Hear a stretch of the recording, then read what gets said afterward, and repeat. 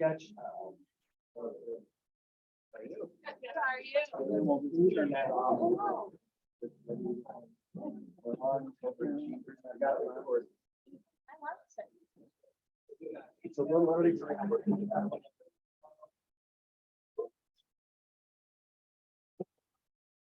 You do a go around and announce everybody. Yeah. And I'll do a little introduction. Yeah. So it'd be fun to have two. That shows us we're recording. I want to get recorded started, so I'm afraid I'll do it. No, you don't I've say done that. it. You just want to make sure it works. Yep. Uh, I have a couple of people that are nervous. That they can get on. Yes, and we'll put it out as a website, and we'll put it out to. What is this? On the extension. Yeah, and then I'll take it over to the ones that YouTube? people get on YouTube. Yeah, that's what it says. Yeah. Great. Good. We all have our delegations that way, and we have to in order to stay efficient. You don't, I mean, we used to try and know everything. It's hard. And this one I got now, she's super, like I call her today and said, Vicki, where's this? And I knew she'd buy it because she is meticulous. Well, you Came met her, yesterday yeah. and she- I was like, you said you do, okay, whatever. So, and that's the more we started.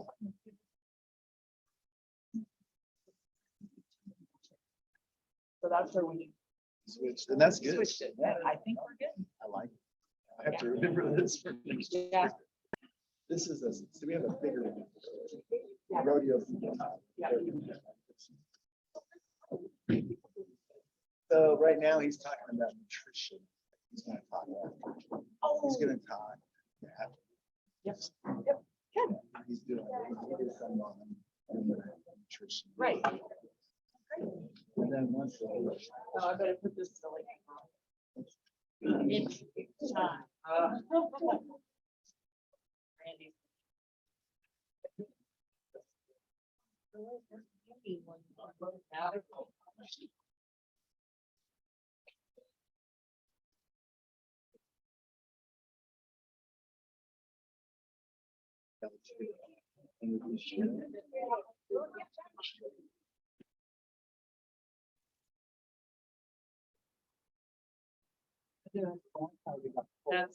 That's.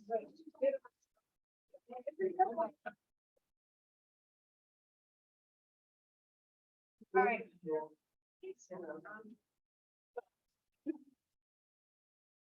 Well, I don't like. How are you? You excited? Yeah, thanks. Yeah. I am. Okay. Flew to Grand Island. You just picked me up.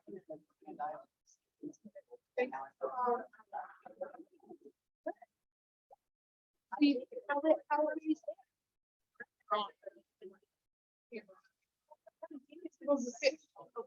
Last year. Oh my God.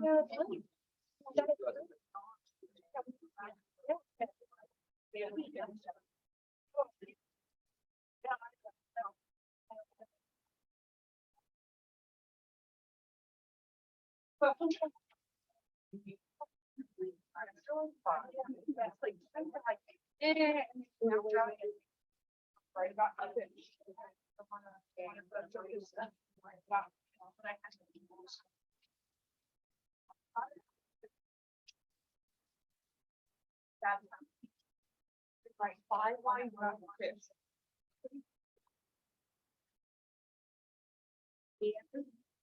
That's it.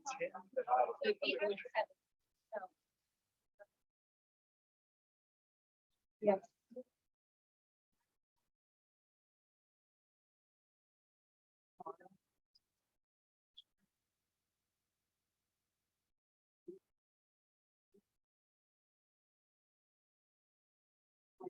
That's not how you gonna buy.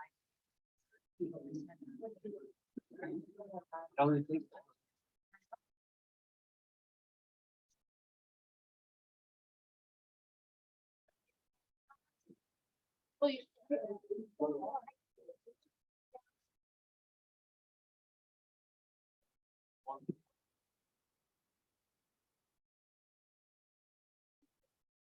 don't know. I don't. I don't. Yeah.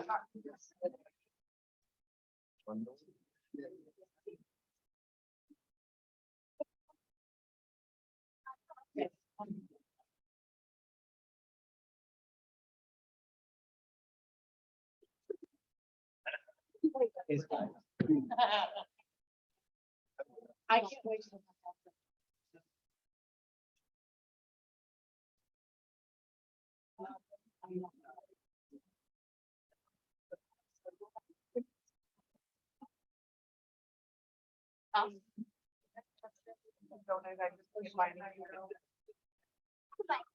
No. I will. What?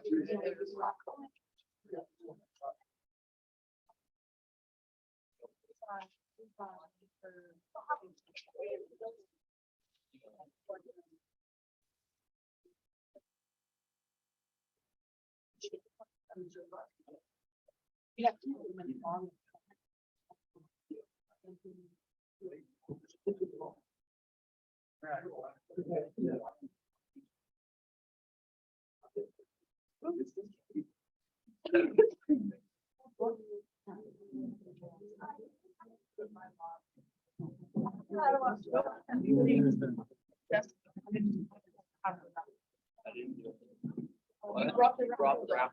Yeah. All I heard was that I didn't do it. So that we didn't. I'm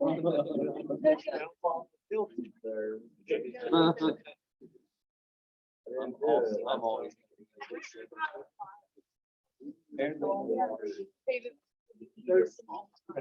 From what I hear. Yep. Guys, there's 2 chairs there and there's 2 more here.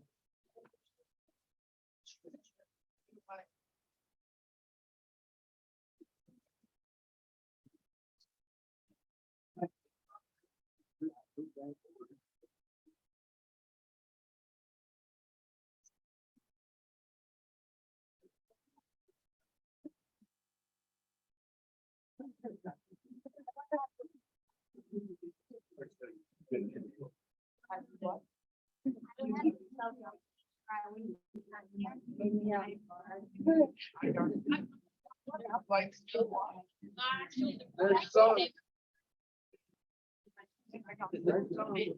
we have a few more people checking in. We're going to start here pretty soon because I want to be on time. And so if we see this admit sign, we just need to go up and admit them. Okay. That's our system. It's a security.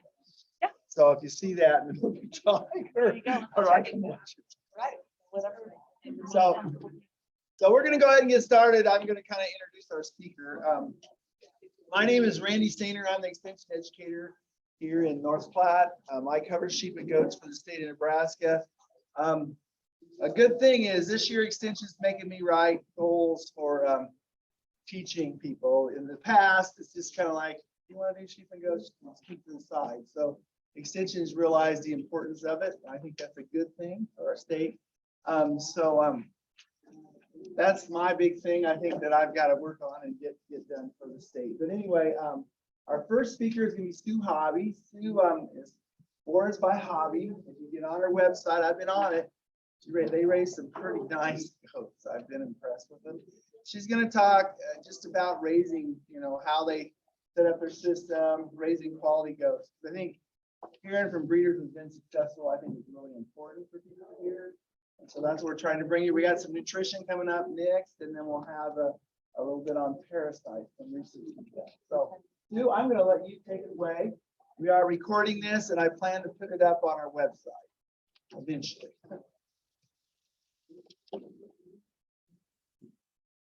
Just gonna open this up here.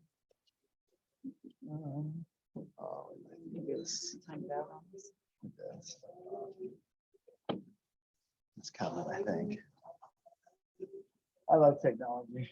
I'm gonna check this out. I'll test my There. microphone first. Can everybody hear me okay? Raise your hand if not. Okay. I'm gonna shut the lights down over there. Coming up slowly. So as Randy mentioned, we are Boarded by Hobby, and I am really excited to be here to share our knowledge of what we've done over the past 20 years. We just had our 20th annual sale. We always have one live sale to bring people together. So it's really, really nice to be able to see you all here where we can exchange ideas.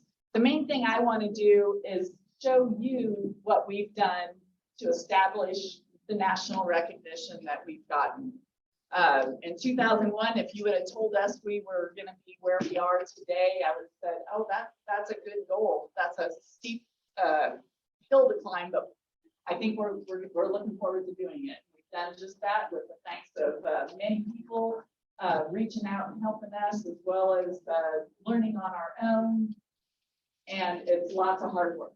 You know, people say, you know, it's hard to make easy money. These boar goats, it's not the way. If you want an easy street, it takes lots of hard work. So it's my husband and I's exercise program. We don't belong to a gym. So we have 110-pound bales that we hoist around in California. That was the #1 thing when I moved out there. I'm like, gosh, these are heavy. But we do it and we enjoy our goats. That's the next genetic generation is why we continue to do this. It really inspires us to stay in the business and keep going. So just to get started, happy to be here in North Platte. There's a picture of me at Modesto Junior College. I have been there for 10 years, and it is one of the really prominent animal science and agriculture schools for a 2-year college on the West Coast. We've got some national recognition, so it's exciting to be there and be a part of that program that also shows us how to market and do extra things with our animals. So we have 3 daughters that are grown. Our daughter Christy teaches agriculture in a close by hometown, and bless those kids. They really got a good one. She works really hard at her job to where it's sometimes hard to get her help out on the ranch. So she's there. Rebecca just moved to San Antonio, Texas, because she misses the goats. She's hopeful that her management job in Target is going to give her an opportunity to where they can get a small acreage and raise some goats. And my youngest is in Florida, and she is open to lots of opportunities down there. There's a lot of people moving there, and I wouldn't be surprised if the goat population increases down there as well. So you got to be open to lots of ideas when it comes to what do you do to make yourself successful.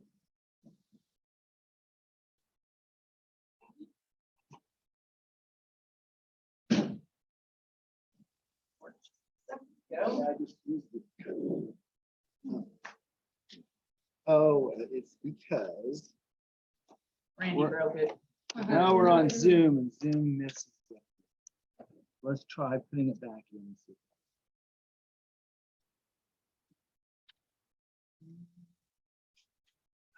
That's okay. I'll just.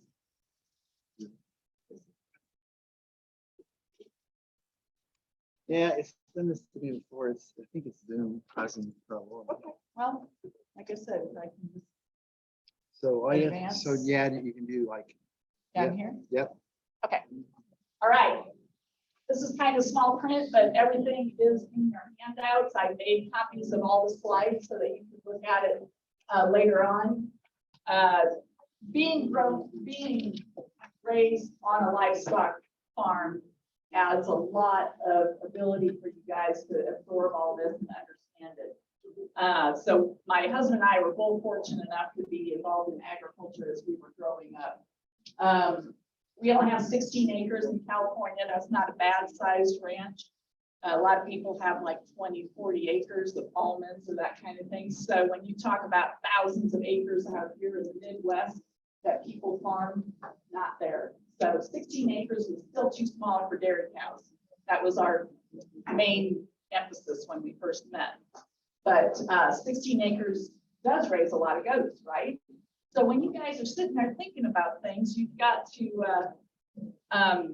say, what is going to be best for my part of this world? What is best for my interests, my abilities? So when you're, thinking about the success line of us versus you, it could be totally different. So I'm just throwing out what we've done. And if you can learn from that, that's why I'm here. We bought 3 just goats in 2001. Everybody was like, oh, we got to get goats. And they were spending thousands of dollars. And I think we spent $500 per goat on these 3. And that was a lot of money back in those days. And then in 2002, we went up to Canada. Ram H breeders are world renowned. So do your history.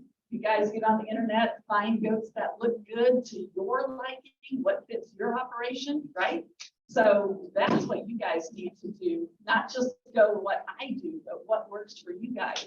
That was in 2002. I don't even know if Ram H still has. They had Dorper sheep and Boer goats. I think they got rid of the Boer goats because of qualifying health requirements. They couldn't get their goats down to Mexico or something like that. But anyway, we got like 50 head of goats from a couple that were getting ready to retire.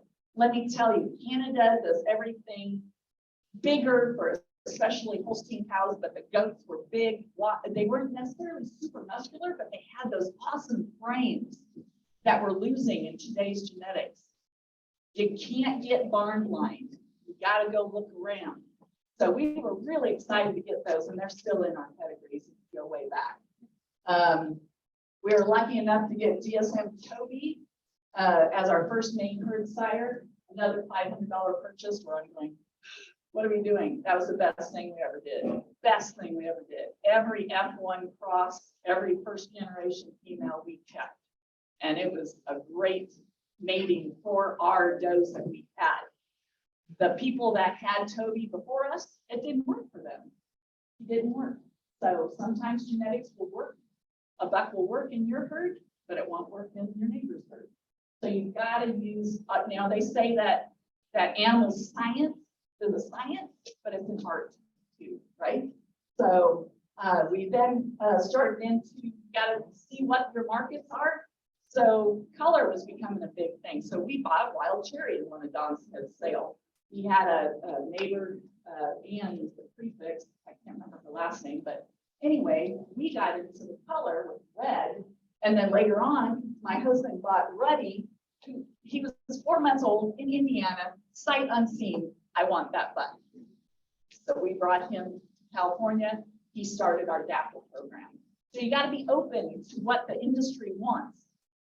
Now some people are starting to get a little bit gun shy of the dapples and the color because they say, oh, there's no muscle. You need to be that person. If you're in colored goats, you need to be that person that makes the difference.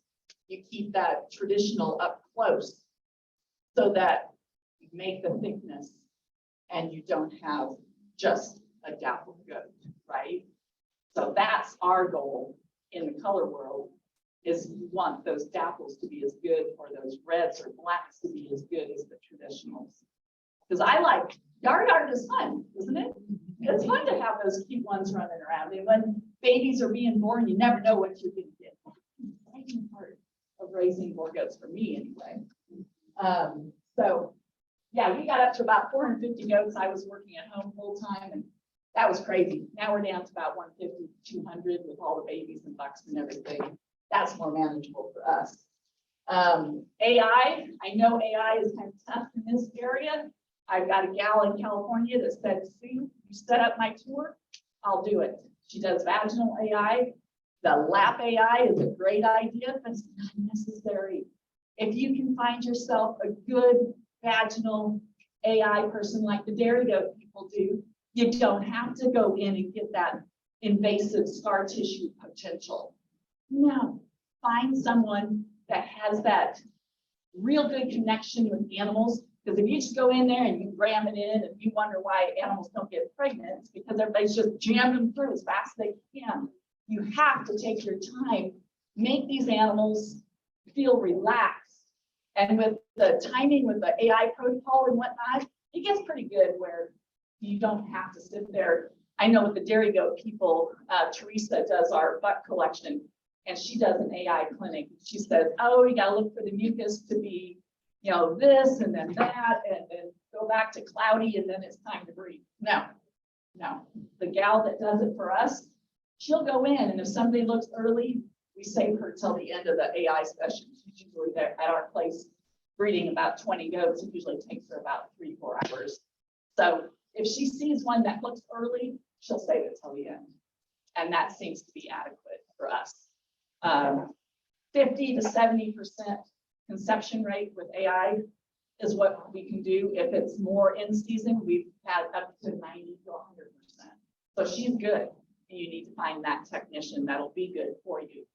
Bill and I both know how to do AI, but when she can do that much better than us, we're going to pay her $40 a goat, plus our semen cost to breed our goats.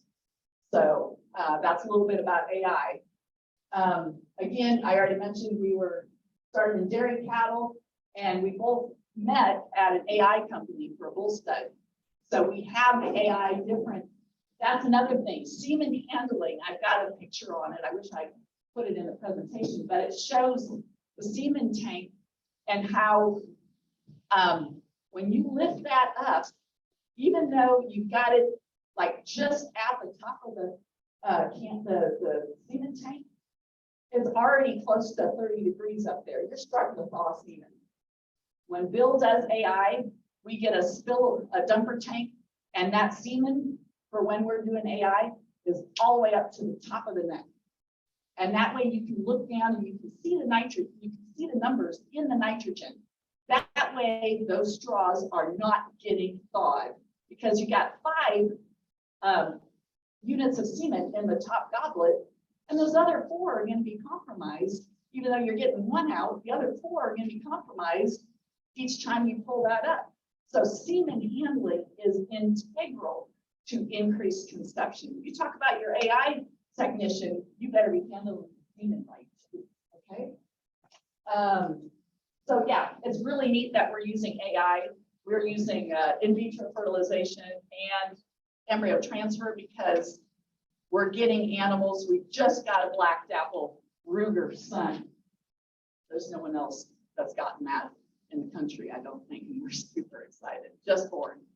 So my husband's home doing that. I'm here, and it's just fun to do stuff like that. People, I talked to a gal this morning in the motel, and she said, I can't afford that. And for us, I can't afford not to do that, because we need to use those genetics that aren't in the herd situs that we have at home.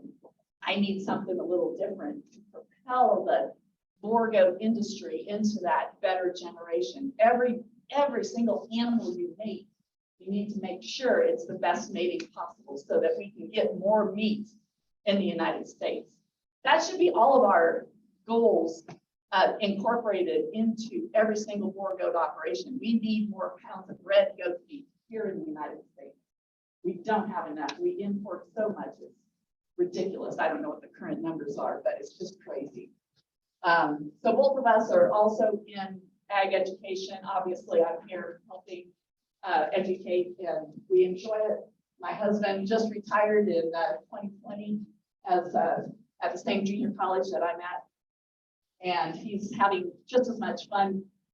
People calling on board goat questions, and so we welcome you. If you guys ever have questions, pick up the phone, give us a call, give us a text, whatever. So we are really open to that. I do a lot of web design. When I got my first job with the AI company, they gave me a computer before desktop publishing was in, and said, here, make our catalog, make our price list. So that's how I learned graphic design, and now I do our website. It's sometimes a little outdated, I apologize, but I'm doing a lot of juggling plus working and trying to raise those goats too. So, but it's a nice variety of things to do. So when you're talking about what your success is, you can't get so down on yourself because you don't have enough time to get everything done. You have to have that good balance, right? So everybody talks about, oh, success of your breeding program, but it also has to be the success of your life so that you keep doing this. I want you guys to stay successful. Okay? Questions? Okay. What is your goal? Like I said earlier, it may not be my goal. All of these are different ways of your being able to raise some type of goat. You know, whether it just be for strictly meat production, cross grazing. There's a lot of people out here that have large cattle herds that they're incorporating the goats because they'll eat different grasses, right? So there's a lot of demand for goat meat. So that's going to continue, I believe. So I think that's going to be a good transition where we can get some more goats in those operations. Obviously, 4-H and FFA projects are huge in several areas. Breeding replacements, that's our big emphasis. We're selling breeding stock. Brush clearance, I've got a friend that just moved from Central California up to Oregon. He loves doing brush clearance with his goats. And a lot of those are boar crosses. So it doesn't have to just be your Spanish goat and whatnot. Dual purpose, I like that for the sustainability, where people can have a couple goats and they can milk them, or they can, I talked to someone who said that they leave the kids on all day, then at night, well, and when they get a little bit older, of course, they'll keep the mom separate. They'll milk the mom in the morning, they'll have their milk, and then later on they butcher those kids when they get big. So there's your sustainability, you know. We see the pendulum swing back and forth on what people do. And I think we've gotten too far away from agriculture, and people are starting to swing back to want to do a little bit of backyard farming stuff. Yeah, and there's other, you know, some people just want a pet. Well, genetics, you can get calmness. I think you know certain bloodlines that are a little bit on the crazy side. And you're like, oh, I don't know if I need to pick that one. She's too crazy. But we had a goat that we used for a distraction when we were taking photos. We dragged her all over the place. We sold her to Texas in our last sale. Her granddaughter is doing the same thing now. So she's super tame, and it's just neat to have those personable goats around. So I think our genetics are somewhat along that line, but getting into a little bit more what you need to do. You're obviously limited on what you can do. What does everything cost? You know, are you in the right area where you can get things affordably? California got really stupid this year, really stupid. We're spending like $25 a bale when it was $15 last year. I know we have a drought. I know we have increased fuel costs. I know inflation, and there's a lot of factors. Minimum wage is $15 an hour. $9.75 here, somebody said. I was like, oh my gosh, what are we doing in California? But we'll see. I might end up back in Iowa. We don't know yet. But medicine has gone up significantly, and we need to treat our goats when they're sick, but you need to do it judiciously is the term that sounds good. You need to do it when you need to, right? Fencing and housing is always expensive. They're always ruining something, aren't they? Why do we raise goats again? But it's okay. You know, your computer programs and registration fees have stayed pretty constant with the APGA. I love having that piece of paper and that pedigree in a different location in case your house burns down, you lose your program, you lose everything. At least you've got a registration paper somewhere else on their computer system where you can save those genetics. More than just, I appreciate having a registered animal, but more importantly, if I lose my records, I've got someone else that's got a copy of mine. I love pedigrees. You have to study pedigrees in order to advance your career as much as possible. Okay. Okay, well, another thing that people don't look at is how often your herd can reproduce. And we always say most of ours kid once a year. We have some of those that are a little good. They're very fertile, so we'll do maybe 3 kiddings in 2 years if you don't mind kidding at different times of the year. We stay away from summer. I don't feed summer babies. We'll have a couple the first 2 weeks of June. That's it. It's just too hard on them. When we wean at 90 days after June, they're just small. Even the June ones are a little bit small because they just are like, oh, it's so hot, I don't need to eat. When it's cold, they're eating all the time, it seems like. So you've got to make sure your dose kid at least once a year to be profitable, right? Okay. And how do you market your product? I have so many customers that want me to sell their goats. Doesn't work that way. I don't mind helping out, but you guys got to find your avenue that works, what works for you. You know, so many people want to be in our sale, and I want everybody to be in our sale. But then you have animal overload, and then it's just too many animals. People don't want to be on that sale that long, and it just takes too much time. So find out how you can market your animal to where you can get maximum profitability. The last thing on this slide, knowledge is power. A guy from Fresno first introduced to me this statement. You guys got to remember that. You got to keep studying. You got to keep learning what is going to work for my herd, right? I've got pamphlets here. I should even just give you some examples of things. We went to, it's called Reproduction Specialty Group, RSG, in Indiana. They're doing a lot of high-end goat reproductive ET IVF work. And they put together, he said this, the vet said, we've got the same questions asked every single time someone comes in. So we finally took time and put a pamphlet together of information about their company and some of the things that he's asked. So this is really nice. I can even pass some of these around.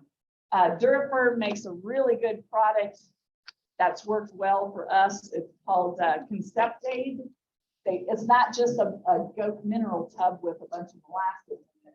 They put a lot of good vitamins in there that's extremely helpful, and minerals for getting your animals pregnant. I don't care if you're using live cover or if you're doing IVF. Your female goats, well, and your ducks need certain minerals and nutrients at the top end so that they can reproduce their best. What else do I have here? Associated Feed is a local company. They've got a nice little pamphlet that they give out to a lot of the 4-H and FFA kids so that they can learn, okay, this is how much my goat should gain per day, or this is how much I should feed it. So there's all sorts of knowledge out there. I was sitting at the extension office on Friday, and they were running copies, and I'm looking around in their different wall rack things. They've got a lot of information. I grabbed a couple things because I'm like, we should incorporate that for us. And whatever you do, when you market your animals, you do it 100%. This color catalog has gotten us so much attention that it's worth the extra money for us to do it in color. And I know there's different levels of sales that you can't afford that, but if you can get to your level and you can find someone that can sit reasonably, color makes a big impression. The Goat Rancher, I've got this later on in my presentation, but anybody that wants an unbiased opinion about raising goats, in my opinion, is Terry Hankins with the Goat Rancher. He is spot on. He's been doing it for years. He's got a digital version. If you don't want to get the magazine, if you're, not wanting to waste paper or whatever, get a digital version. I like having a hard copy so I can open it up and read it and save it. I know they're online, but sometimes you can't find things online. So that's what we've got as far as some resources that we look at. Okay, I'm really breaking the law with putting too much information on the slide. But when I was saying, okay, I'm going to reproduce this and give this to you guys too, I'm just going to breeze through this. When I was asking my husband on the way to the airport, I said, okay, you can't be there. What's something you want to tell all these people? He said, whatever, we've already mentioned this. Lots of hard work. He mentioned some other things, but he'll study pedigrees when he's watching a baseball game or he's doing whatever. His entertainment is researching genetics. He loves it. So whatever your niche is in this industry, do it with a passion and get really good at it, right? So that was one thing that he wanted to definitely emphasize, that animals are our priority. How many people let their kids get up? You know, the 4-H and FFA kids are the worst. I said, what time did you get up to feed your goat this morning at the school farm? Oh, I got there around 11. I said, no. You put that animal first. You feed that goat at 7 a.m. and 7 p.m. or 7 a.m. and 5 p.m., whatever. That's what you need to do, right? You know, the animals are first. When we see a goat that's sick, we treat it right away. We don't say, oh, it might be better tomorrow. If it's not that bad, maybe I'll give some natural probiotics and stuff like that. But if it's got green snot hanging out, you better get that thing treated immediately. Okay? Treat your animals as if they're your kids, right? So, whoops, thank you. Rita. Sorry, there's two people wanting on. so I'm No, starting I totally forgot about it. So thank you. It didn't show up. Oh, okay. We Maybe got that's it. why I didn't I see will it. go So- back to where you're at. Okay, good. And another thing my husband said was, you need to watch the master breeders. What defines a master breeder? Somebody that goes and gets grand champion at every show? Not necessarily. It's the ones that you've seen when you watch goat sales, that their animals are pretty much getting noticeability, and you look at the animals and you like them. I don't care if that animal sells for 43,000. If you don't like it, that's not a master breeder in your mind.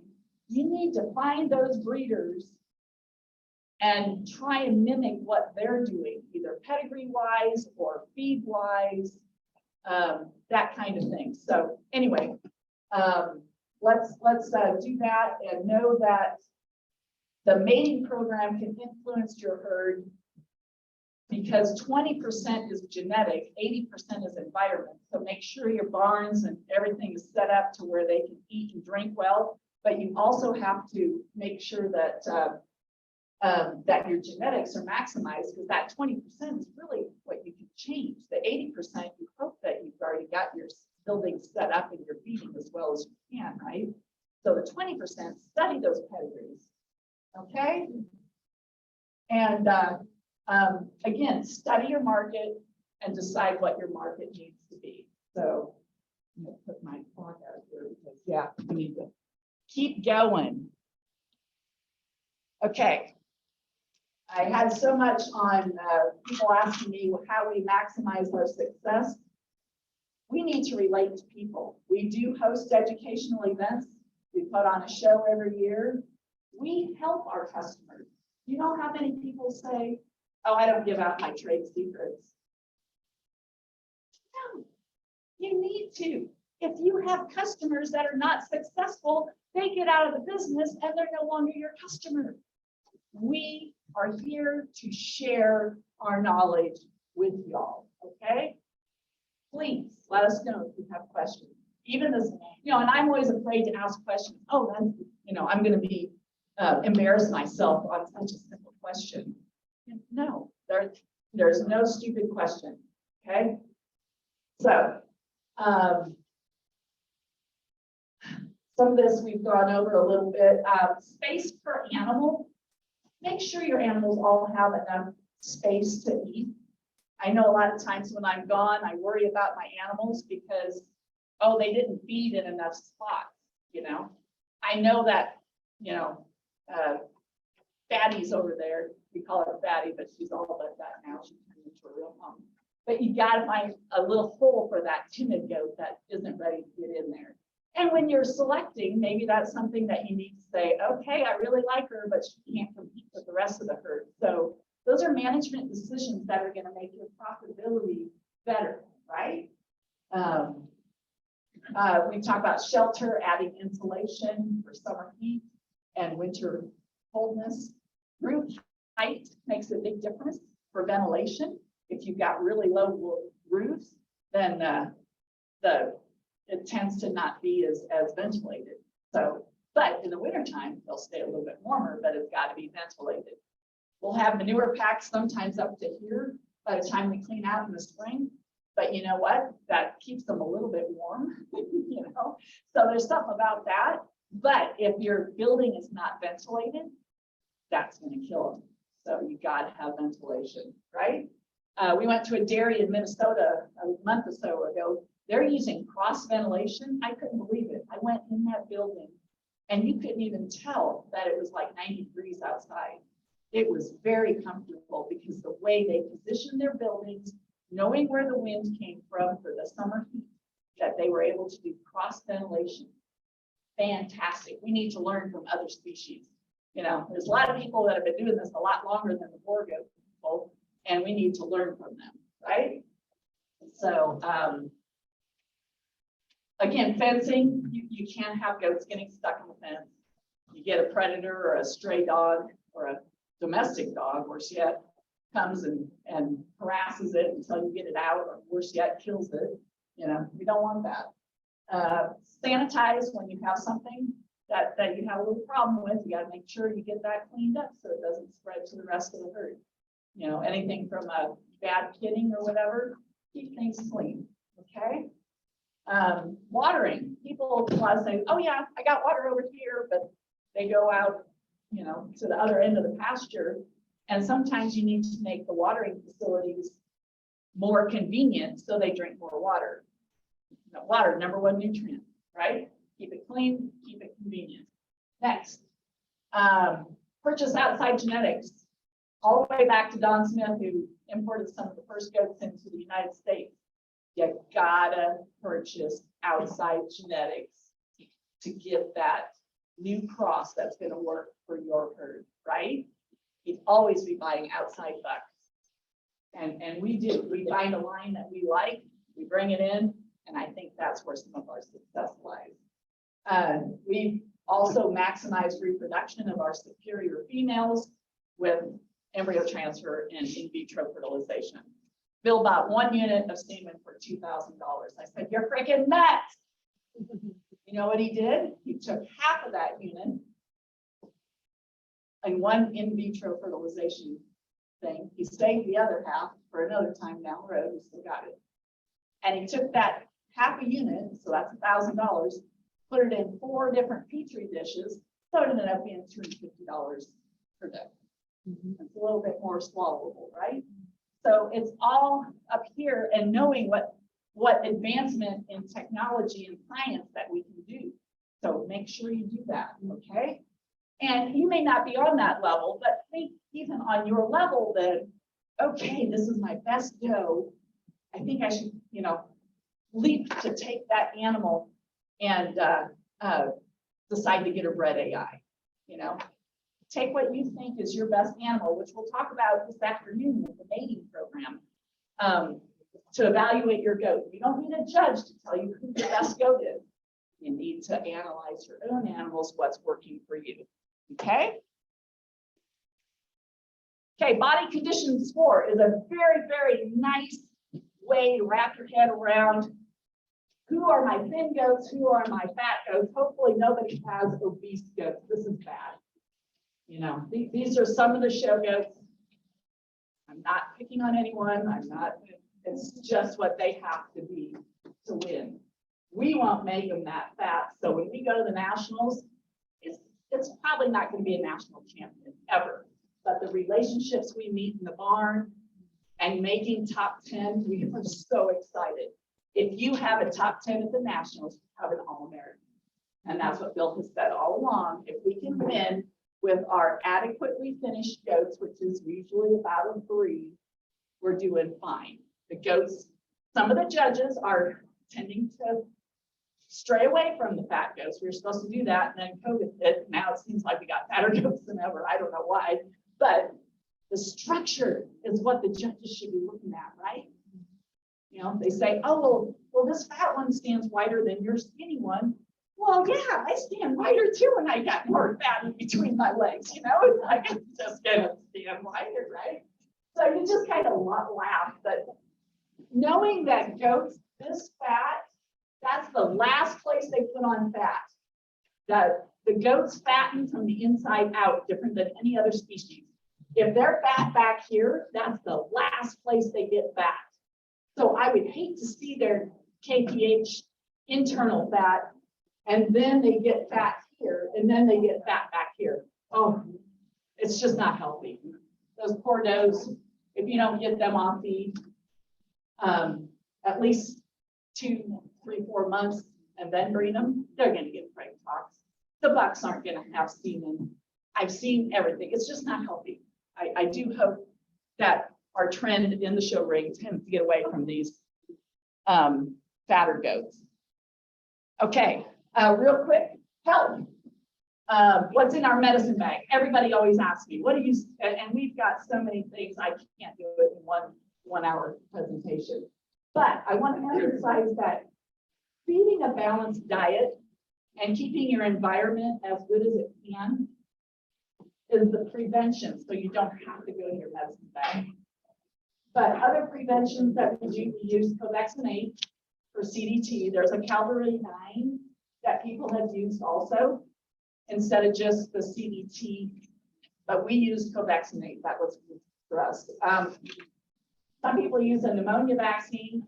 People said that the extreme up and down temperatures we've had, especially in the past year, you really ought to consider doing a pneumonia vaccine of some sort that works for you.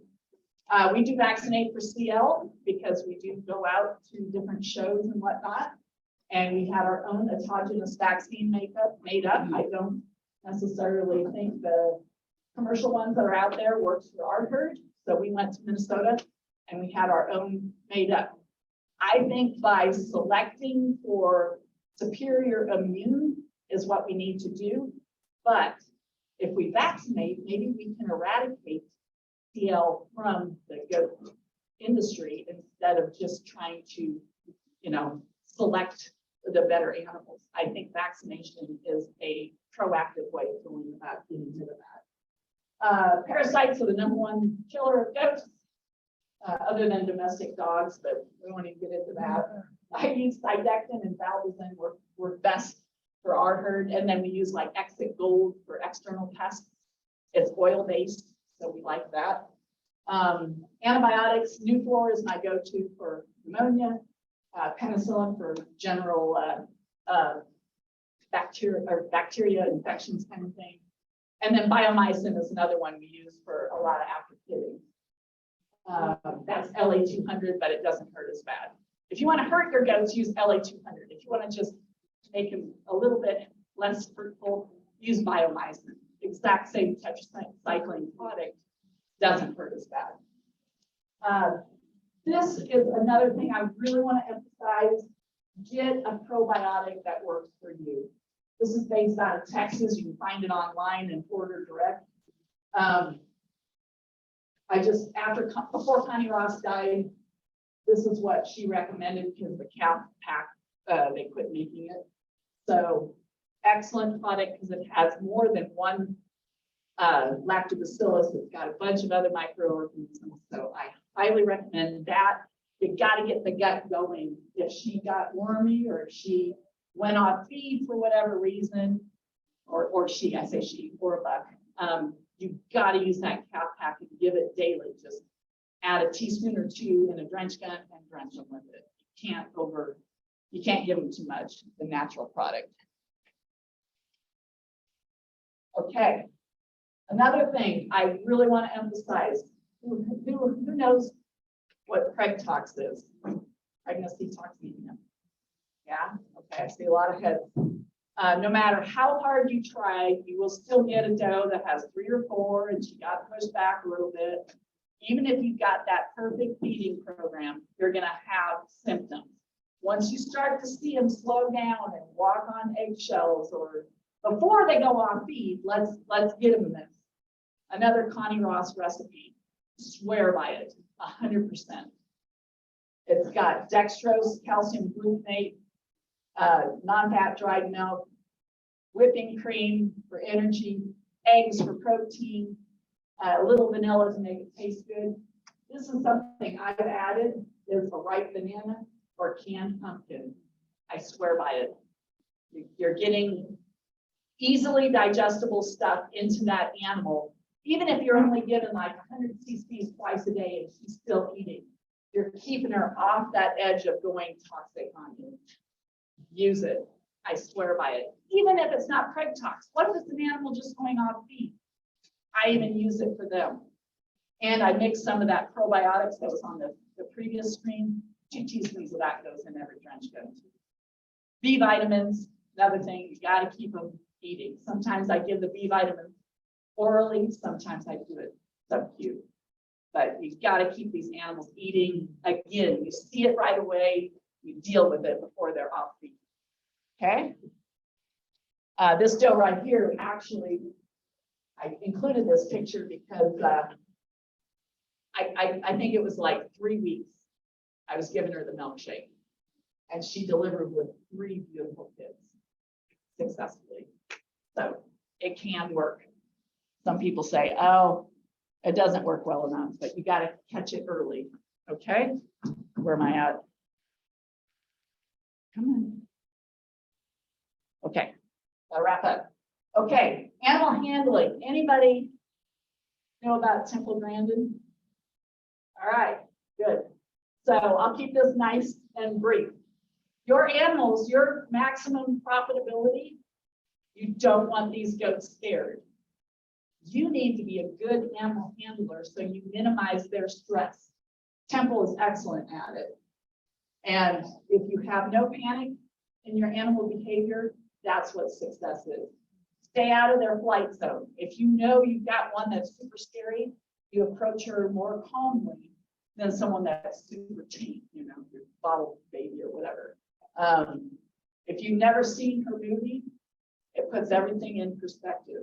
A nice 2-hour movie that you enjoy. Bottom line, quiet animal handling increases your profitability. She shows how you can change. You ever try and get your goats in this one part of your barn where it's dark and you wonder why they don't ever go through that alley? Well, she'll tell you that they're scared, right? You got to change it. You put a light there or something. You change it around to where it's easier to get your animals moved. Okay. All right. We already talked about tools that we use, the Goat Rancher. And I already talked about research. I gave you some examples of some flyers that I've got that you're welcome to look at later. Promote your product.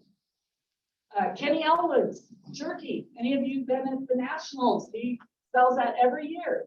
We promote our product. How many people will go to the fair, buy a pig, buy a cow, buy a steer? Sorry, you know, whatever. But they won't buy a goat. Oh, they're too cute. No, goat meat is great. It's lean. It's healthy for you. We need to promote this as a meat goat. Please get that food out there. I'll mix up I took in some pizza sliders and I used some of my goat sausage. I didn't tell anybody at work on Wednesday that I made it with goat sausage. And everybody complimented me how good it was. And a few of my close friends, I said, yep, it's goat meat. And then they were like, wow. Otherwise, would they have eaten it? Maybe not, you know? So they know pretty much if I bring something, oh, it's probably good. A few of them knew it. So anyway, we already talked about be helpful to others in your goat community. Keep them in the business. We want people excited about goats. Okay, meat and potatoes for this afternoon. What has made our mating program successful? It's a program called AAA. There's a handout. It's got some tealish blue on it.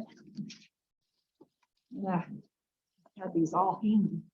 Oh, here they are. Okay, everybody says, what are you doing with your dairy cows up on here, right? And I'm like, because the system works. They've used it on greyhound, they've used it on racehorses, they've used it on sheep. You can use this program on goats. And it's a little bit hard to understand in a nutshell. I'm not gonna go into too much detail today because when we get out in the barn, it's gonna be better. You can see actual animals. But basically, it's 1, 2, 3 are sharper weights, 4, 5, 6 are stronger weights. Everybody says, well, this is a meat goat. We want all 4, 5, 6. No, you can get that doe that's fat, no neck, doesn't milk. She needs a code 1 buck to bring the milk production and maternal traits back into her. All right. On the back side of that page, my husband, this is totally from his worksheet, super old bucks, because we didn't want to put anybody into categories and offend them. So we use some really old bucks with examples of what they supply. And again, we'll talk more about that this afternoon. The next handout talks about the female trait. So the front end, she's that narrow animal. And we're looking at the black and white page with 3 columns. Okay, she's narrow, so she needs, on the bottom, she needs code 4, wide chest. She is tall, so we need a buck that's short bodied to the ground and maybe, a little bit this way. If she's got extra length and you've got a real toed buck, you can use that on a taller animal and get a great mating. 3 is more of the rear end. She needs 6 because she's got a really wide open, slopey rub, crooked legs, no style. So you use a nice show buck on her. It's just mating opposites, right? Don't keep going down the same hole like we're doing with some of these weather people. We raise weathers, don't get me wrong, I'm not putting them down, but we have dwarfed the breed with the weather genetics. And they want it that way. The kids want to be able to show a goat from May till October. No, get another goat, So that's where sometimes we have different goals in mind, which is fine. But in the back of our mind, these are still meat production animals. We want pounds of meat in the United States. This is just an example of some of our young animals that came in. I grabbed a picture, but that shows you some of the balance that we've made. If there's most important traits that all of us should consider is the rear end for reproduction, kitting, and functionality, whether it's a doe or a buck. If he has a nice wide stance, his testicles are probably going to be cooler because he's standing wide, not like this. And it's going to increase overall circulation, which keeps animals healthier. You got to think about the big picture, right? And then if I can go back to moderation is key. We don't need great big 400-pound goats because a lot of times, like in the cattle industry, dairy cows will not last. There's too big, they're just not as healthy. How about our guardian dogs? They don't live as long as the little dogs, right? Because they're just big and bulky. Some do. I don't want to stereotype, but a lot of times your larger animal is not going to live as long. So if you want longevity in your breeding animals, you got to go in moderation because we also need pounds of meat, I just said, right? So don't contradict yourselves, too, right? So we've got to go in moderation, okay? And this afternoon, we'll be sure to go and talk about these important traits that have really made us, I think, stand off the map, that have made a difference. Where people, for 20 years, they come back and buy our genetics because they say they live longer, they're healthier, and everything, is an exception to the rule. I don't want to say every single animal we sell doesn't have a problem, but as a whole, we really like the functional animal that we've made for everyone versus just one specific niche in our breed, in our industry. Okay. So review those sheets. Hopefully you can join me this afternoon. But I do want to invite you, if you guys have questions, individual questions, you can email boardsbyhobby@gmail.com. You can go to our website. Like I said, it's basic, but it does kind of show some of the stuff that we do. We have genetic solutions. We have a lot of semen available. And I would love to get Casey, that's the name of our AI tech, out here. Levi and I have talked about it. We just need to do it. We're all so busy, but it'd be fun if we got a little AI clinic where you guys all use the Cedars and the PG 600 and Lutalize to program your dose. And I would recommend anytime July through December are your strongest fertilization months. So if you can do an AI clinic where you can bring in a good group of people and she can breed them for you, not necessarily show you how to do it because that's probably another day. You know, if you want, you can do the breeding one day, or maybe in the afternoon, she could give you a how-to and you can buy your products. She doesn't really do any supply part of it, but she will do the breeding and she will explain whatever you have questions for. She's not one of those that says, oh no, I need to protect. There's too many animals out there. She can't breed them all. We need to get more people successful in this industry. So 10:54, I gotta quit. If we can reserve questions for this afternoon, unless Randy is our drive to 11 or 10:50? 10:50. Oh, I did. Oh, good. I got 6 minutes of question. Okay, who has a question? I baffled everybody. Yes.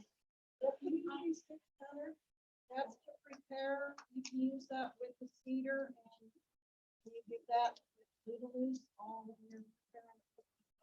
Okay, let's talk about that real quick. The question is, how do we use PG 600? How do we use what's the protocol for breeding AI or breeding to a buck? Okay, first thing we do, we put the cedar in. We make sure that she's healthy and internally no UTIs or anything like that, right? So you put the cedar in day 1. Day 12, we give, day 12, we give, I got to think about this. Day 12, we give a shot of Lutalize, 2 cc's intramuscular. Day 13, we pull the cedar and we give 2 cc's of PG 600 intramuscular in the neck. Okay. Day 14, she should be in heat. When you see her flagging, you can put her with your buck. Okay. Day 15, we will breed AI. So she should be in heat the day before you breed AI. We do everything on 24-hour intervals. We will do, if anything, we'll do 48 to 52 hours before AI, because you can increase the number of females if you do it a little bit earlier. That is not scientific. It is total theory, but it works. So that is what we do. So cedar in day 1, day 12, 2 cc's of Lutalize, leave everything in her. Day 13, give the PG 600, pull the cedar. Day 14, watch for heat, put the buck in. Day 15, if you don't do the live breed, then do the AI. You use Allen? No, the replacement is the PG 600. Oh, Yeah. And you have to, they don't, PG 600 used to make individual vials. They no longer do it. It's got to be 5, it's for 5 pigs. That's 12 and a half goats. So what we do is we freeze, I pull out a bunch of 3 cc syringes and I freeze the rest of it. Otherwise you got to throw it out within 2 days. So if you don't have 12 goats to do, freeze it.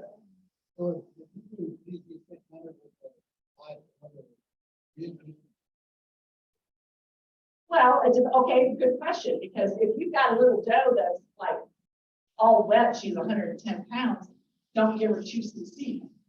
You give her 1.5.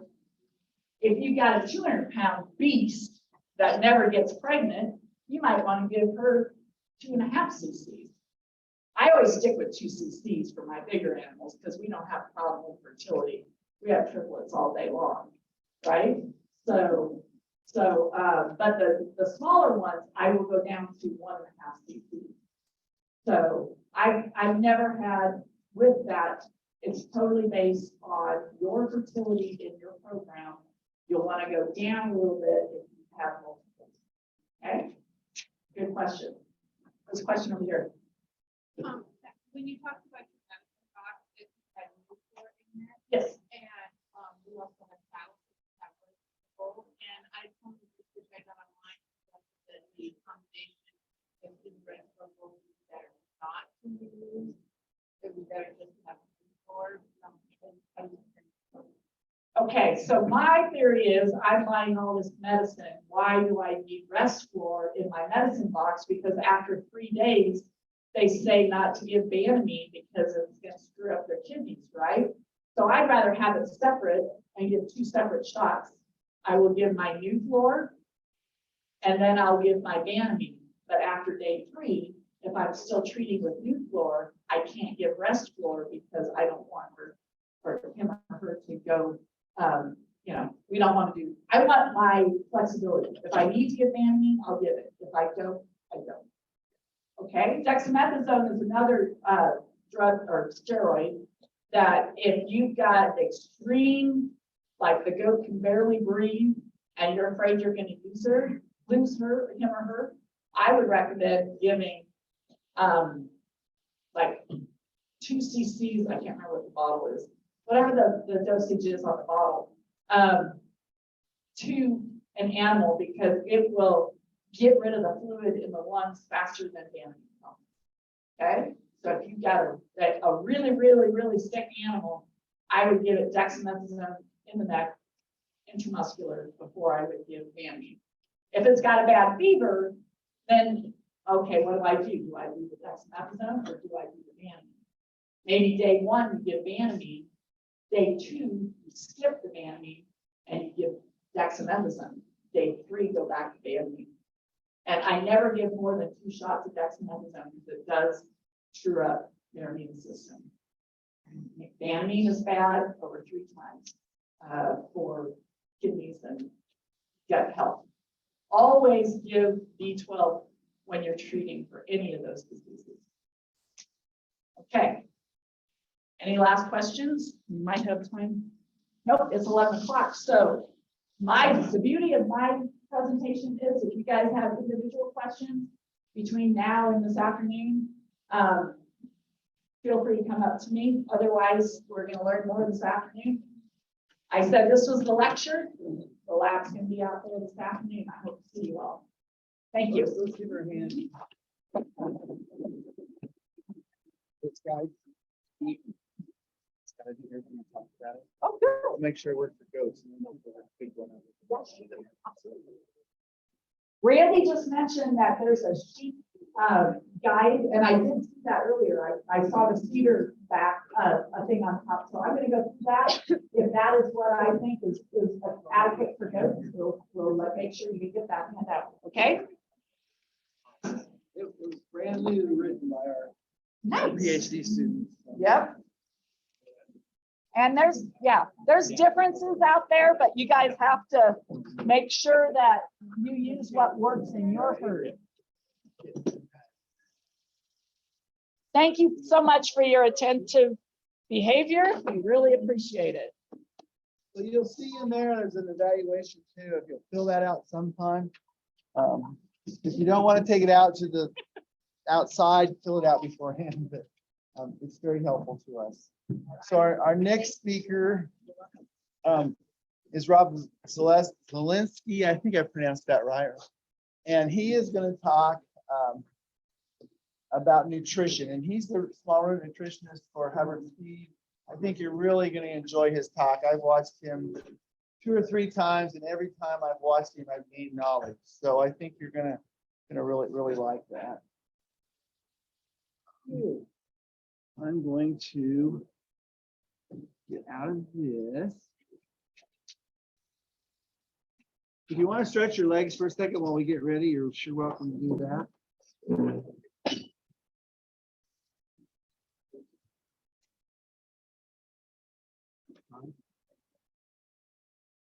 Give you this and we can pop that.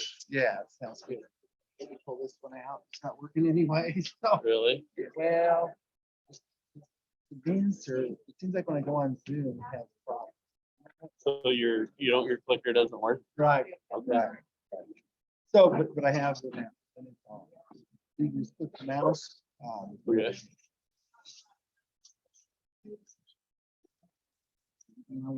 Here. You can probably just pull it right off here. You want me to put it on mine or do you want me to just pull it off of your? Yeah, just pull it off my drive Okay. there.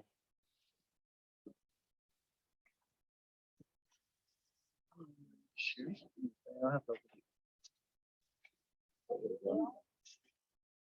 Sometimes I'm kind of slow. My thinking process. Okay, there's yours. Which one?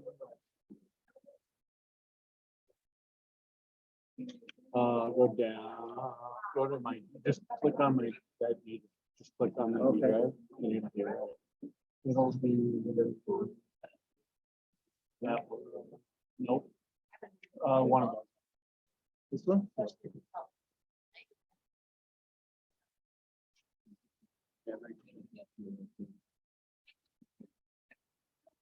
Anybody. The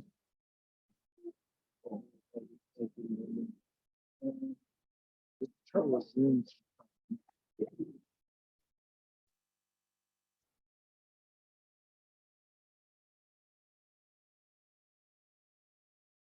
It could just, do you mind if I just make it smaller and pull it over to mine? And you can pull it up? If you want Sure, me to whatever. delete it, I can delete No, it. you did. Let me put it up on. Yeah.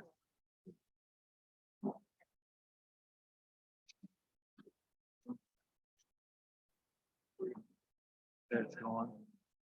Yep. Technology, right? Yeah, there you go. And I'll tell you what. We have to wear this.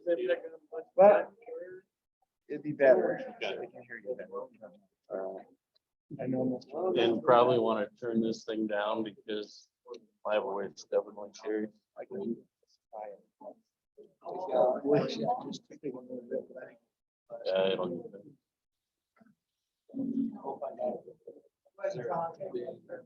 So,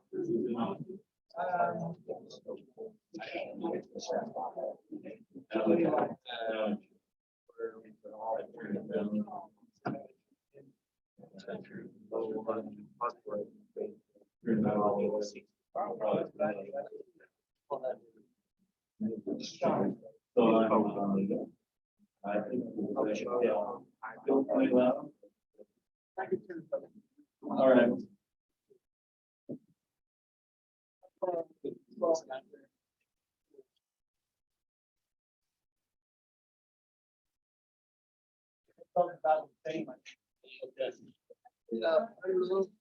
I don't know. I don't either. The other thing, you get that all. Yeah, I know Zoom, if I did Yeah. that. Let me see if I can, oh, here, let me throw some of these down. This would help. How's that? Yeah, huh? Like you got. What's that? I don't know. It is pretty, yeah.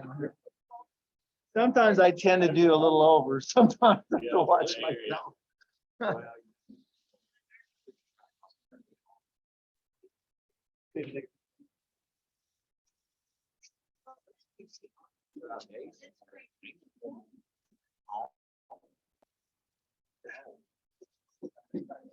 I don't know. I'm still gonna figure out. Let me check a place. Yeah, it probably is because my system. I'm gonna go back here. I don't know. I don't know. Everybody on. Now, 33.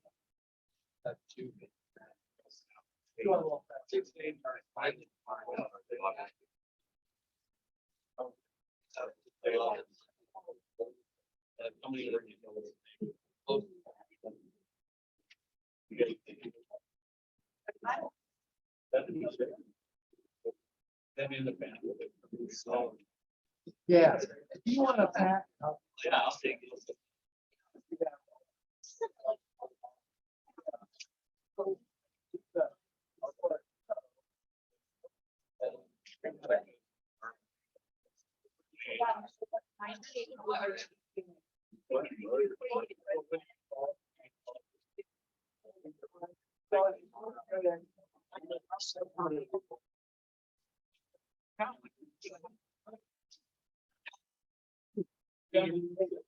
How many years? Oh, really?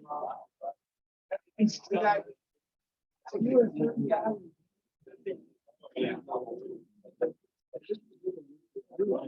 35 last year.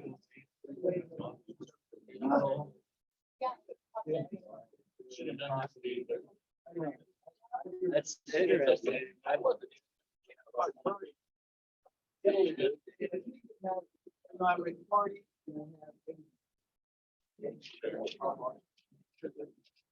Yeah.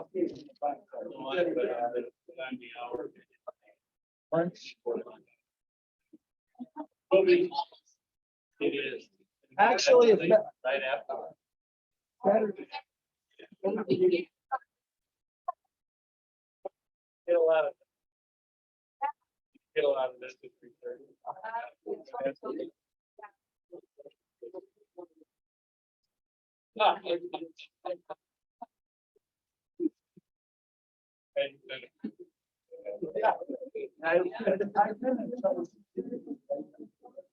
Yeah.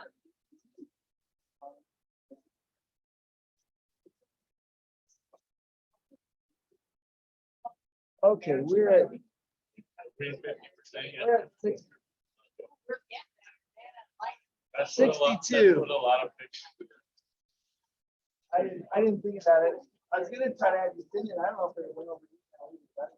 Yeah, and that you would not. It Yeah, would- yeah. That's the advantage. And I try to have a lot. Yeah.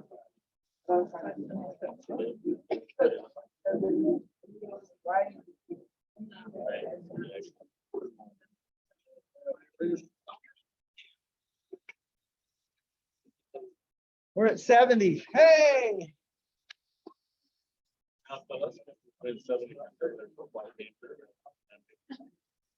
Exactly. So, yeah. But I remember. It would help if you fire.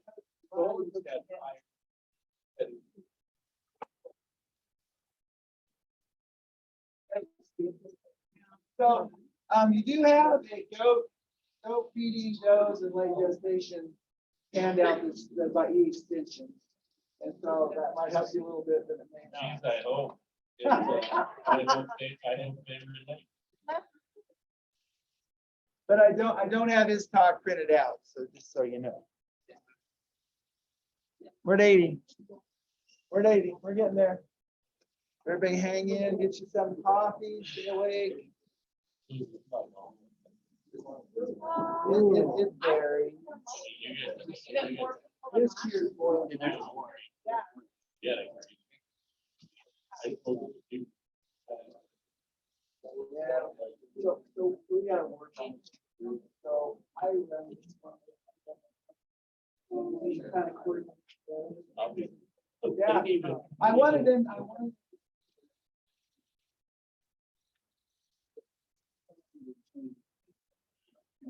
Oh.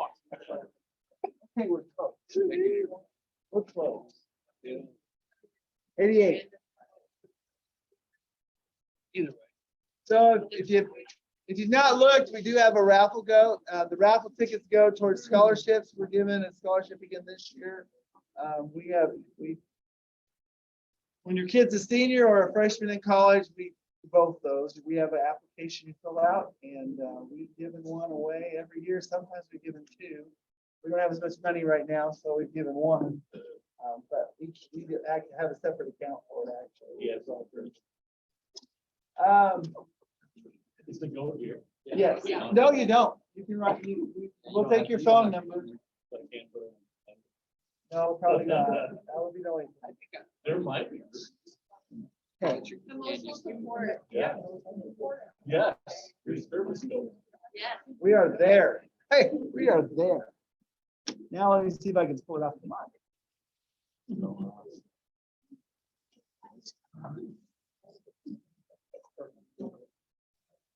Right here.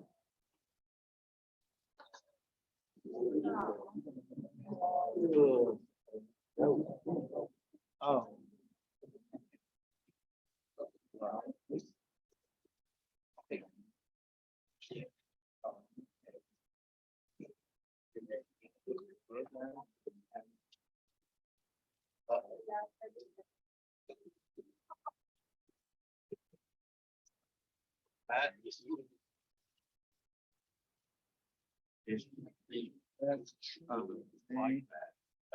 Let's just click on. Why does it not like? Do you have your computer here? We could just, what we'll do, we'll hook up to yours and I'll just keep Zoom on here. And I'll put the thing on the screen so they can see your top. How's that? Great. Choose.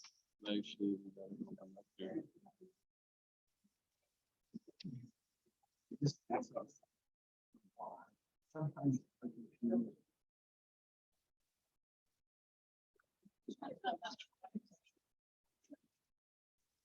Yep.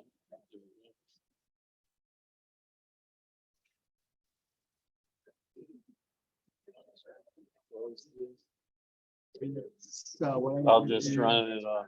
Okay, and then what I'm gonna do is move this to where people can see your top. There we go. I've got it. Got it. So those of you online, you're gonna have to watch it from the screen because we can't get it to work. Okay, So do we have, if I'm too loud and obnoxious like my. do you want this? Work in yours. Just tell me.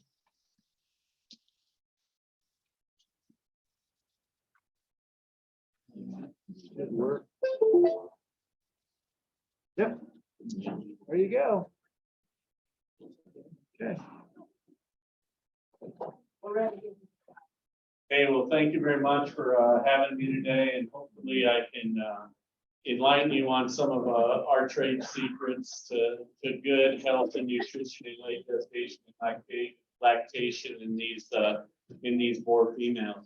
You know, as I travel the country and see a lot of these goats on farm, I think one of the biggest challenges that we have, and it cues off of her presentation, presentation earlier, is much overfeeding in these boar females. I mean, not only the ones that are show goats that go on the road with you, but even the ones at home. I think if they look at the owners wrong, kind of like your dog and want a treat, they feed them.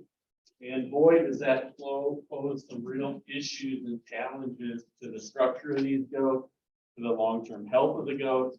It impacts mammary system to where you can have some negative impacts on milk yield. So we're going to dive right in today and talk about late gestation nutrition and also lactation nutrition. And how many of you, the first question I have for you is, how many of you producers have ever had a small rumen or sheep or goat nutritionist come to your program or your farm and try to help you out with your, so one of you has, that's good. Two has, that's good. So that's about two more than we usually see.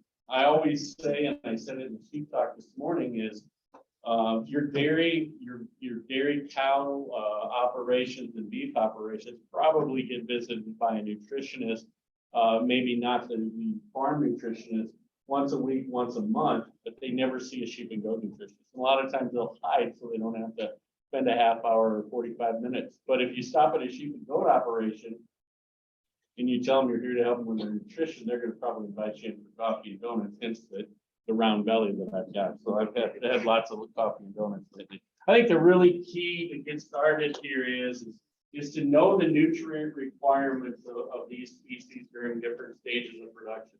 And if you're on a non-accelerated program and you take a look at the maintenance time of year, you need to know what the weight of your does on. On your farm, what is the average weight of your doe? Anybody?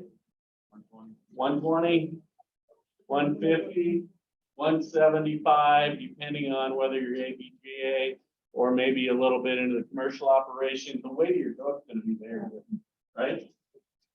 But I think the thing that you need to keep in mind is we need to feed them to their nutrient requirements. I don't need to put a 15% protein diet together for my lactating does when they're in meat, right? And then we're going to go through a little bit of more in-depth discussion of body condition scoring as we get a little further into the discussion. But I think you have the body condition scoring chart in your packet, right? If you pull it out there, I think that they're in there. And we'll go through that here in a little bit. But what we're trying to feed to, so if we're looking at it as a percent of body intake, if you got a 150-pound doe and you're going to feed her 4.5 or 3% of her body weight, she's going to need 4.5 pounds of feed on an as-fed basis. So if you take that feed and evaluate it on a dry matter basis, on an as-fed basis, she's only going to need about 5 pounds of feed or 5.5. So let's not overfeed them. And she certainly doesn't need, when she's on a 31 megacal diet, she certainly doesn't need 2 pounds of grain. All right. So now you're going to, if you're at 2 pounds of grain and 3 pounds of good quality hay to get to your 5-pound intake a day, you're probably looking more like at a lactation diet than you are a maintenance diet. It's going to be better for your does in the long run if you feed them this way. The other thing that we need to remember in late gestation, what's happening? And you may see me sit down during this because old age is catching up with me and I got a pinched nerve in my leg. So if I have to for a few minutes, that's going to be the case. Sorry to do that to you, but what's happening in late gestation in these does? Your energy gains increase, your protein gains increase, intake increases. But what else is happening? You got a battle royale going on between the rumen and the uterus. 70% of all fetal growth in goats occurs in the last 30 to 45 days. So what is that doing? That is occupying space in your rumen. So now instead of feeding a diet during maintenance that's 70 to 80% forage, a bulky, non-nutritionally dense diet, now we need to convert that to a diet that's a higher percent concentrate, probably 35 to 40%, depending on the number of kids you've got in you. And that's why I think scanning or ultrasounding for pregnancy and opens and number of kids born is huge. Because it affords you the opportunity to feed them more or less if they need. A doe with singles very rarely happens in this situation, but a doe with single is going to need half the protein and half the energy requirements that a doe with twins or triplets. And then you get into triplets and quads, and then it gets super interesting. All right. So what are our goals in late gestation? Let's take out that handout that I've got on body condition scoring. It's in there, right? It should be hopefully it's got the Hubbard green and gold. It's not in there. It's not in there. Well, here, guess what? Very rarely I come prepared.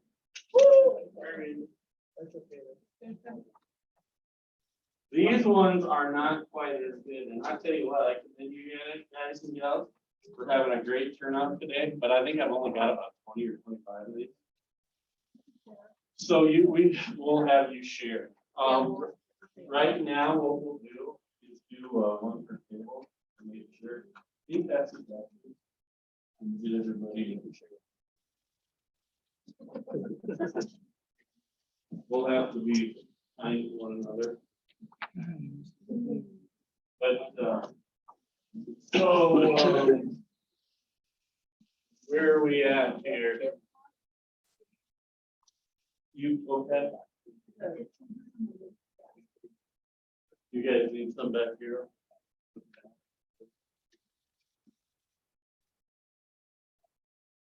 All right, we're officially out. Sorry about that. So basically what we're trying to do is obtain a body condition score of 3 or 3.5. And you know, in all honesty, I'm not afraid to get to a body condition score 4 in late gestation. Why would I say that? Because you're going to say, and you know, a lot of our customers in different pockets of the world, what are they concerned with when we tell them we want a body condition score between 3 and 4? Because if you look at the body condition score 4, he's a lot like me. She's kind of chubby, isn't she? So why would I want her to be of that body condition? There you go, right there. During the peak milk production in these boars is going to occur between 23 and 28 days. During that first 30 to 35 days of lactation, those does are in a negative energy balance. They cannot make enough, they cannot intake enough calories without getting acidotic to be able to feed 2 or 3 kids. So you have them at a positive energy balance prior to or in late gestation for that reason. Because what is our goal there? We're trying to improve colostrum quality and quantity. And I don't think the sheet handout probably got put in there, but I've got another paper over there that will talk about the value of adding the prebiotic Biomoss 2 its research. And the value of Biomoss 2, this, you see this in your handout? The sheep people had it this morning. I would imagine food diet, and I didn't do it. You know, Okay, I'll be school teacher number 2. Yeah, you guys can test these out. Make sure we definitely do. I can check. We can do double one down. So study this deal, and Sue brought up our competitors mineral. The mineral that we feed or that we've promoted the last 4 years is called Blueprint. It's the only 100% chelated trace mineral on the market for small ruminants. It has no zinc sulfate like you'll find in the one she talked about. Because the bioavailability of that to animals is much less than a chelated product. Plus, if you've got foot rot in your sheep or goats, what kind of a foot bath are you gonna run? Zinc sulfate, right? Or copper sulfate. Why would I put something in the room of my goat that I use to kill bacteria? Why would I do that? Now, we've all done it for the last 20 or 30 years, right? Because these chelated products have only been available in the small ruminant business for the last few years, right? And the chelated products have been available to the beef cattle customers since the late 80s, even into the 70s.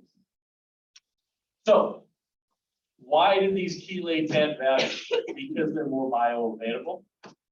You need less is more. You'll see if you compare a chelated tag to a zinc sulfate tag or a copper sulfate tag or a copper oxide or a zinc oxide tag, they're going to be a much higher level because the bioavailability of those products is only 10 to 30%.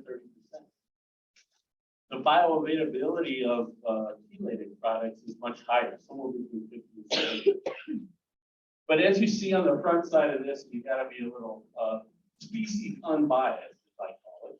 If you look at the front side of this blueprint for sheep and goats, you see that body conditions for 2 or 2.5, nursing a set of twins. If you study that graph, and this is all peer-reviewed information, look at how much colostrum is available at the first 18 hours to that set of twin lambs using Bioplex zinc, our chelated form of zinc, versus zinc oxide. There's over a pound, 1.1 pounds more available. That's 16 ounces, 18 ounces more colostrum available to those goats, to those lambs, than on the zinc oxide front. In addition to that, if you look at the quality of the colostrum, there's more IgGs, and the IgGs are more highly available on those products. The Unison twins, there's a research project, that was a research project using the biomass of the zinc. But look at over 15 weeks, we've got 8 more pounds of land, 8 more pounds of kids using that prebiotic for gut health, getting rid of the bad bacteria, the E. coli, the salmonellas out of the gut, and using the energy available to the lambs or kids, having that more more available to the critter. All right, so there's the reason why. There's our goals for late gestation feeding. Body condition score, feeding those goats correctly to improve colostrum quality and availability, and ultimately improve the immune response of those kids. Sue mentioned earlier about the biggest issue we've got in late gestation with these multiple births is ketosis. It's a buildup of OAA in the TCA cycle, and you can't get to glucose. You cannot get glucose to the cell. So what we're trying to do is make sure we prevent it with good nutrition. Now, I'll show you a couple of secrets later, but I just brought this up to really drive home the point of the economic losses from ketosis. You've got milk production, you've got the risk of poor milk production. In cows and dairy cattle, you'll see 3 to 5% decrease in milk production. You're going to see a 15 to 20, you'll see this in a little bit, a later slide, a higher call rate. But a lot of times when these does go down, it's hard to get those kids out alive when they get to that point. And study this doe right here, she's got a really chubby set of kids, right? But she's as skinny as I wish I was. If you look at her on that body condition chart, I put her at a 2, and those kids aren't more than 3 weeks old. She's still heading to peak lactation. And the other challenge is if you're in a commercial situation, you're looking at dead does with ketosis. How much does that cost you? If you're in the dairy goat business and you lose 3 to 5% of your production, that's over $150 to $200 a year. If you lose the kids, that value is $200 to $300 a head. If you have dead does, all of a sudden now we're looking at over $1,250 to $1,500 loss because of ketosis. Entirely preventable with good nutrition. How to avoid trach tox? You know, one of the things that I found in these, especially the dairy goat, it's similar with dairy goats and working. The structural incorrectness of these goats is not emphasized enough when you have it both on a purebred and a commercial setting. You're just not seeing judges put enough structure or enough emphasis on putting leg structure. The strength of the pasture, the straightness of the feet, how much set they've got to their hock. Too many of these does on the dairy side of the equation are way too straight up. They get into late gestation, they can't get up. And that structural deficiency really leads to making them more susceptible to ketosis. It's like right now with this crazy leg thing I got going on, it's a lot harder to get up and down. And you just want to have your structure correct. And I'm going to go back a little bit here and look at the difference between maintenance flushing or maintenance and lactation. That's 16, 17 megacals per pound of diet that you've got for a difference. It's over a 200% increase in the number of calories they need on a daily basis to meet their requirements.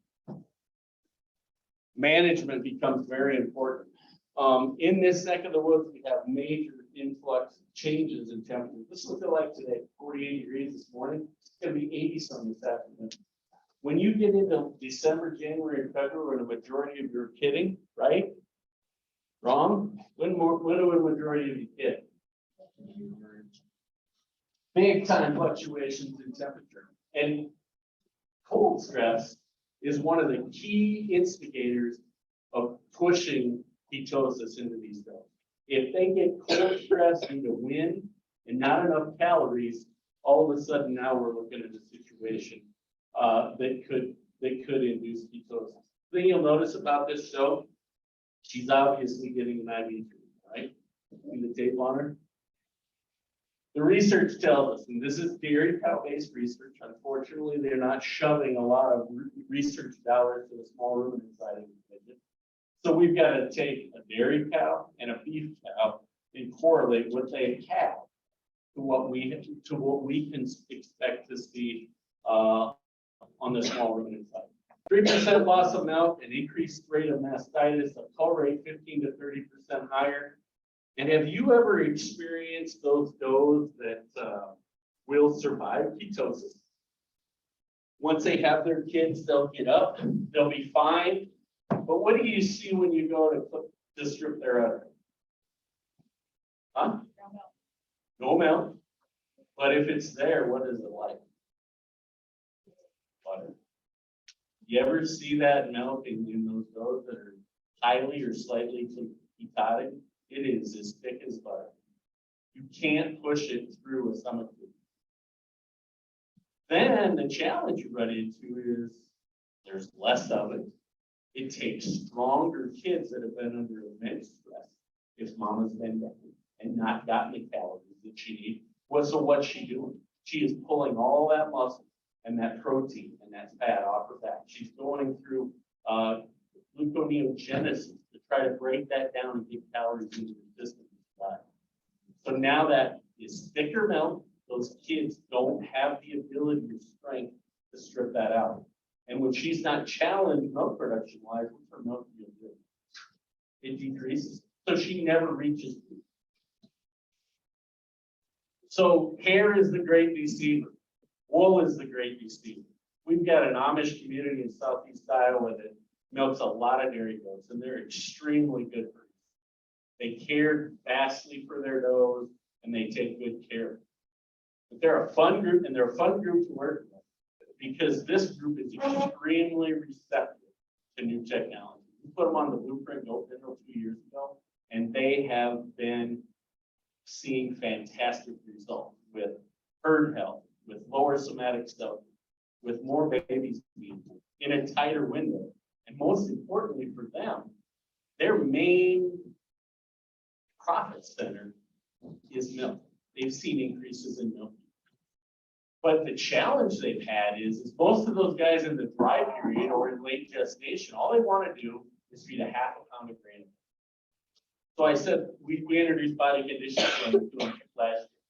And I told them to get their hands on the goats.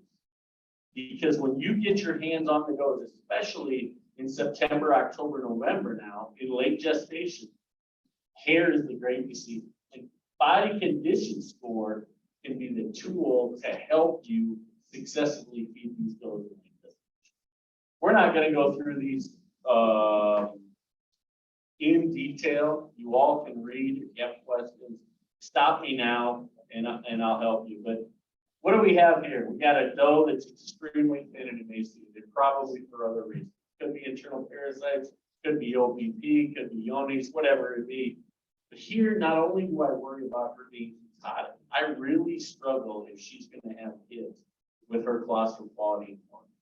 It's just not going to be.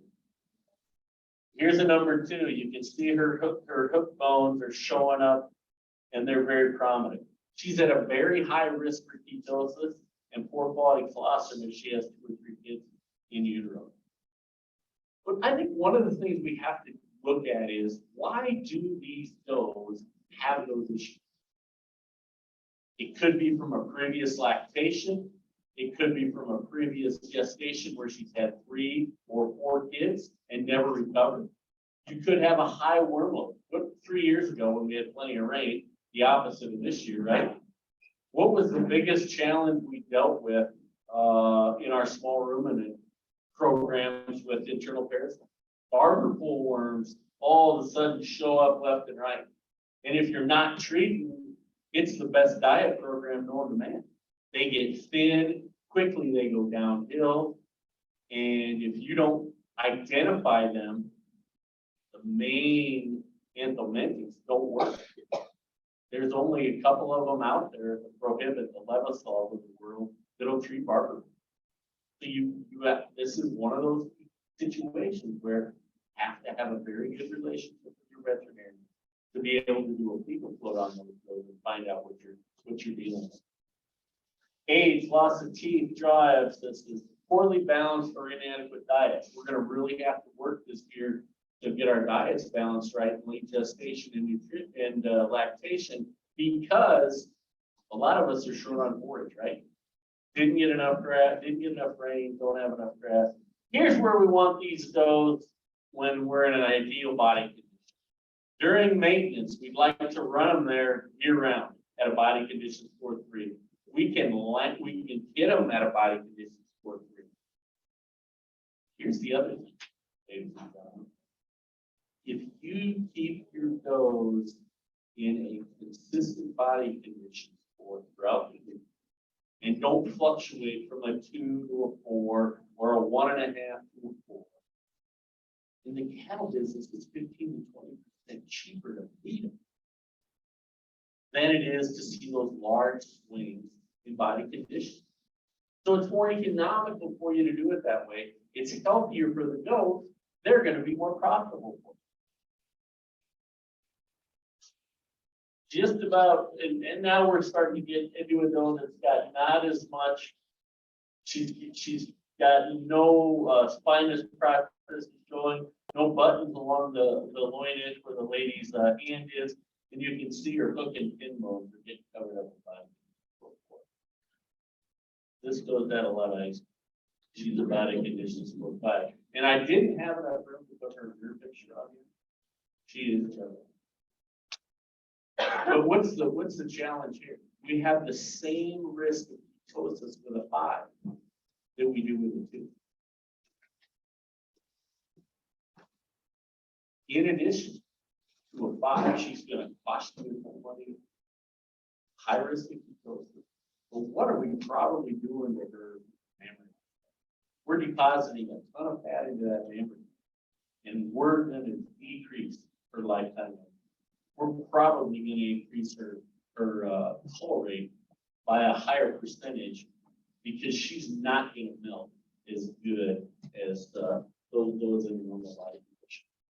So from a ration perspective, we can make your does, we can prevent ketosis. Make sure you're feeding at the right amount of feed, 3 to 3.25% of their body weight, the last 30 to 45 days of gestation. Make sure that diet is balanced protein-wise and energy-wise to meet those needs, like we showed you on that first graph. Why is that so important? Because to meet the protein needs and energy needs of those does, we are basically feeding the room. We are trying to feed those microbes so that they reproduce and create more baby microbes, more baby bacteria, because that is ultimately what we use to break down fiber. And 80% of all the energy that's absorbed is absorbed through all the fatty acids. So we need those bugs to work, and they have protein and energy requirements too. Exercise probably isn't huge, but I still think it's big. I think it's important for those does. They have to go to the water, maybe go a little further for some feed, get some exercise in late gestation, so that they're prepped and athletic for lactation. Environment becomes important because the amount of energy they use to fight off cold stress in late gestation becomes important. Something as simple as a windbreak. Something as simple as cornstalk bales lined up along the fence with southern exposure so they can sit there all day and absorb the sun and stay warm. The other thing I didn't add here becomes very, very important, and I did it in a previous slide or a previous presentation. I just thought of it now. Water temperature. How many of you think about water temperature on a daily basis, especially when it gets 20 to 30 degrees? Make sure you have heaters in your water. So the ideal water temperature for a sheep or goat or cow is 59 degrees. And when they eat more, they're going to excrete the bad stuff. Their dry matter intake is going to be higher.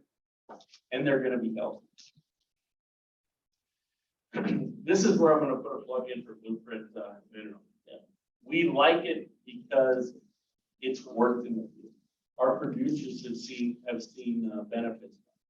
The biomass that we have in there to get rid of the Salmonella and E. coli, the bad bacteria out of the gut, we've got a mycotoxin binder called Integral A Plus. That when you deal with moldy feeds, it can bind to those mycotoxins so they won't do damage to your animal. The other two important things, along with the chelated mineral, which helps with digestion and absorption, those trace minerals do, is niacin. There's a research project, a dairy cattle research project out there that will indicate 20 grams of niacin a head a day will prevent or help prevent ketosis. So we put niacin in our late gestation doe feeds at 2 grams per head. The other thing that you have on this side of the small ruminant equation that your sheep counterparts don't have is you have rumensin and food for gold. Why would an ionophore be a benefit to goats? Why would? Because one, it improves feed efficiency by up to 5 to 7%. But what it does in the rumen is changes the volatile fatty acid profile from acetate and butyrate profile to a higher proportion of propionate. And for propionate to get to glucose through the system quickly. So the last 45 days of gestation, we really strongly encourage our customers to use those things in their dry goat feeds. That, along with the trace minerals, have been very important. And I talked about structure earlier. Very, very important to prevent long-term ketosis. So goals for a successful lactation. I think it's really important that we've got these dose and body conditions for 3.5 at minimum. It will be impossible if you wait 30 days prior to kidding to change body condition score from their food history. You might be able to make a half a body condition score up, but you're never going to get to where you want those goals or need those goals to be in late gestation. Why did I put kid gut development? Because what we're doing to the doe from a fetal programming perspective through gestation will have a genetically positive impact if we do it right on the lifetime of the. So we talked about, and I showed you in the sheet handout, the benefits of biomass 2 when I was actually talking about zinc sulfate or zinc oxide. But biomass 2 will help with blossom quality, higher absorption rate, and more IgGs. But then I think the other important thing that we need to do with these kids, and I'll get off this soapbox when we're talking about lactation, is for the first 30 to 45 days of those kids' lives, we need to feed them like a non, because that's what they are. Their rumen is not functional when they're born, and it's not inoculated with bacteria until the first 35 to 40 days of life. So we need to make sure we feed them high quality colostrum, a large amount of milk, and then when we get them started on a creep feed, don't supply hay. You're doing no benefit to the goat at all, because that hay that they're eating cannot get broken down and used for an energy or protein source until that rumen is inoculated with bugs. Because what we're doing during those first 30 to 45 days is on the inside of that gut. We're trying to increase the number of these finger-like projections called papilli in the rumen. We increase the length and the number of them by grain or concentrate feeding those kids as opposed to forage.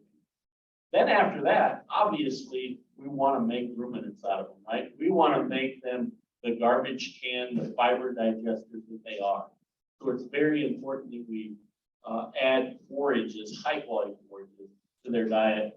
But way to do that till that rumen is developed and ready for that. Lactation nutrition, we talked about gestation and colostrum and as a percent of body weight. Those does, once they empty their uterus, probably drop somewhere between 30 and 50 pounds of weight after parturition. Let's say we've got 3 10 to 12 pound kids, we're at 36 pounds right there. The placenta and the amniotic fluid at least weighs around 10. So all of a sudden now we've got this great vast amount of space in her abdominal cavity, and we can stretch her rumen out and really make her a milk machine. Some of those does are probably at 3.5% of their body weight. They're going to need that, maybe even up to 375 to meet the milk needs of her kids. I put this picture up there for one reason. There's one thing about boars that frustrate me, or others like that. Fish hooks, double teats. Some of those blind teats don't have near the milk that you want in them, and all of a sudden you got one kid that's all they want to do, right? You sit there and suck on the one that is not giving milk production.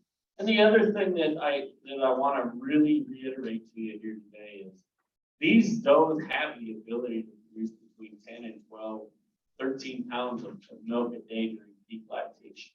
You compare that on a percent of body weight to a cow, and they're working about twice as hard as a cow is on a percent of body weight. If you've got a cow that's milking 80 pounds a day, that's about 3.5% of her body weight. A doe that's giving you 10 to 12 to 13, 14 pounds of milk a day, it's probably more like 5 to 7. So you have to feed them for that kind of production. All right, some final thoughts. Use the body condition scoring guide to an economical and profitable nutrition in your goat. Know those nutritional targets that I put on that first flyer or that second slide during each phase of production. And don't vary from it. If those does are in a maintenance time frame a year, which, if you're a sheep or a goat, probably, and you're not on an accelerated lending or feeding program, you've probably got about as good of a life as you can have. Because if we think about it, you're in maintenance, so kind of like vacation, right? About 235 days. Because during the first half of gestation, we feed them like a maintenance doe, because you've got zero fetal growth or very little fetal growth. And then if you say, okay, 45 to 60 days of the year, we're gonna be in breeding and late gestation. So maybe you've got 60 to 75 days there, and 60 days in lactation. So 130 out of 365 days a year, they're really working, right? So feed them. And then your cheapest annual feed cost for a goat herd is maintaining a uniform body. I can't reiterate that enough. Keep them in a good body condition, normal body condition year round, and it's going to stay. All right. With that, I have no idea where we are on time, but if you have any questions, I'd be happy to try to answer. Perfect.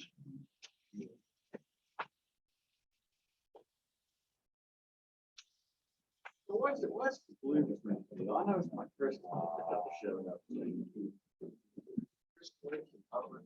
Yep, so Ridley Black operation is Hubbard and Hubbard are both part of the Nortec Feeds program. Yep, so that's the block or barrel division, low moisture block division. Yep, of Hubbard. So those blueprint sheep minerals and blueprint goat minerals come in both a loose form, and they come in a low moisture block form.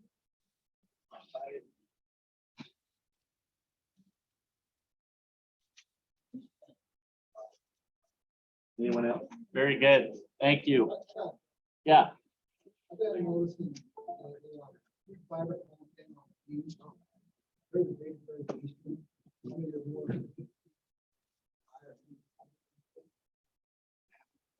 So basically, simply put, yeah, I think that's one of the really important things you have to watch for on these goat feeds is that you're buying commercial feeds, those, and your high fiber feeds are gonna have a very high phosphorus level. If that phosphorus level is over 0.6 in any of your complete goat feeds, I'd walk away. Because those are high mid feeds. And I don't care if you have a 2-to-1 calcium to phosphorus ratio and you have 10 pounds of ammonium chloride in all your feeds. If your phosphorus level is above 0.6 in any of your concentrates, you're gonna still have the opportunity to induce urinary calculi in your males. They're getting all paid. Absolutely. Yep, absolutely. And just be careful with that, because wheat mids are a great feed. The problem is that at a level higher than 30% in most of your complete feeds, they really expose small ruminants to urinary calculi. But they make a great pellet too. So it's hard to shy away from. Make a much better pellet than soy hulls, which from a calcium and phosphorus ratio is such a balanced feed for small ruminants, especially with.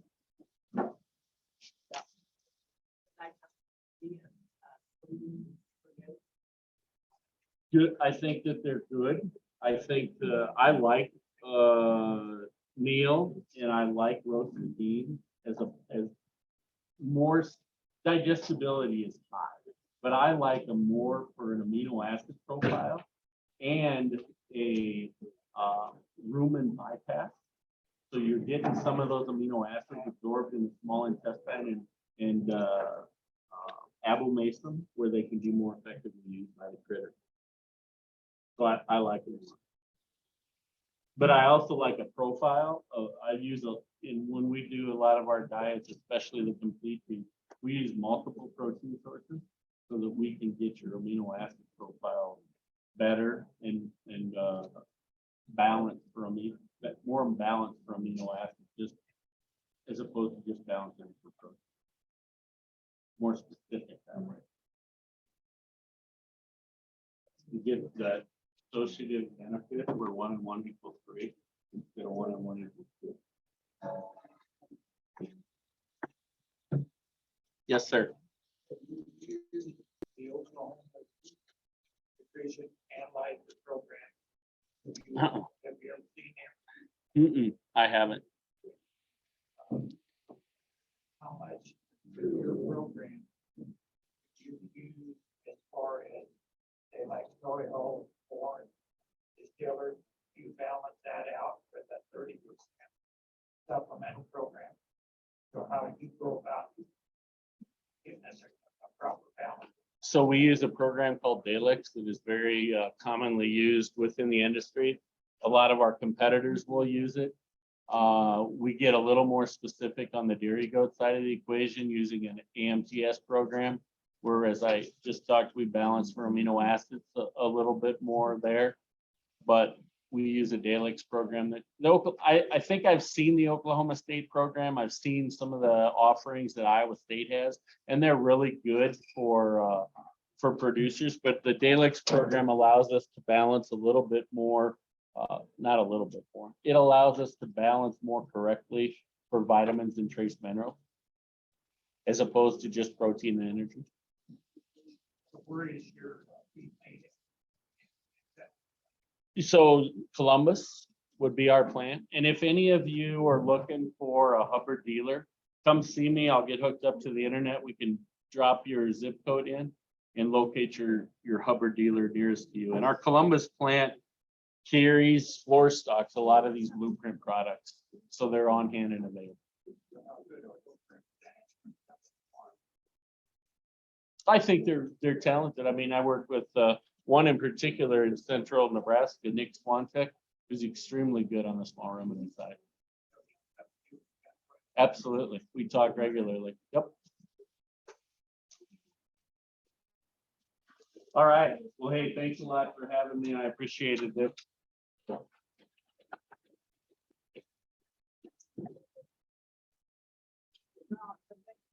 Around 12 or 12 or 5, something like that, so they go up and stuff before ready to go. This should take this one, and I can move those.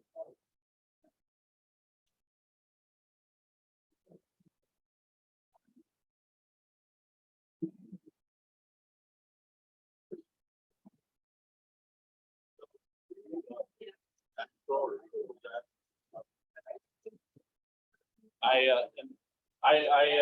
like that and I don't like it.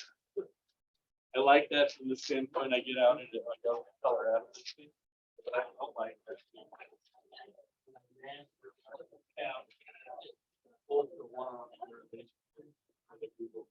But what I do do. in my public available,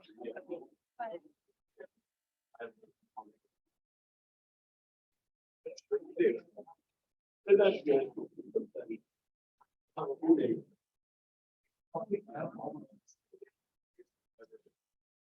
Whoever.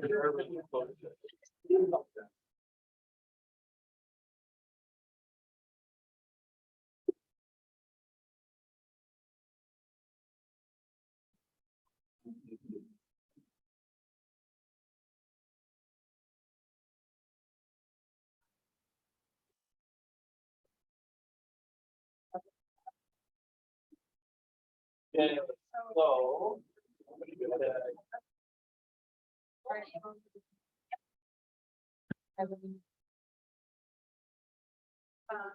Yeah, because people show that. That. So what?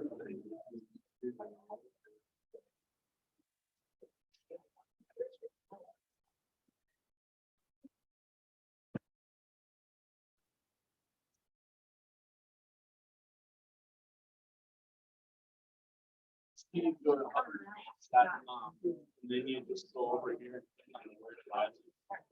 So then you put your.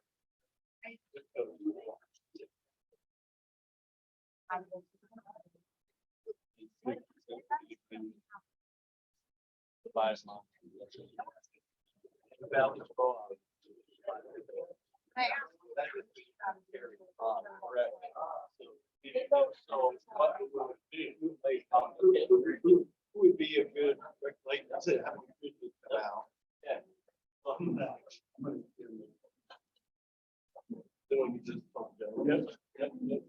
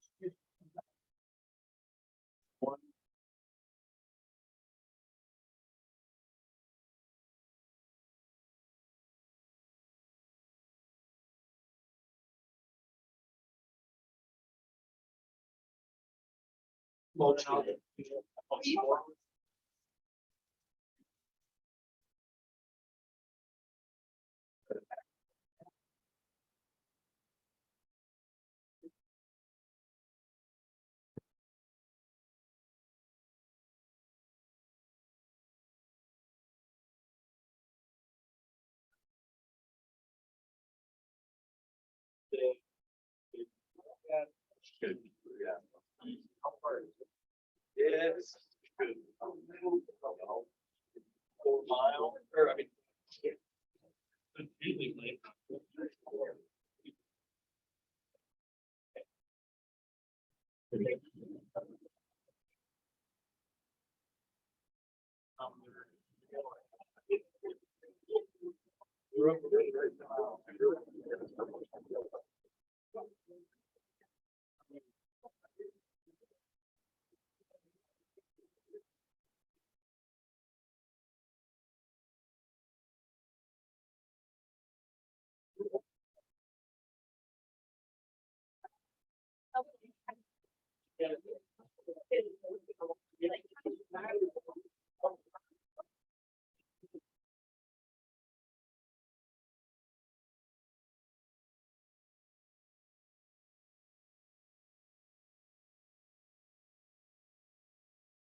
Then they can all do that.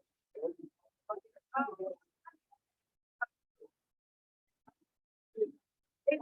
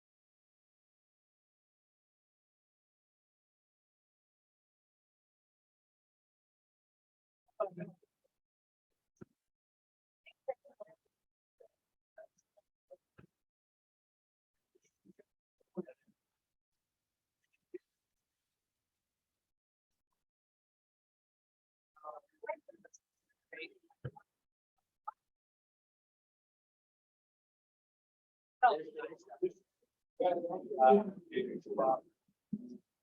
Yeah, and I'm. Yeah, now it's.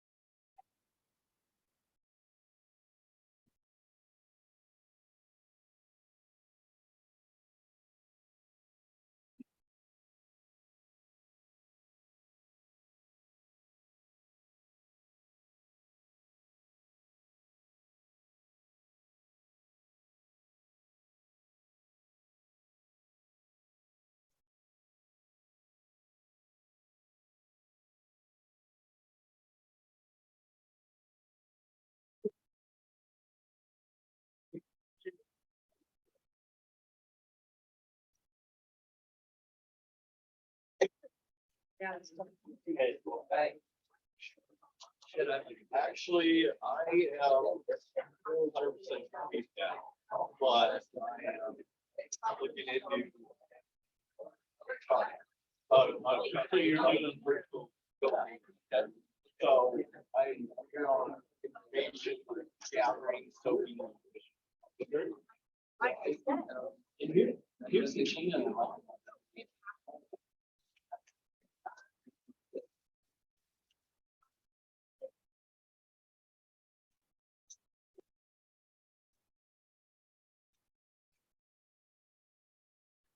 The. Yeah, I mean, I initially didn't want to do that. I would have to be. Like, if. Brand stage. Because even that, there's no way. No. Yep.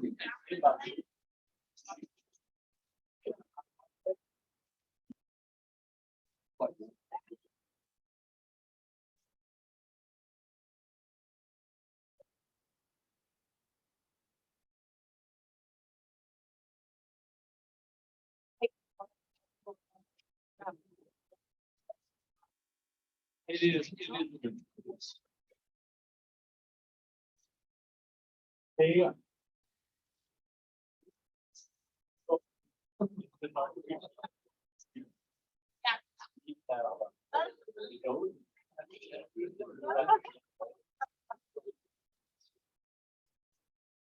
I know my.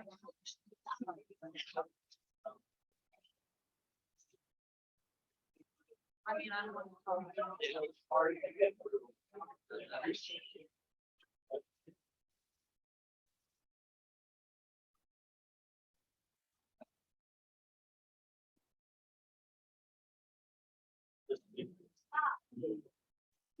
The roller.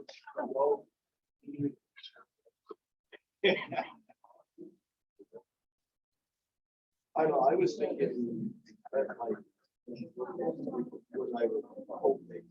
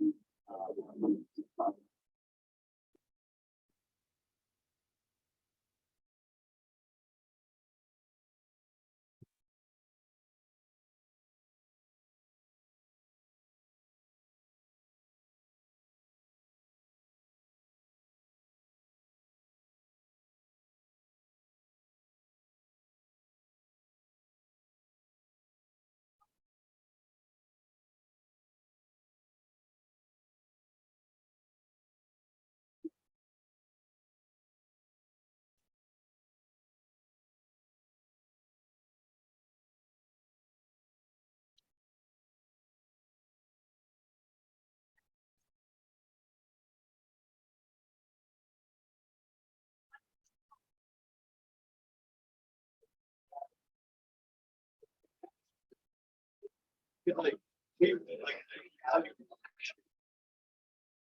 but I don't. Well, I don't realize. That's really that way. What we're actually getting.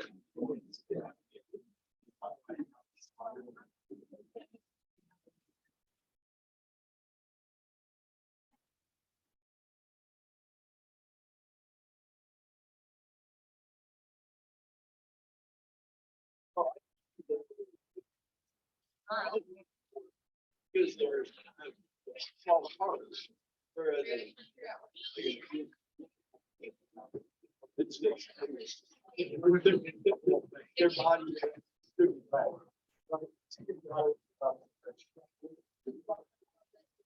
Well, just.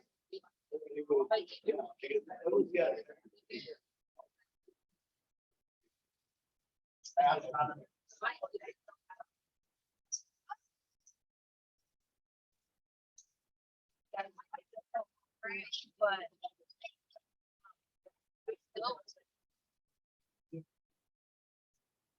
But it's also like, so fairground, literally, turn that case down, back to the interstate, and then take another road from here. Because that's why. I was like,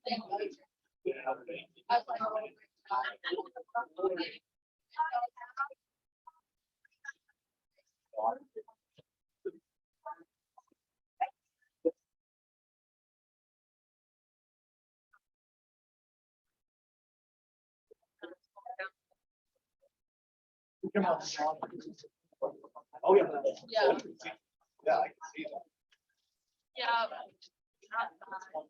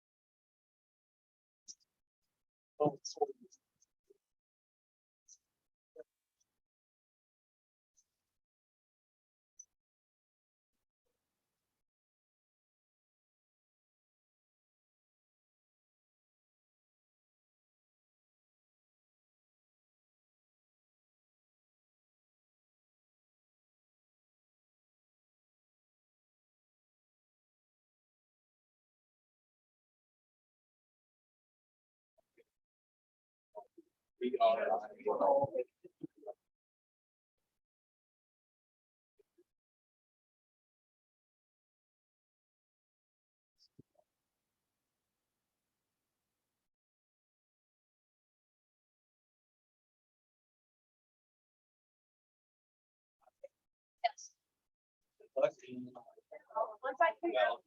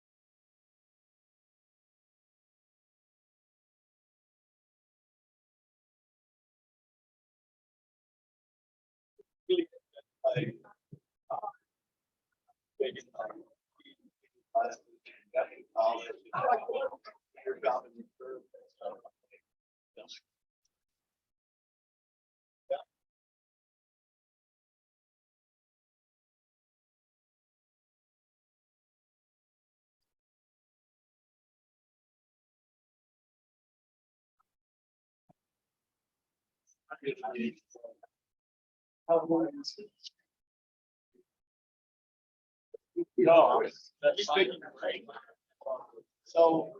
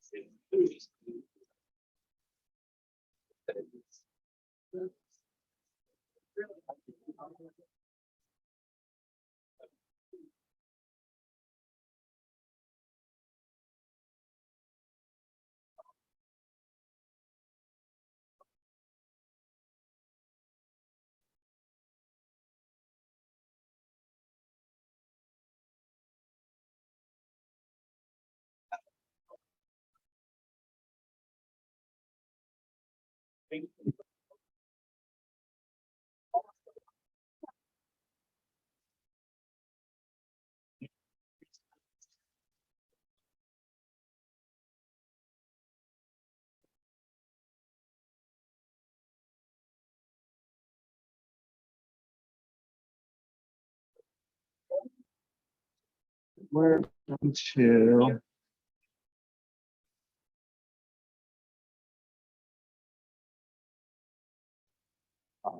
Zoom, there we go. Let's resume.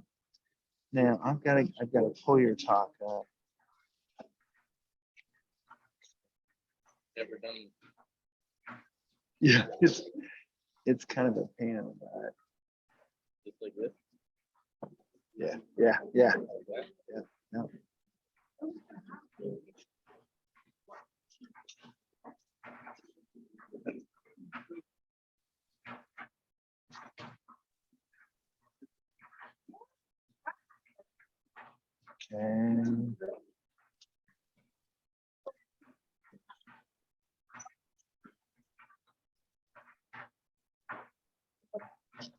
Okay. Okay.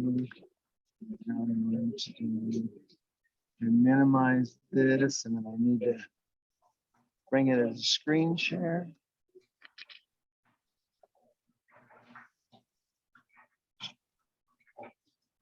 Okay, now do you, and I have this here too. So you want to use it.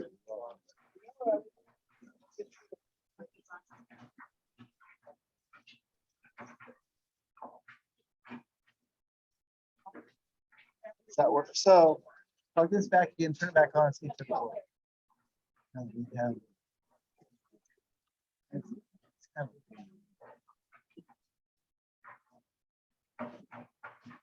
Now, well, no, go ahead and try it because it does not show up. Sorry. Try it again.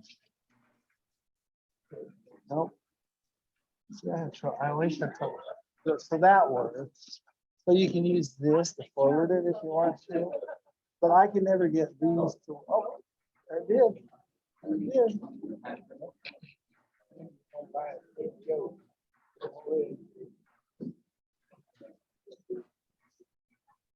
All right. Thanks, everyone. Thanks for lunch, and thanks everyone for showing up. I think it shows a lot about your commitment, and I'm excited to also be with you throughout the afternoon. I'm going to try to channel my inner Brittany and put this little microphone on. Don't expect any midriff or anything. As Randy was saying, I have an appointment through the University of Nebraska-Lincoln. I'm in the Department of Agricultural Economics. I'm an ag economist by training. So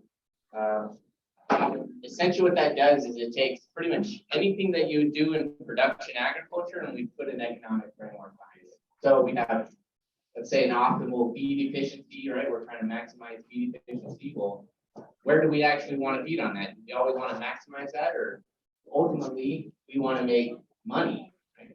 And so often what I talk to producers about is, you know, it's a balance between, you know, putting that extra feed in versus, you know, paying to actually to have that feed. So a lot of that work has started to migrate to a lot of animal health practices. And so we've been trying to value some of these, you know, common incidences. And this is a project that I was working on with USDA APHIS. And so in 2019, the USDA APHIS essentially did this US-wide study on basically goat parasites and goat production management practices.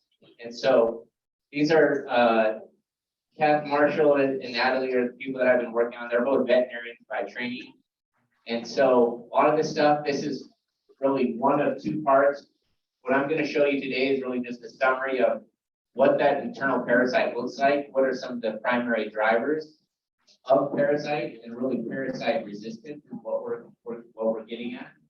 And then in the second part in December, there's going to be an AGF webinar where we're actually going to present the full, you know, what are the economic costs, what can you actually do about it, what management changes can actually occur.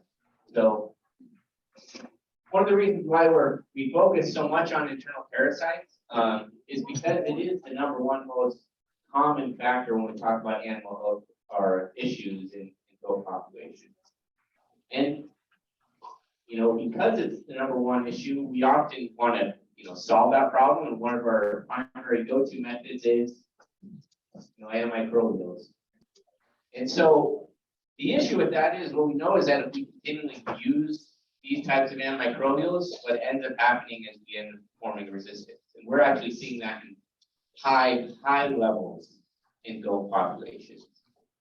So the question you should ask is, why is resistance a problem? You can think of resistance as you try to use it and it doesn't work, right? And so if we have higher and higher levels of that, then the issue becomes we might reach a point in the goat industry where we won't even be able to use antimicrobials because they'll be essentially ineffective. And so what a lot of the conversation has been going around is, how do we change management, genetic, and environmental factors so that we can reduce parasite loads so that we can continue to use antimicrobials when we need to? And some of those things that we'll talk about today is, you know, correctly identifying goats that practices to correctly identify goats that have internal parasites, and then what are some of those genetic, environmental, and management practices. So the way that we essentially look at this is a complicated function, but essentially what we try to do is we say, what are these internal factors here? And essentially, if we can change some of these, we basically can have the observed yield is essentially optimal yield. So we might be trying to obtain a certain average daily gain on our goat production, but we have some disease, and disease really, you know, what we call damages or affects that daily gain. And so essentially what we try to do in economics is we say, well, this is what we could have obtained, but we had parasites, so we actually had less than that. We take really the difference from that, and that's what we quantify as that cost. But there's a lot of these costs that we don't actually observe. some of these costs we can actually observe, like the animal died, right? It's an observed cost.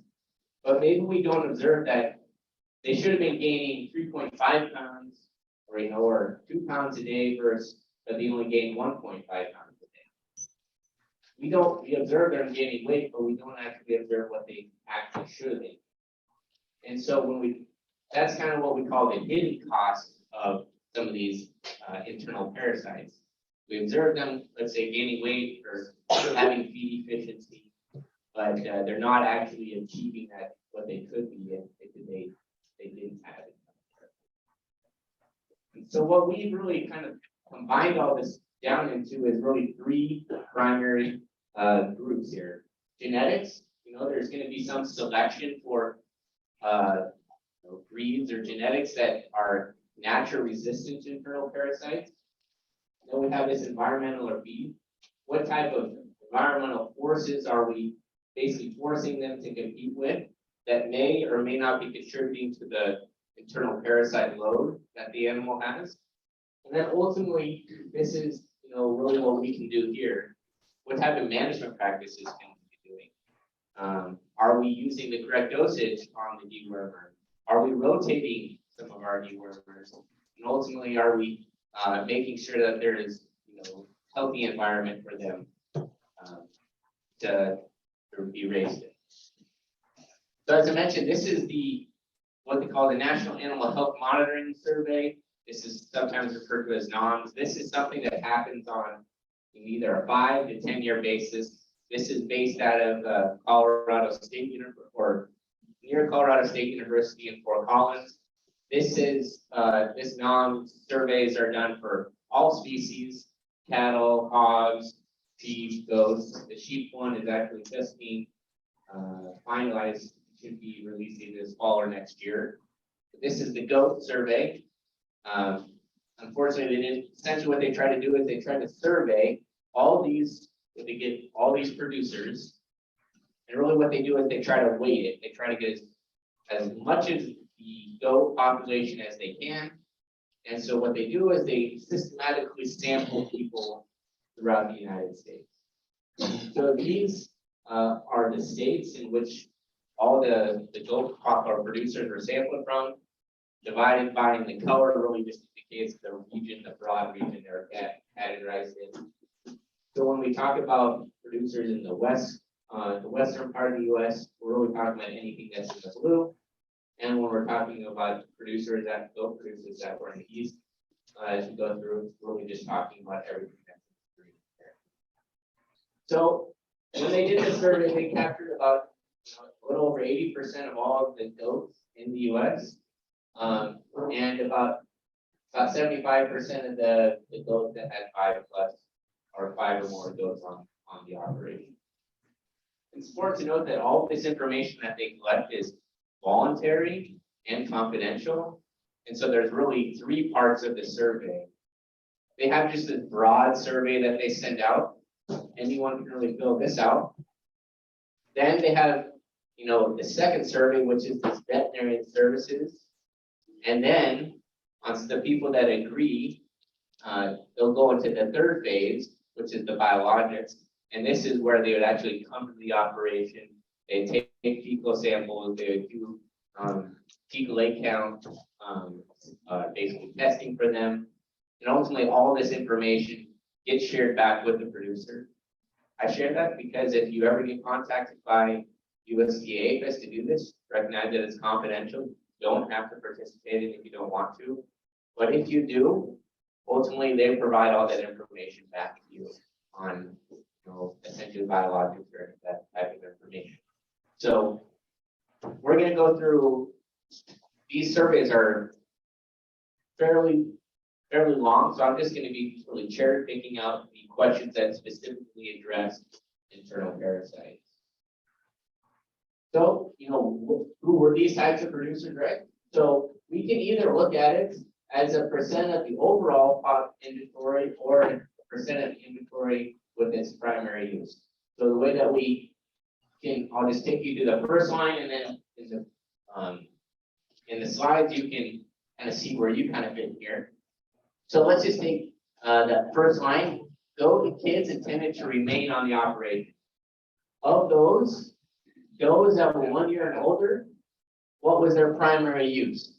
There were about 3% were primarily used for fiber, 20% were used for milk, 23% were used for meat, and about 9% were used for other.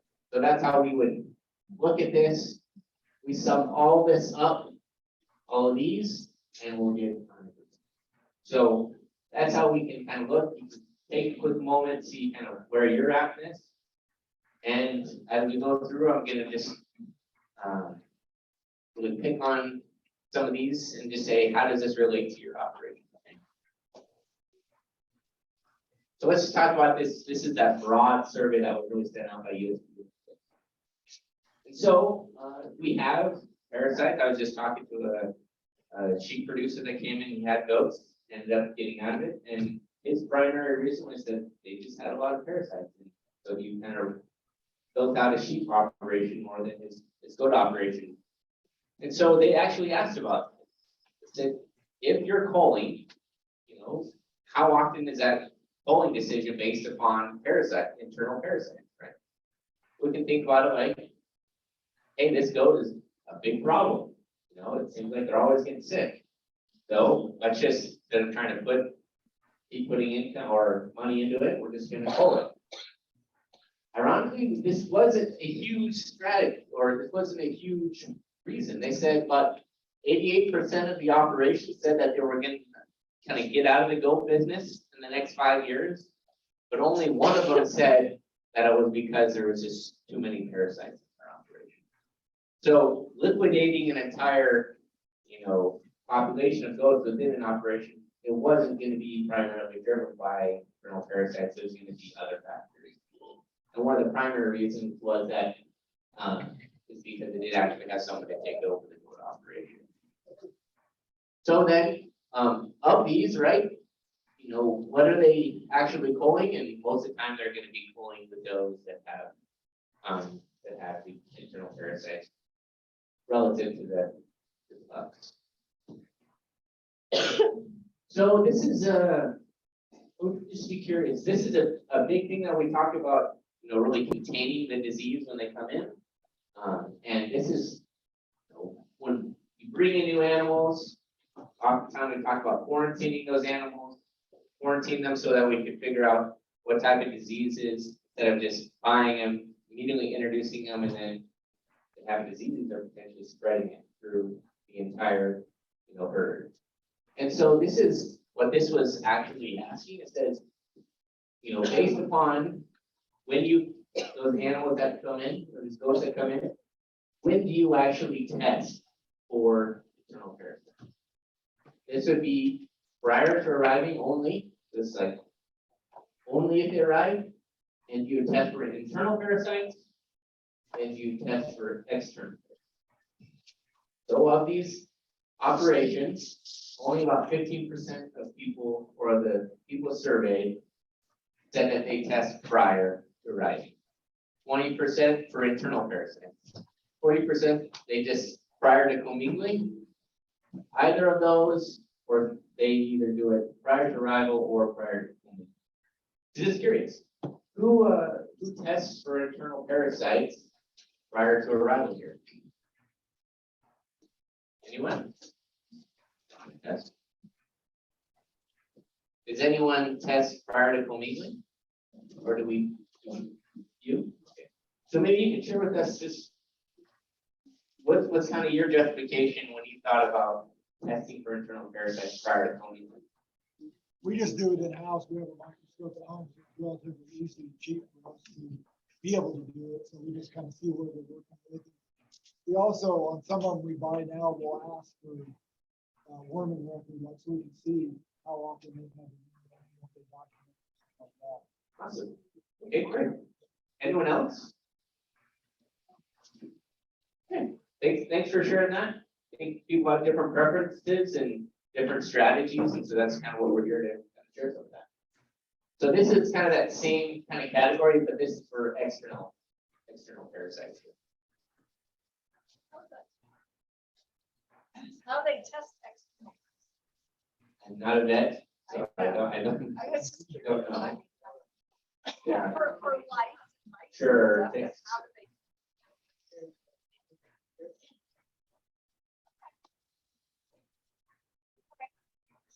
Anyway, Could you say, ma'am, could you say that louder for everyone so they could hear? They do it and they have. and they kind of go through it. Does anyone test for external parasites? Just kind of just look. So after everyone completed that initial survey, they were contacted to ask if they wanted to participate in a veterinary questionnaire. This would be more about their specific vet practices that they have. So this is the big thing that they push, right, for internal parasites is the FAMACHA testing. And essentially what this does is, if you've seen the FAMACHA card, it basically can pull down the eyelid and you can basically see basically anemia is essentially what you're looking at here. And then based upon this, it gives you basically a deworming recommendation. And so this is what the FAMACHA card is. And of the people, they said, who uses this as a management tool? And they say, so if you use it, it's not saying of everyone, but if they actually use the FAMACHA score, how do they use it? They used it to selectively deworm goats. 47% said they would identify susceptible goats and they use it for others. Who's heard of the FAMACHA? Great. In fact, I got more time. This is a real thing they're pushing, and it's the reason why they're pushing this because it basically gives you some criteria to actually deworm. And what we know is that if you deworm when there really isn't a presence of worms, it's one of the greatest indicators that you can actually drive resistance. Just curious, of the people who have a FAMACHA score, and does anyone use it to selectively deworm goats? Take you in the back. Yeah, one who's slouching. Tell us a little bit of how you use it and whether you've seen it to be beneficial or annoying.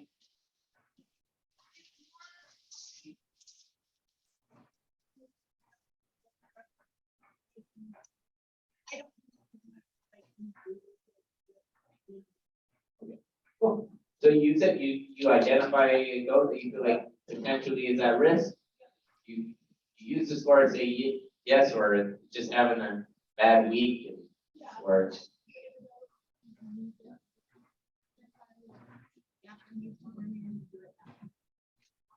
anyone else? Anyone else? When I run them off the chute, I mean, I'll go down, the ones that look bad, I'll hit them, but the rest I'll skip. Yeah, awesome. Great. Yeah, so that you'd be, if you had taken the survey, you'd be in kind of selectively using it to work.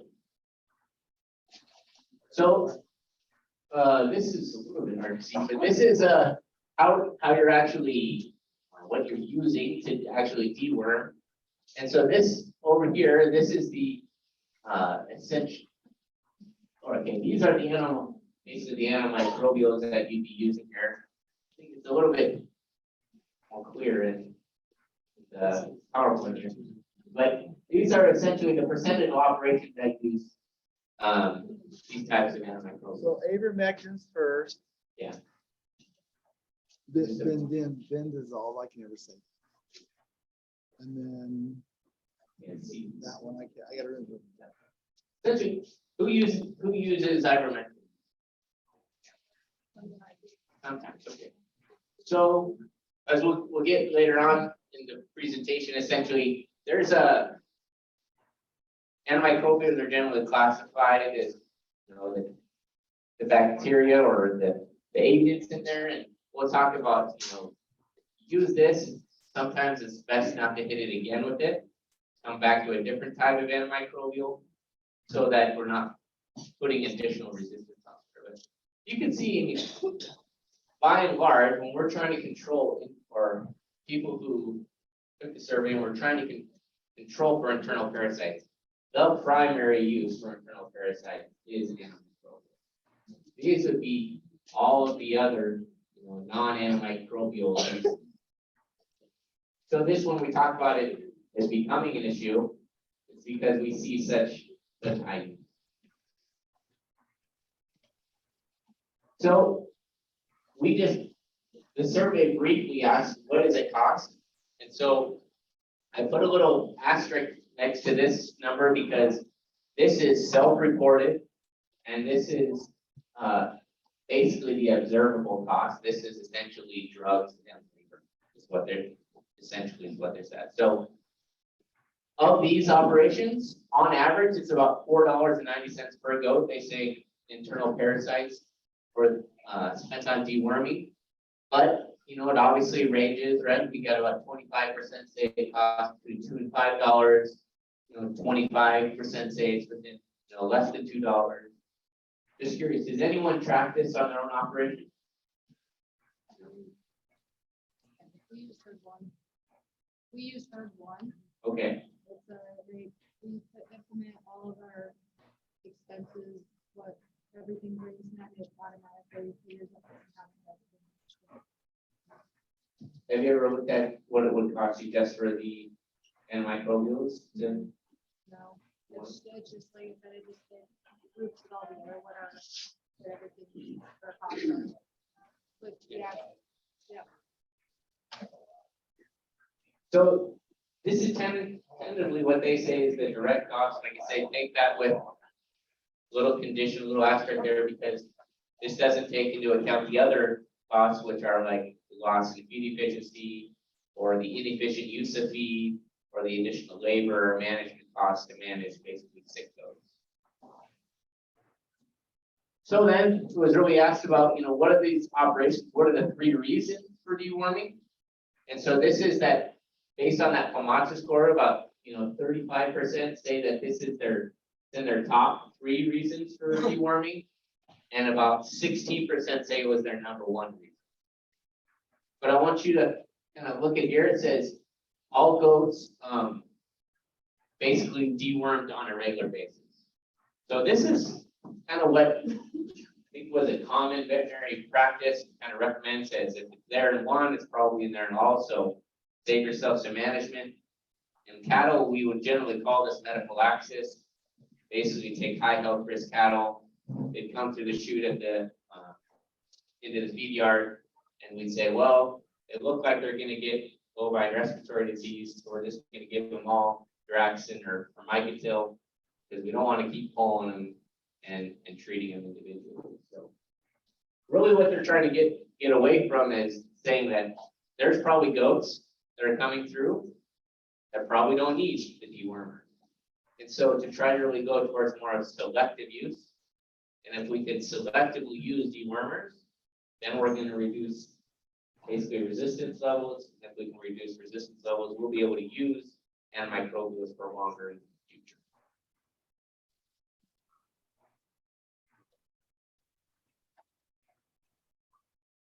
Okay.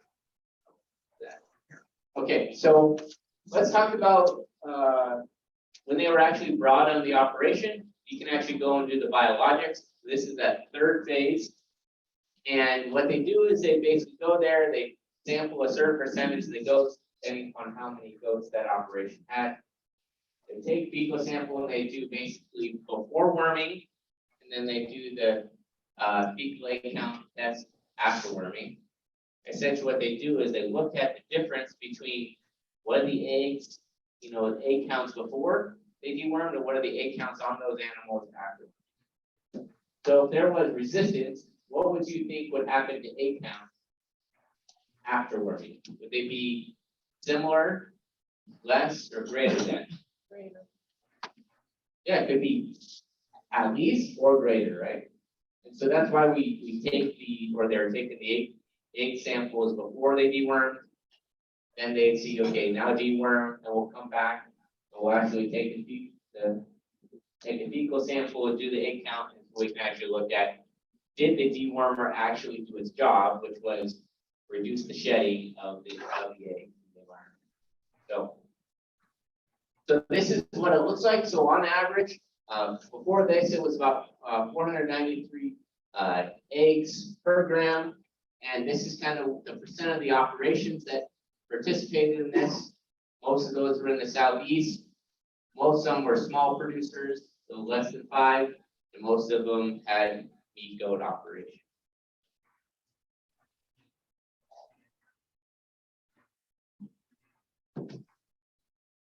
So what does this look like for their egg counts now? Right, so I said the average is about 460. So think about your operation and see where you fit in here. So, really our largest is in the Northeast. Obviously, we'd expect that, a lot more rain, tends to be a lot higher parasite burden. It tends to be a little bit higher egg count in large populations, and the fecal egg count tends to be a lot higher in meat goat operations.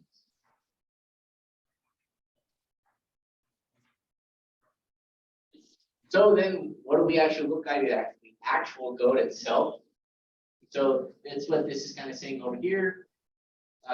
This is the fecal egg counts by pregnant does, nursing does, kids, open does, or bucks or males, and really our people who are carrying the egg count, or really our primary shedders, are going to be nursing does and our males are.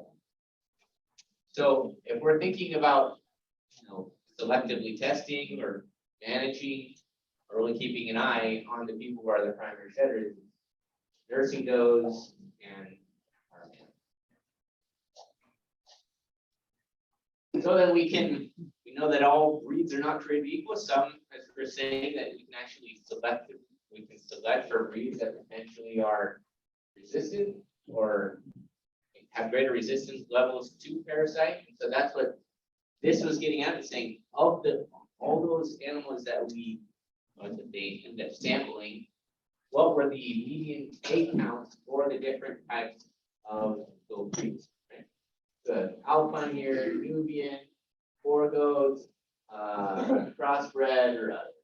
So there's obviously a great difference in your handout. You can kind of see where your goats are, or what type of breeds you're at, kind of where on an average across the entire US, kind of where those parasite burdens were. This is kind of what I was talking about with the kind of we hit it with ivermectin or it's an antimicrobial, and then if it doesn't work and we're not getting the response, what do we go back to next? And what we want to really see is if it doesn't work, there's obviously a reason why it's not working. It could be resistance. It could be that the goat just wasn't receptive. It could have been a problem with the antimicrobial. But, oftentimes we say you should hit it with something else or in a different format. And what we actually see is that we tend just to go back to the same thing. Didn't work, so I'm just going to do it the same way again. So this is what this is really saying. So on going up and down here, this is what we used the first time, and this is by the type of antimicrobial or the way it was administered. And going across the top, this is what we hit it with the second time, or the mode we hit it with the second time. So this would say that, 51% of all producers used an oral dewormer, and then if they had to deworm again, what they came back to was an oral dewormer again. So I kind of highlight these yellow because if you were to sum up all of the yellows, it's like 80 to 90%. So most of the time, most of the producers that were surveyed in this, the mode in which they administer the dewormer doesn't change. Always back to this kind of same.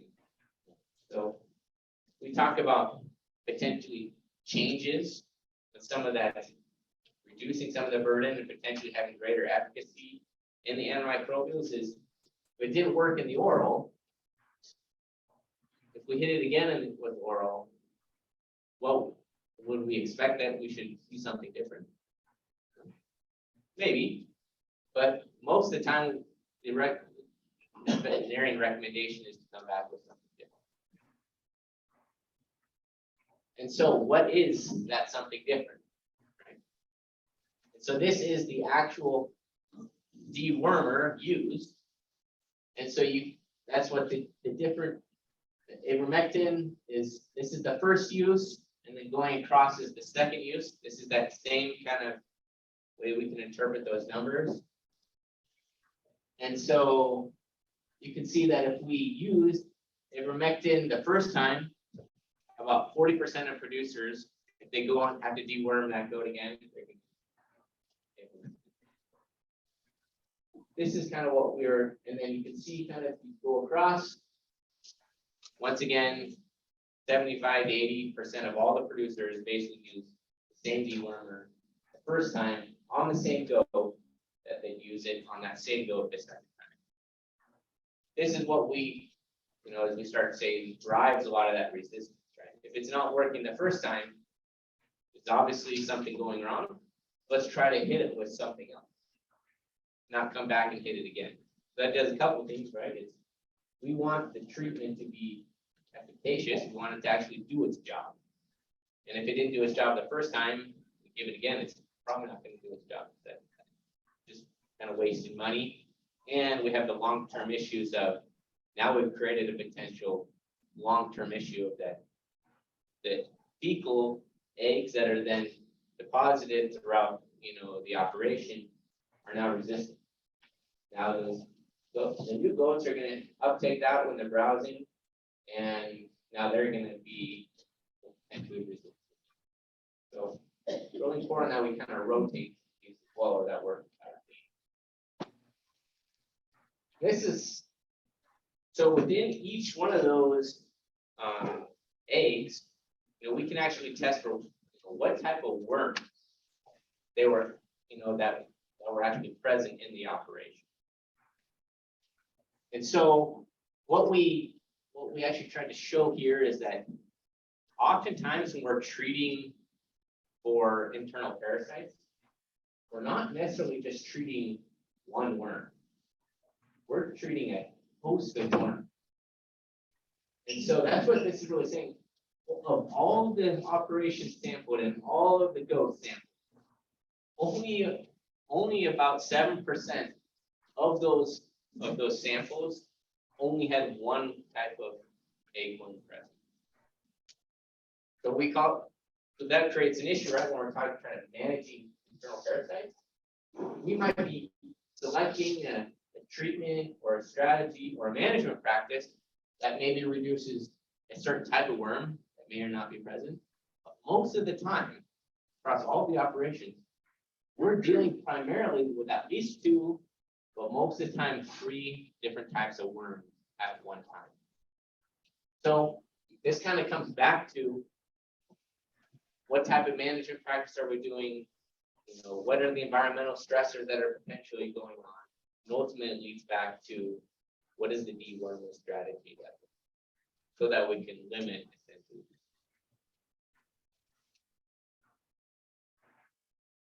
So this is where it gets really complicated, right? And this is where kind of that producer decision making is really an art. So of the goats, all the goats that were sampled and tested in this biologics, the average FAMASA score was 2.75. So quick quiz, what is the recommendation for a FAMASA score of, let's say, 3? All my FAMASA scars are worm. Yeah, potentially. So on the FAMASA card, 1 is no worm, they're okay. 2 is okay. 3 is, maybe. 4 is yep. 5 is they're potentially dead. This is what gets really complicated, right? This is a worm for you, right? They have a 3-year worm. Some people might see the 3 and it says, I don't worm, right? It's really a management decision at this point. If you should worm, if you have a FAMASA score. So we talk about, a lot of this parasite, dewormer use. And essentially, it's like, of the goats, there was a bit of subjectivity there. Do I worm, do I not worm on these goats? So Elliot, usually, breed they bring younger than.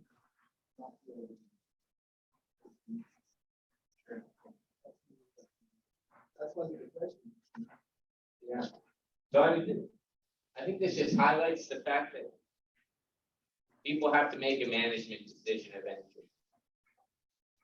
And so really the crux of this is really this slide, this really paragraph here.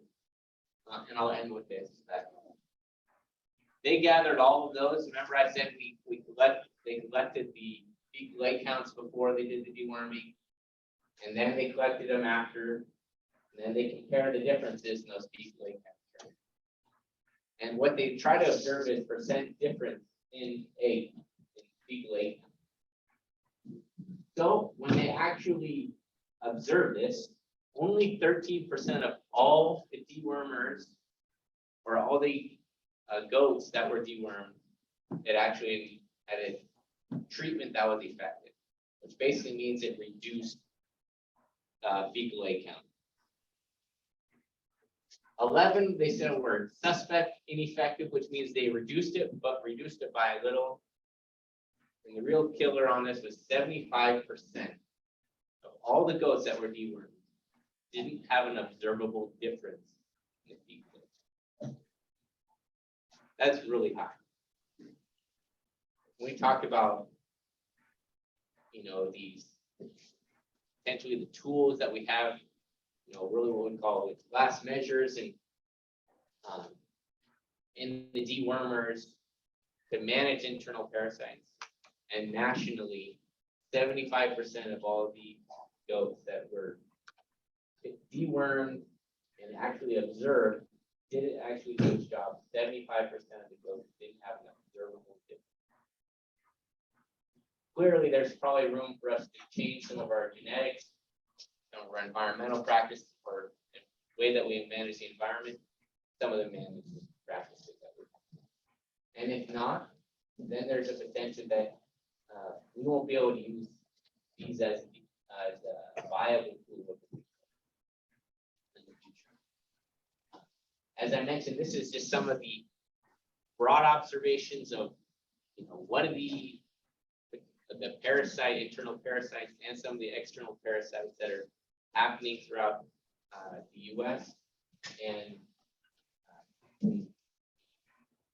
basically the webinar in December will actually talk about the specific costs, like what are the specific costs associated with a certain management practice? What is the specific cost with switching different genetics, and how that ultimately affects internal parasites on an average operation. So if you're interested in that, it's the first part of December, and Randy can give you that information. We did have a lot of, you can't do these types of surveys without the participation of a lot of the industry. These were all the industry partners that USDA, APHIS, and the NOMS group work with. So if you're a member of one of those, thank you for your participation. And that will take any questions or even just curiosity.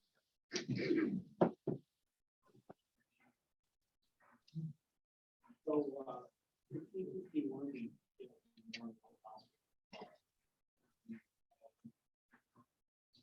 a lot of the involved using fairly multiple implements at one time to present. Was any of those survey questions asked during the any insight? No, so they asked what is the primary basic dewormer used, not necessarily if they were used in combination. So I can't really comment on that. That would just be guessing. Because a lot of the universities Southern University of Valley.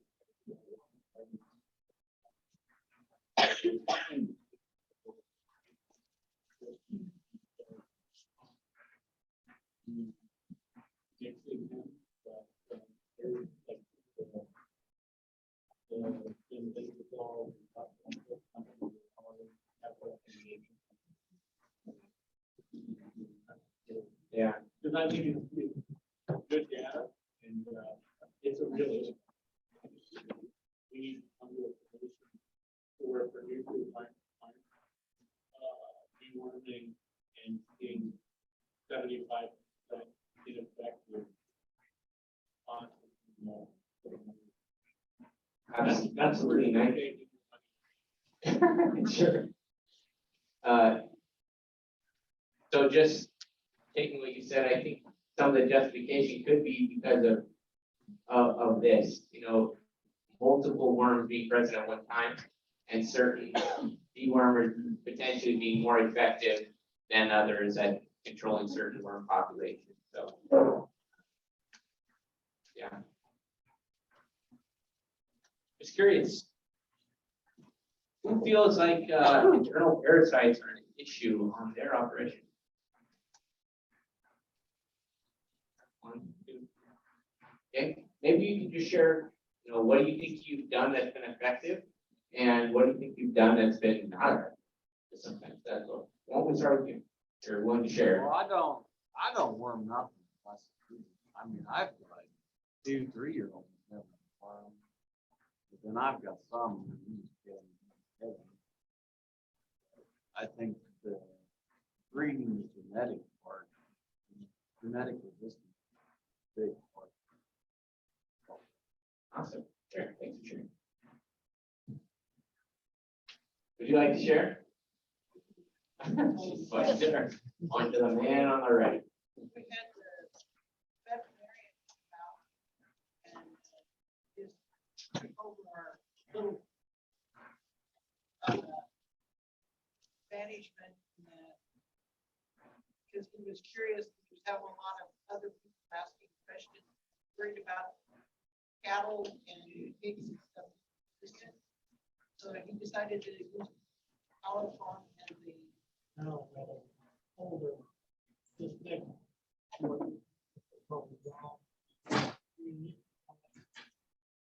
Oh, that was nice. That was pretty thorough. And we didn't even have anything with the medicine. So, would you mind sharing a little bit about what are some of the things that you changed that you feel like had a big impact?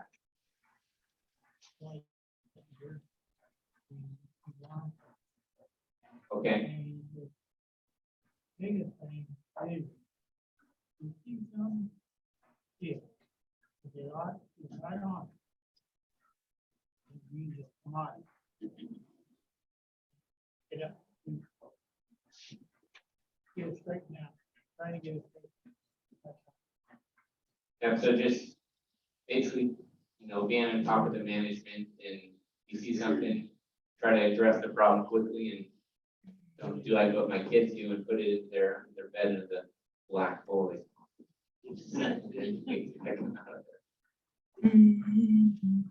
There, in the back, you mentioned that you feel like this is a problem for you as well. What have you done that's been effective? What do you feel like is? I don't know. All over the top. You learn. Oh,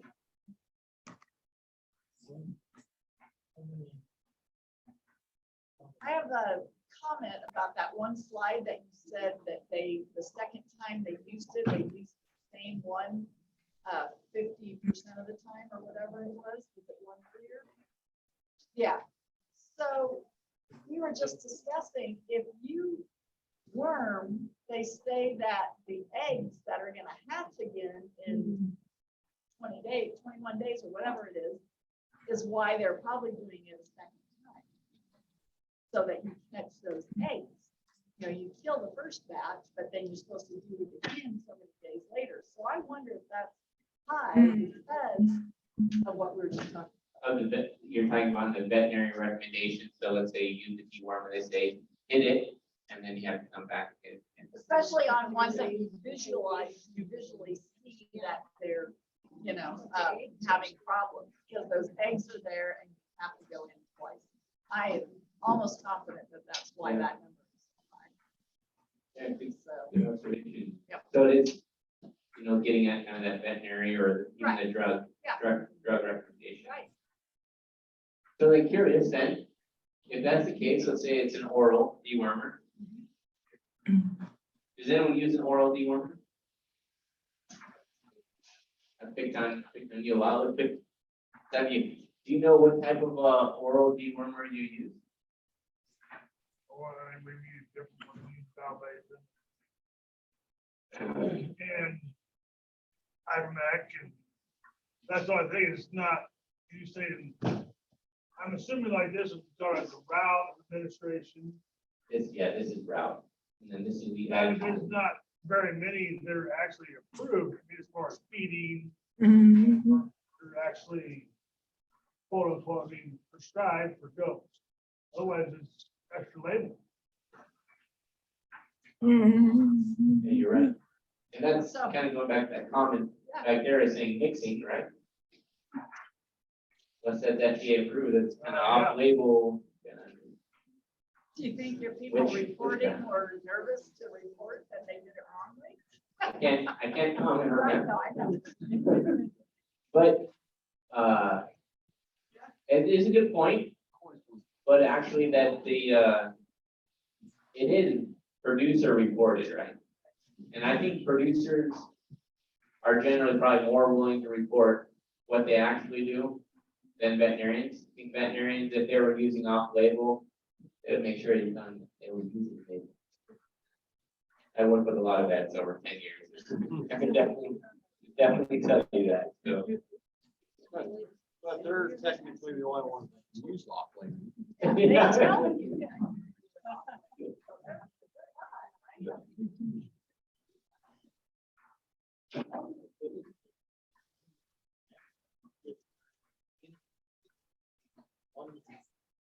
Group. I'll do it. I'll work. And then one will tell you, take a word versus that's something one. Correct.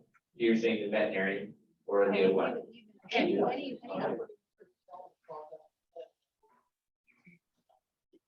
It's someone. You gotta find one word for you. Yeah. Don't be bound to the or you create your own resistance within your animal. So if a lot of people say safe card don't work. Personally, safe card takes the people that and I filled everything there. So why change if it's still working? But it still is true. It says combined, it says spring and fall, these differences between them. So who are you going to? This. Yes. That's really good feedback, because if I understood what you're saying that you kind of want to stick with something that works, but and some of it's just kind of the inconsistency and kind of the information that's being presented about how to work. Yeah. When to use it, frequency. The one biggest thing is forearm. Forearm is absolutely a useless one. Because the hair.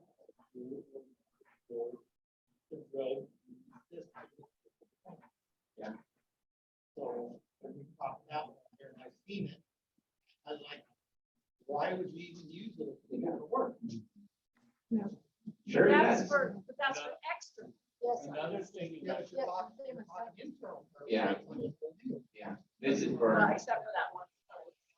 yeah, Anyway. but I think your point is well taken. I got another one right here.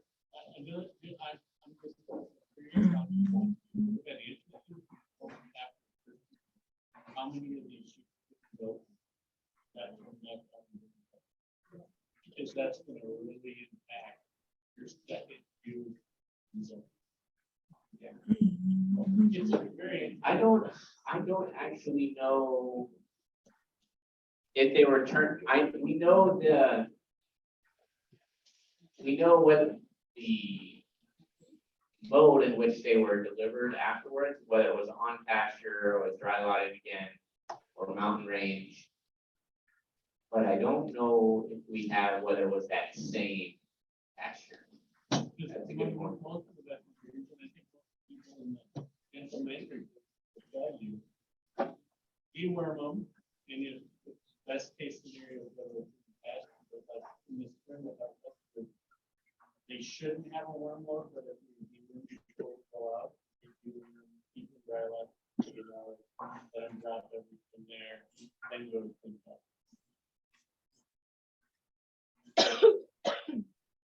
Well, I appreciate everyone's comments. It's been really great for me. Hopefully you learned something. I can kind of take home message is, there is an issue kind of going on, and I think we need to, as an industry, be proactive about potentially changing some of our genetic, environmental, or management practices to control an issue that could become even more widespread.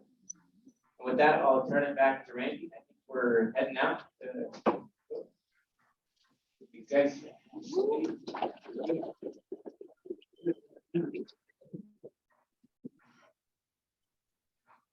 So on your evaluation, you can take them out with you, but I would really like them back.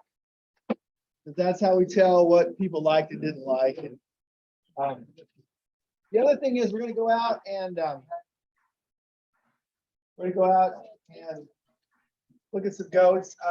Those of you that are, is there any youth in here? They're setting up a couple classes for judging. So if anybody wants to judge, and there's more kids outside I'll try to catch, but we'll do just a couple classes this year. But if you're interested, come on out with us and catch me and we'll get you to the right spot.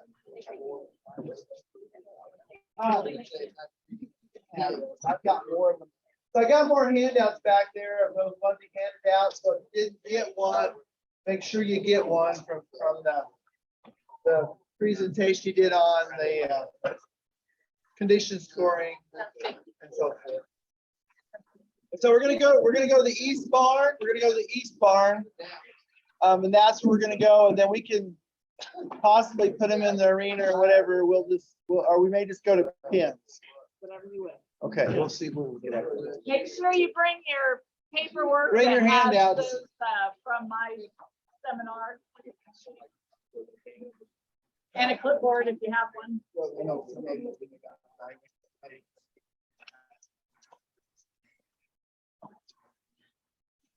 Just leave your set on the table, I'll pick them up.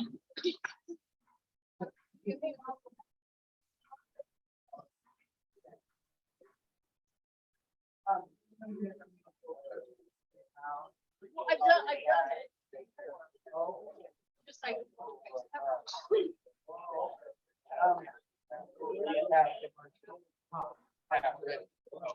I think you bring her daughter. Full blood. Which, like I said, that's like 4 or 5 foot. Yeah.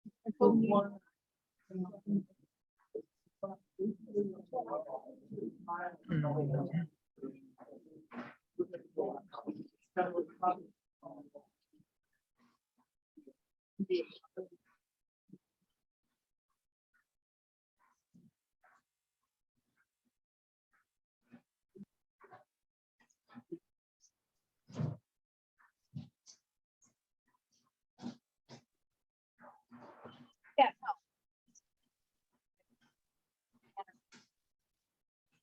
Boston. try to get a couple together. Just let me know. I've got it.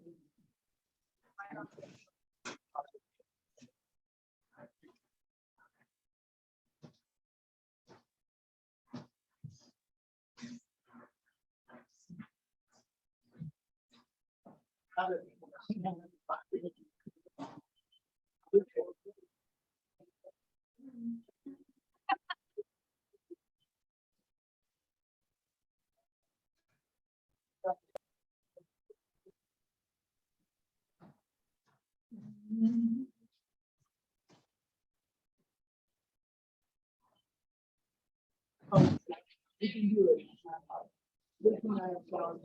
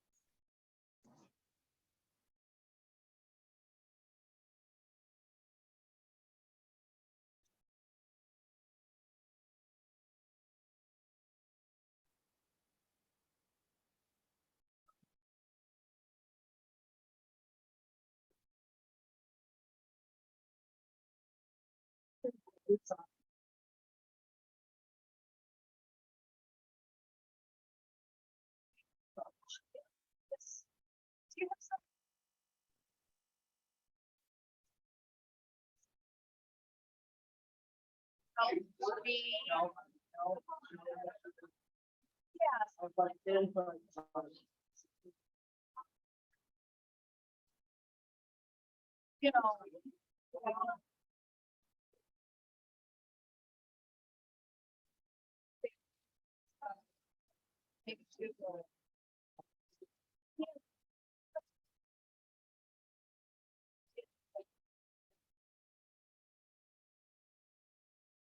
You know, so let's, like a nutrition health and selection.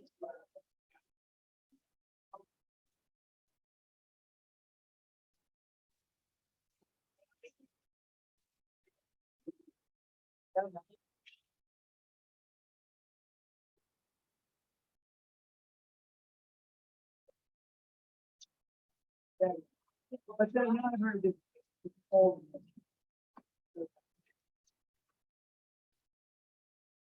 Yeah.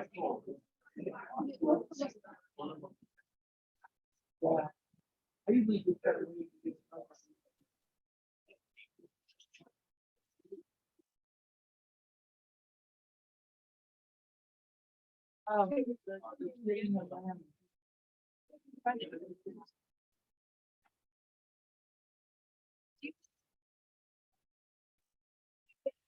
It's a new one, right?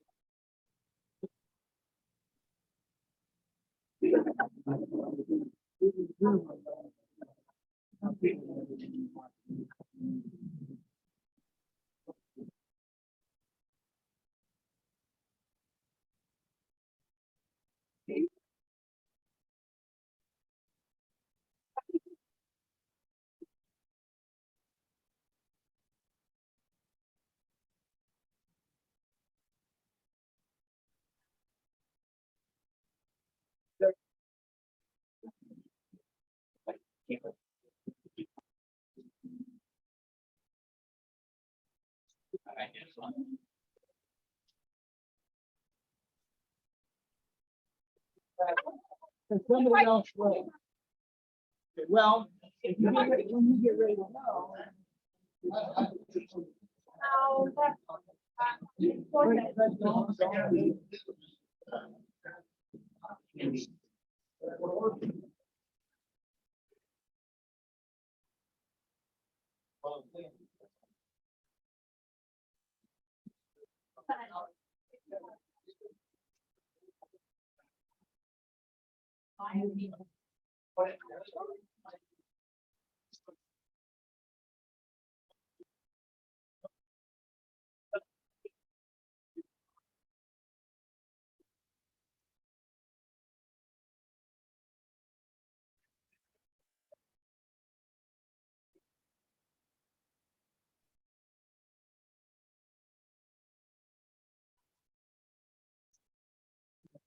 Right.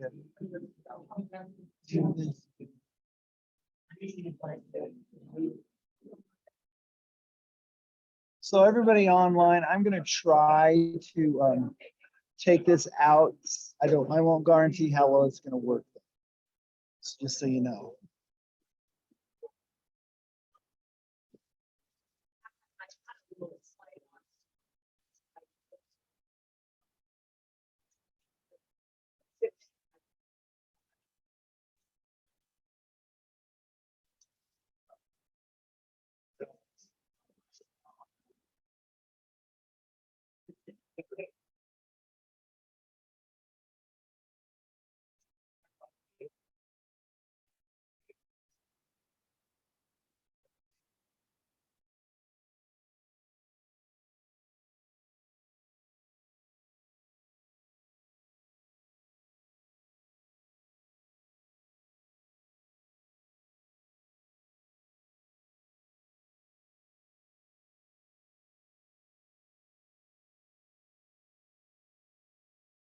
Oh.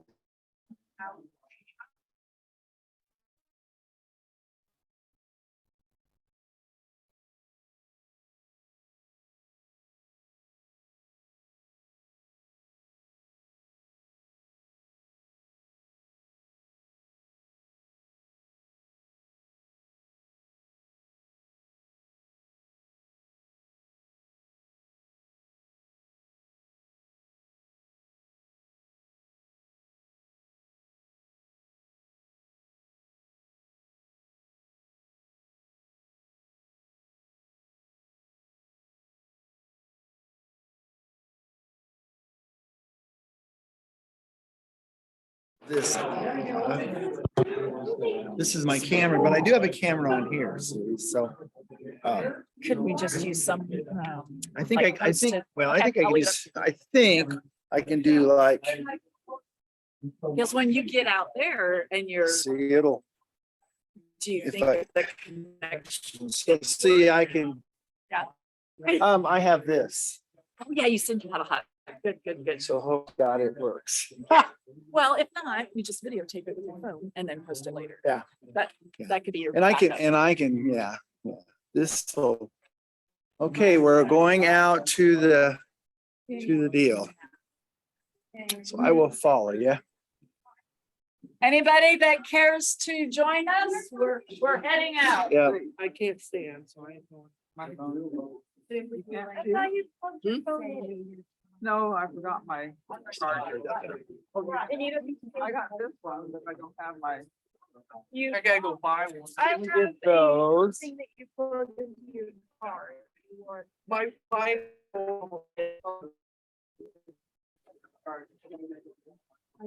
Okay, here we go. Let's just get a few of those. Take these out for the kids. And mark their cards. What are you doing? Do you have someone to help with that? No, Can I? yes. would I you- just don't know Wants to exactly help. what. Come on out with me and we'll. I'm going to, I'm gonna take this out too and videotape that. So it's gonna be. Let me shut this off here. I think I have enough battery that I can. You want that?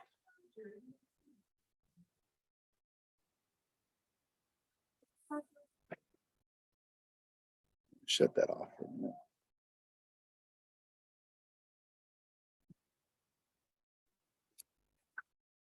Hey Jesse, how are you? What is their plan, tonight? I mean, or tomorrow? What's the goat people doing? So the goat people are gonna be in here, the sheep people be in there. Right, so you don't need those panels set up anymore then? Probably not. Okay. You can see. Well, If you want to take them down. I'll start working on them. Okay, I was gonna say. I'm gonna head out tomorrow. Yeah, no, I understand. I don't want to Yeah. leave you to break them down by yourself, Okay. so.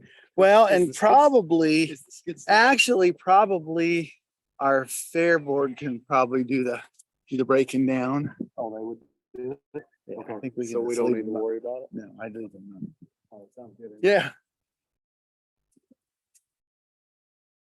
So we're gonna go judge. So if you see the kids, tell them. Okay, we're gonna meet out back here with the. So you guys wanna go, you guys wanna judge sheep, goats? If you wanna judge, you gotta follow us here. Okay?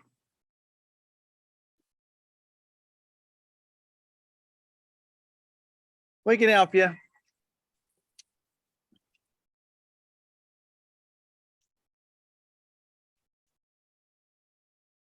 Leave.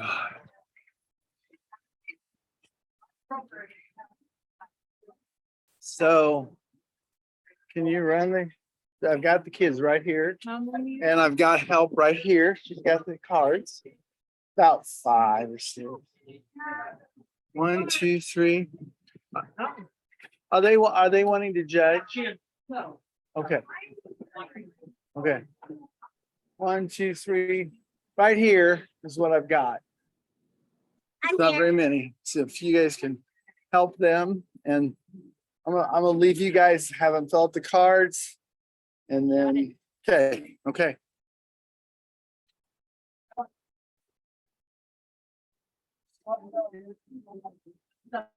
I just think more of us. Just say we pretend. I'm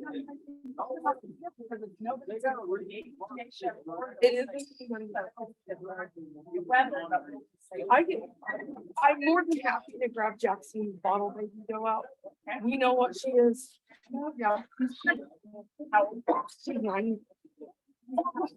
Okay. So I'm gonna get this on video. And then I'm gonna, you guys gotta tell me what, if you can see. Okay.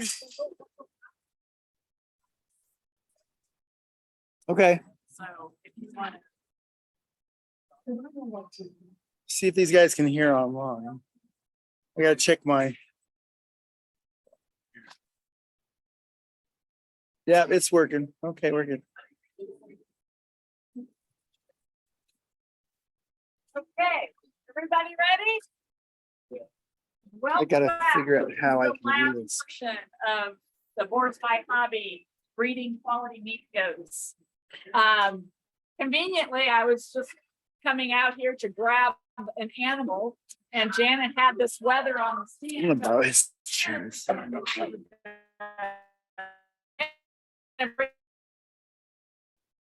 Apart. But if you guys all have the teal sheet that has the mating program on it, that's what I'm gonna be going off of. It was a separate handout from the great big PowerPoint that was stapled together, okay? So basically, when I was taught this system, you know what, Janet, let's leave her down so everybody can see the weather. We'll do the weather and then we'll do her, okay? So, my husband said, okay, you got pairs. You have 1 and 4 that are opposites. And that's mostly in the front end. You have 2 and 5, which is more of your middle section and your udder or your testicles. And you have 3 and 6 that are talking about your rear end.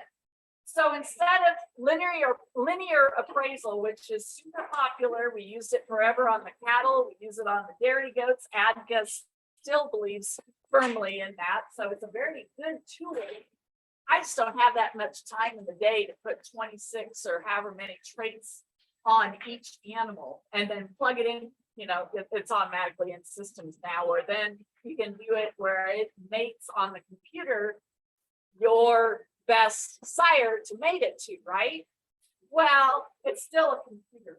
You need that human intervention that says, well, the computer says this, but I don't agree with, this trait. So you can or you can say the pedigree has 5 generations of straight-legged legs, and then this doe, looks fine. You better protect her. So she's moderate, right? So that's where the human still has to be there to take that mating into consideration. A computer can't do it all. We'd all be out of that computer making good, right? So anyway, looking at the front end, you look in the front and you say, is there a long neck? That's a feminine trait, or angular. Is it maternal? Does it have that feminine eye, that super masculine head? And like I said, this is a leather, but we're pretending it's a doe, right? So it's a little bit masculine, right? She does have a nice long neck. What about the ears? Everybody thinks we're so crazy by looking at ears. If it's a really long ear, it's more maternal, it's a taller animal.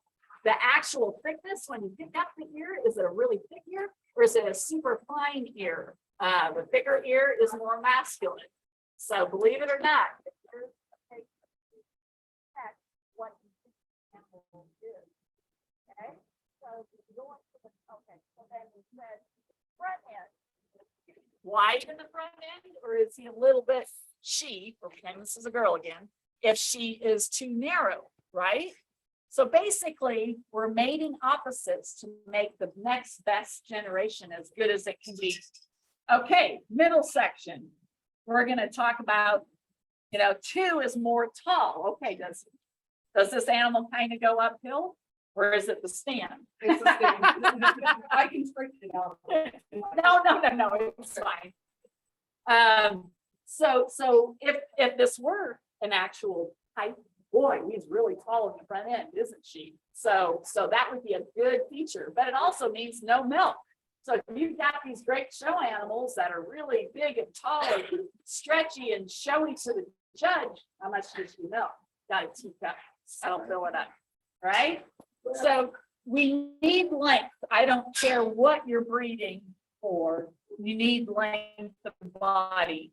And as we continue to breed all this muscle, we're shortening it up. The Boer goat breed better be careful, because we did a lot of carcass evaluations after our county fairs, and the ones that were long, even though they were more slender, would have more pounds of meat than the short stubby ones, right?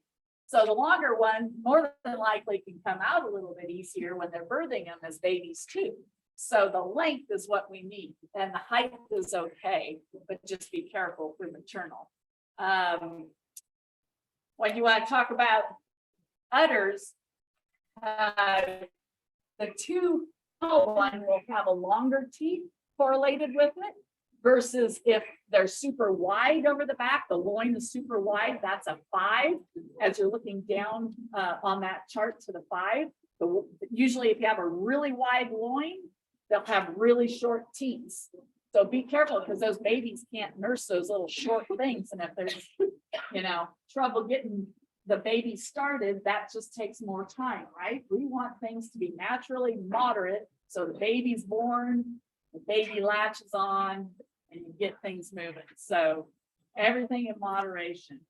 That wide loin, I don't know how many judges have told you, but in our market area of judging, they always correlate the big forearm to a wide loin. That's been, that's throwing this system out the window. They do have that perfected, where the bigger forearm correlates to the bigger loin. Okay. Now going to the rear end, this is what I talked about was one of the most important areas of the goat. If these thurls, which here's the hip, here's the pin, The thurl is right in between. You can feel it on him. It's way out here. Number one, that's gonna be more meat. Since this is a weather, you know, he's gonna have more meat than a goat that pinches up, more like, you know, I don't want to say a dairy goat because they're supposed to be wide for dairy goats too, right? But I think you guys have all known what I'm talking about, the goat that's wide in the hips and super narrow in the pins, and she can't have her babies, right? So you want this thurl joint that's right here to be really wide, because then when she opens up during labor, there's even more room for that baby to just slide out. Adequate width from, or from hooks to pins should be, we all like those pretty straight top ones in the show ring, but they actually are a little too straight for Mother Nature. You need a little bit of slope to make those babies come out easier. Okay, so we talked about the thurls, we talked about the rear end being open, and what unfortunately correlates with that is leg. He's standing up here just on his hand now. He is actually sickle, which is okay. I would rather have a little bit more sickle than that straight leg, like the covered gentleman, Rob. There he is. Yeah. So Rob talked about those straight-legged animals can't get up and they're more prone to preg tox and ketosis and all that. A little bit of sickle is okay. You don't want them super crouchy to where they're, you know, not able to get around, but it's much better than being too straight. Unfortunately, the crooked leg is more dairy thin correlated than the straight leg. The thick wethers that we're all trying to breed go with a posterior leg. We've done studies. We've done so many breedings where we see the correlations and it makes sense. So, yeah, so then we, from the 3, which is just basically a beautiful open rear end mama goat kind of thing.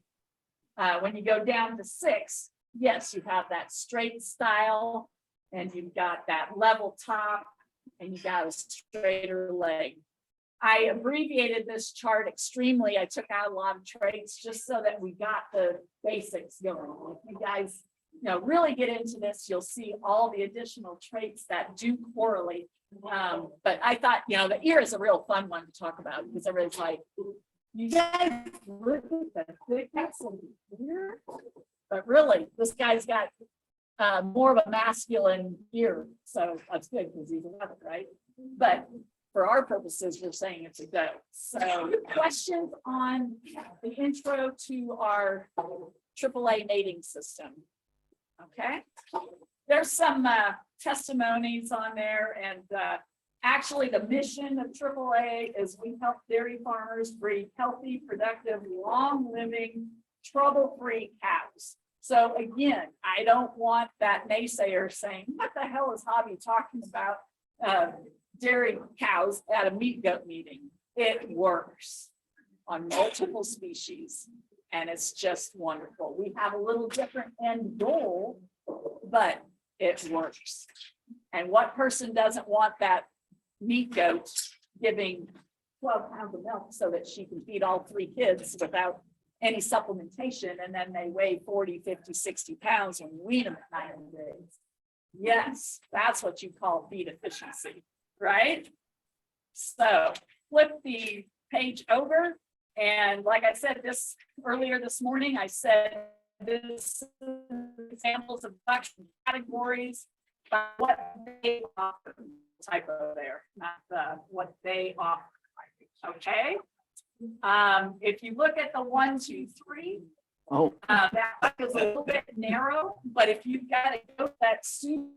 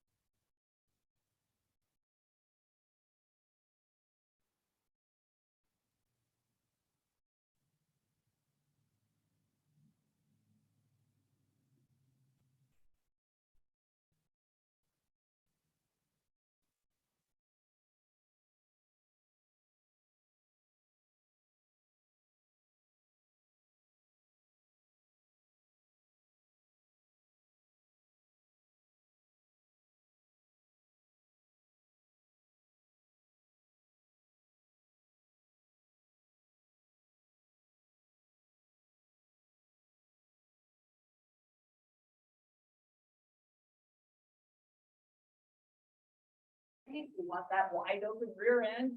And 4, which is strong on the front end. So 2, 3, 4 is a pretty good category to have. You want to strive for that, right? So the buck that is in that first picture, the names are actually not on there. They're just pictures of bucks that Bill pulled. But see how long the stripe is? That is awesome. That goat is showing tall, long, stretchy features just by how he's walking. And that is good for if goats are out in the open, they can go travel lots of miles in between foraging and that kind of thing. He's got a big bone and he's got that adequate set to the hock. See how he's walking and you can see the set that he's comfortable on his feet and legs. And like we said all day long, we need that comfortable leg for longevity, right? So that was my favorite picture for the 2, 3, 4. The other one underneath is just as adequate, just camera angles are a little bit different. I really love that top picture. The next category over is 1, 3, 5. So we got 1 and 3 are sharp weights, and 5 is a strong weight. So there again, we've got some good balance. What does your doe need so that the buck can make that better combination? So 1, 3, 5, if you look at that buck's flank, you see how low it is? It's really, really, really low, which means there's a lot of depth of body and flank. So there's more room to put those 3 babies for the doe that he's going to sire.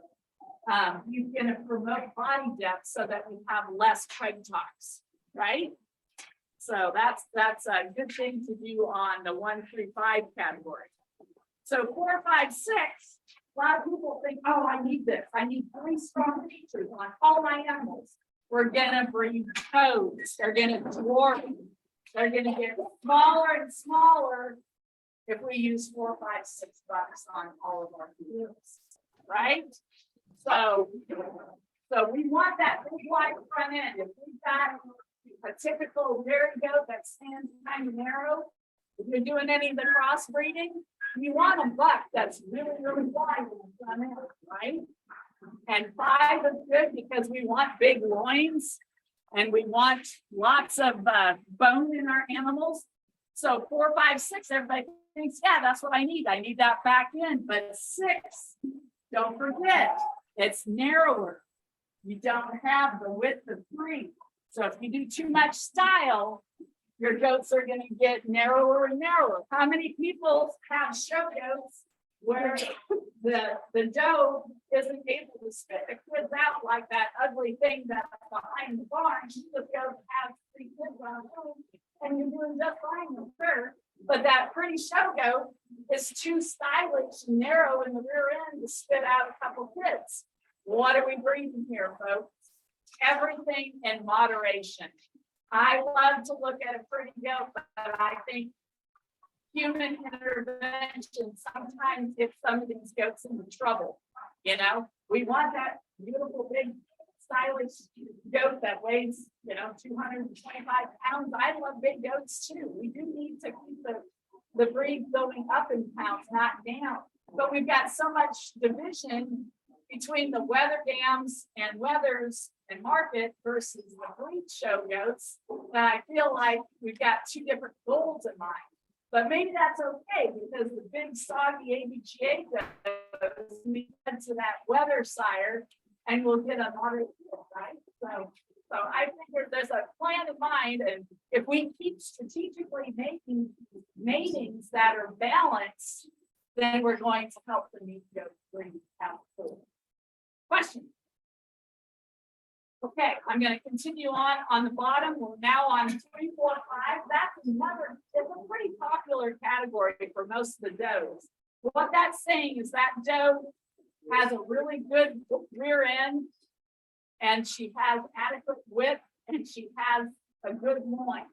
So that's kind of what we're trying to breed. So hopefully, with there being so many does in that category, we're going to produce more of those kinds. Okay. 246 is another kind of showing. I would say the 126 up on the top is what I was talking about, that the showmen have to get them set wide. But the 246, I think is most of the showman. They're supposed to be bigger, taller. They're 4, they're supposed to be wide in the front end. And they're 6, they're supposed to be stylish, right? So that's what, you know, the show industry is trying to bring. There's nothing wrong with that, you just gotta do everything in moderation. And have that butt that has that free opening to open that dough back up again. Okay, 561 in the last category that the buck does. 5 means he's got a big wide loin, but 6 is that he's stylish, but he's narrow in the front end. So we need to, you know, look at all those categories. There's bucks that do all sorts of things. And they will work for some does, but they won't work for everything. And like I told you earlier today, there was a buck named Toby that worked phenomenal on our herd at that time. Didn't work for the buyer that we got him from. I think that's why we got it for such a reasonable price. We got it for $500. And she was ready to, she was supposed to go to another sale and we ended up buying a premium before we don't have to do now. So it was a great investment for our first main herd sire that we got. Okay, the plain piece of paper. I kind of like this one because let's use her now, okay? Paper. You can either throw her up there. Yeah, there's nobody over here, Janet, so that's fine. You have to throw her up there. Come on, sweetie. Yeah,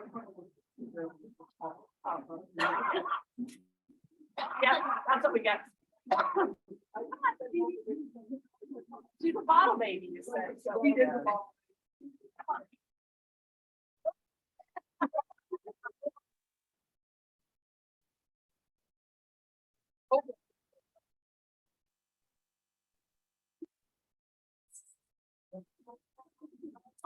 Hey, send that to me, Barney.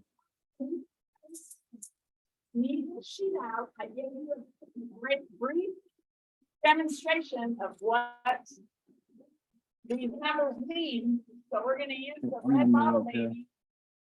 And we're gonna analyze her. Because we don't need a judge, remember? We can do this. We can do this on our own.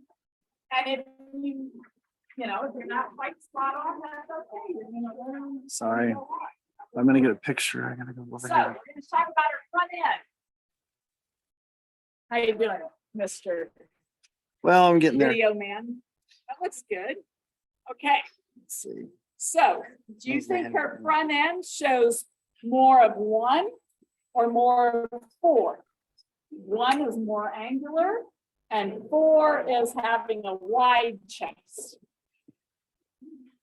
and more masculine. Do you think she looks like 1 or 4? Speak up. 4. Okay, you think she's 4? She's got enough width, but she is pretty feminine. So I think she's kind of in between. These goats that are really balanced are hard to analyze. So don't get discouraged if you're sitting there scratching your head going, I don't know. So let's take a look at 2 and 5. 2, if she's 2, she needs 5. If she's 5, 2. I think she is a 2 where she has tall body style and long features, or is she a compact little thing? 2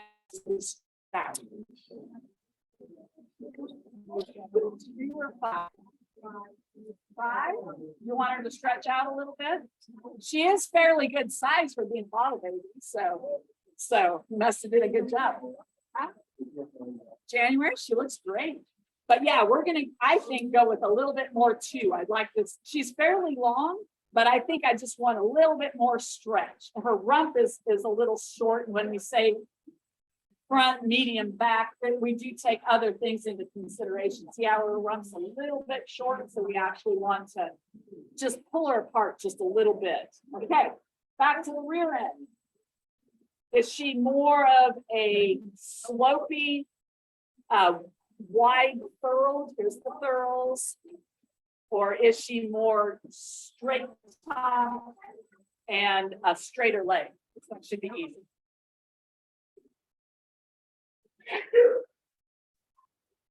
She has more slope, she has more sickles, she has a really nice leg. So I'm gonna go with 3 for her, and she needs that leveling out of the hip a little bit with 6.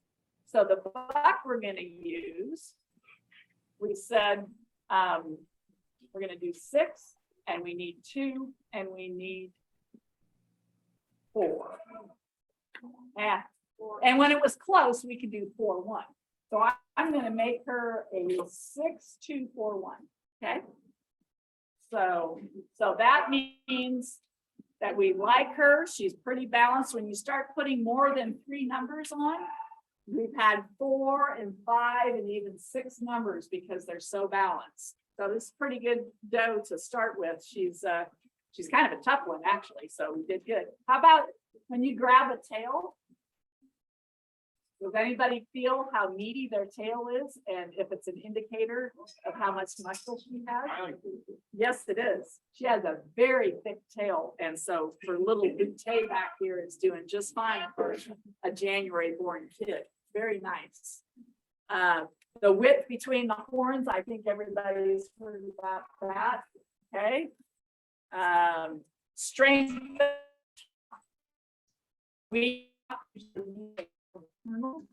Okay. She's got adequate ear thickness. The forearm is good, so she's got some 5 in there. So yeah, overall, that was a really nice doe. Anybody have any questions? Anybody want to bring some of their goats so we can analyze? Can I put another one?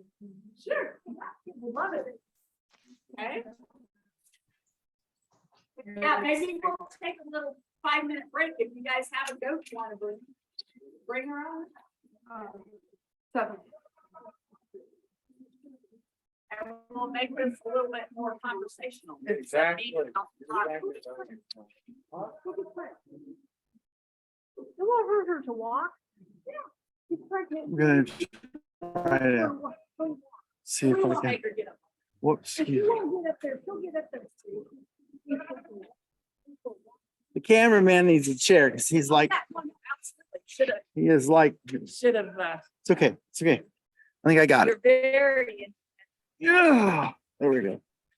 There we go. Yeah, that's me. that's good. You don't want to bother him. That's a good humble feature, right? Yeah, we hope anyway. Okay. Somebody.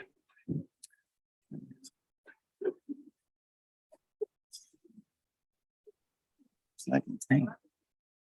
Yeah, that is a nice weather. Very nice weather. Nice. Nice. It did show pretty good at our show. I'll just say that.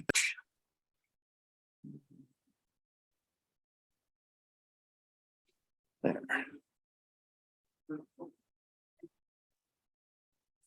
Oh, it's not thick yet. So when you trim this foot, you didn't want Janet. New ones here with W.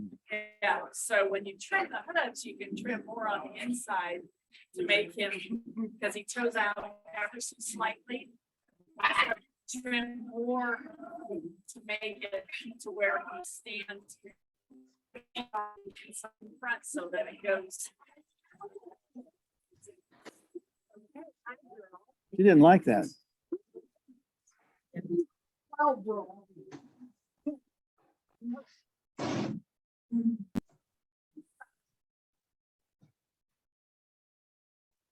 As working.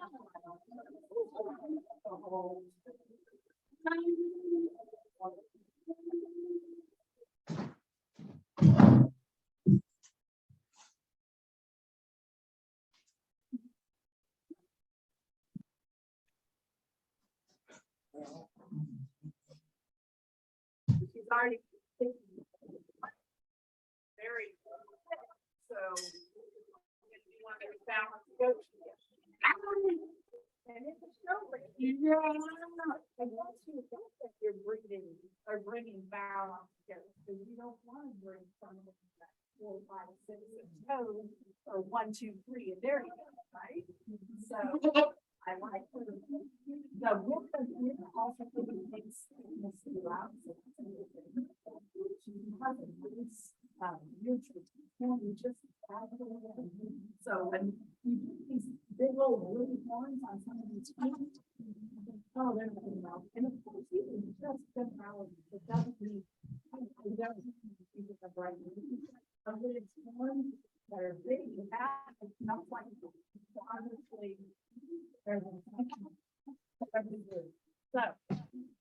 So she's got a long neck. And she's got a wide front. So again, 1 and 4 is pretty close together. Okay, when you look at length and size, her loin looks tremendous. I can just put one hand on it. Extremely wide loin, probably her best feature. Along with the nice feminine head, so I can't, it's a really nice combination to have with her. Okay, so is she more 5 or is she more 2? 2 is more, we need more upstandingness. 5 means she has a wide loin. She already has the wide loin. So I'm gonna go with 2. She needs more upstanding, right? She's kind of level, if not down. A little bit. Okay, rear end. Who wants to be the rear end? I'm not here. I'm not animal person. So is she more posting or is she more set to her legs? More posting. Okay, is she more sloped to the rock or more level? More sloped. So we got 3 and we got 6. So she's getting confusing again, isn't she? So probably why you brought her up here, because she's a complicated one, right? So now I think we're going to go. So the first number that you put on your goat is the most obvious. So me, what does she need the most? What did we say? She needs more upstanding. So that's 2. Okay. So we're gonna do 2. She needs more 2, more height. She's got that super wide loin to make it that way.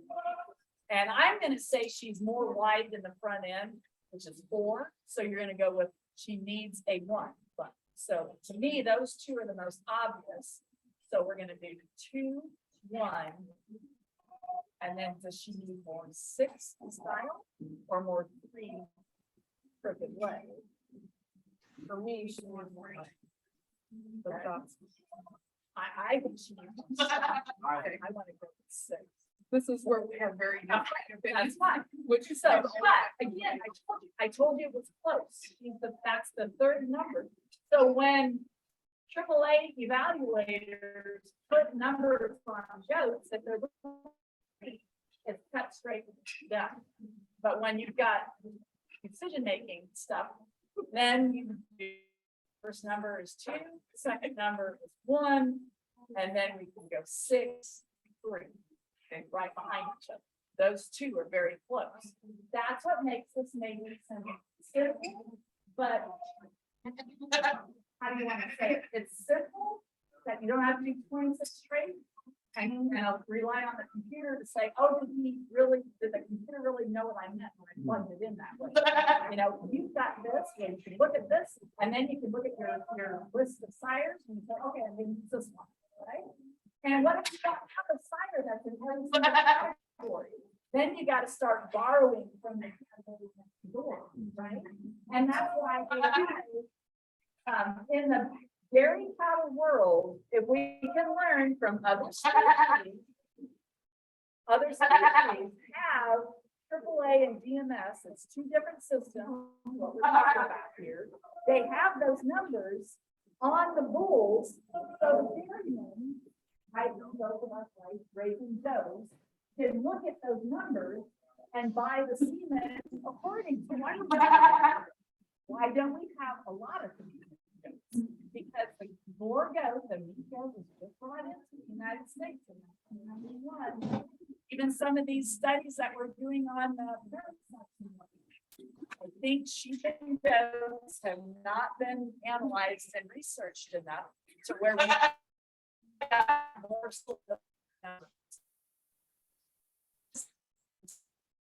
So we as.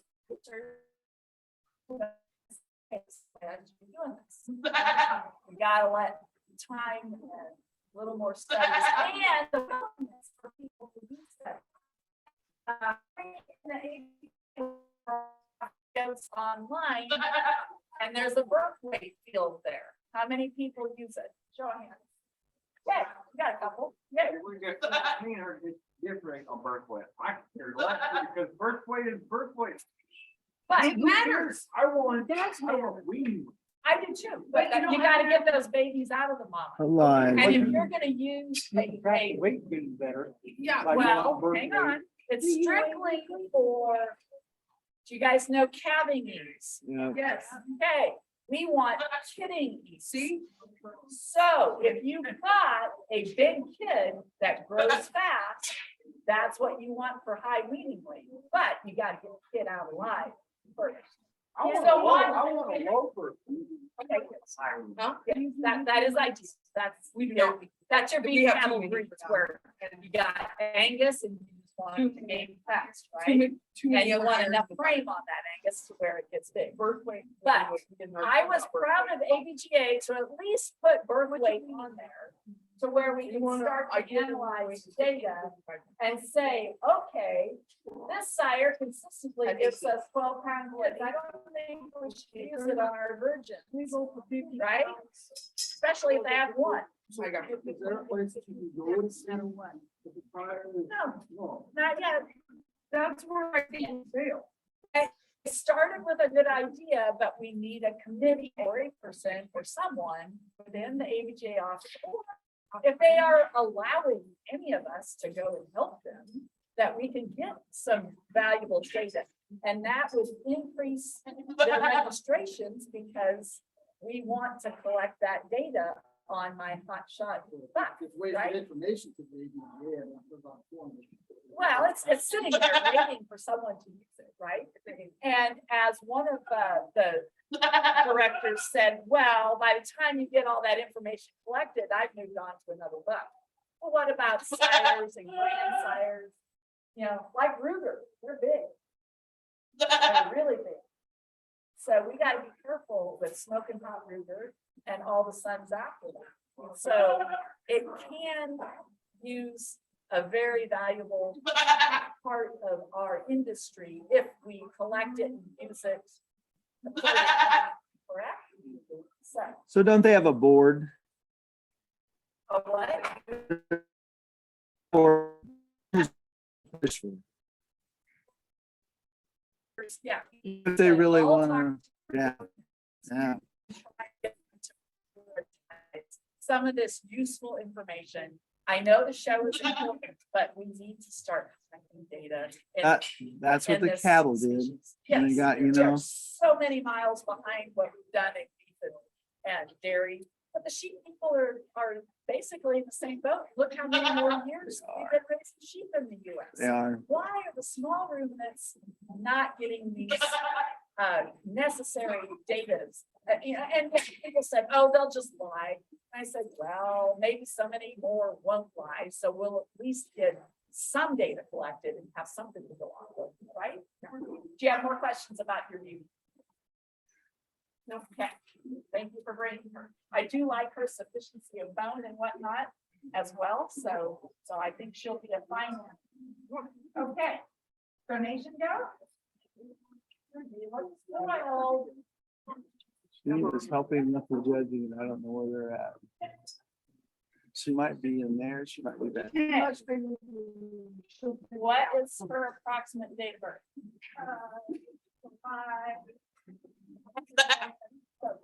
She's strong.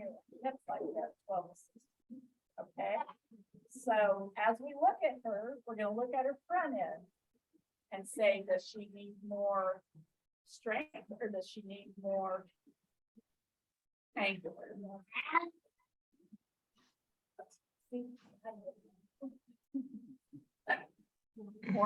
More angular, I agree. Yeah, she's She's got a nice, and she does have a little excessive weight, if I went back correctly. No, what's the correct term? She's a little. There we go. So, yes, we won't say it, that we won't hurt her feelings, but she'll be okay. So you gotta look through that. If you took that extra weight off, she still has that coarse form, and that deep jaw, which is good. But a little bit stronger. Her head just doesn't look quite as feminine, and that's, people are like, what do you mean by feminine? And I'm like, well, I guess it's just more refined, like that last doe that was just here. She's got more prettiness about her head. She's a little bit.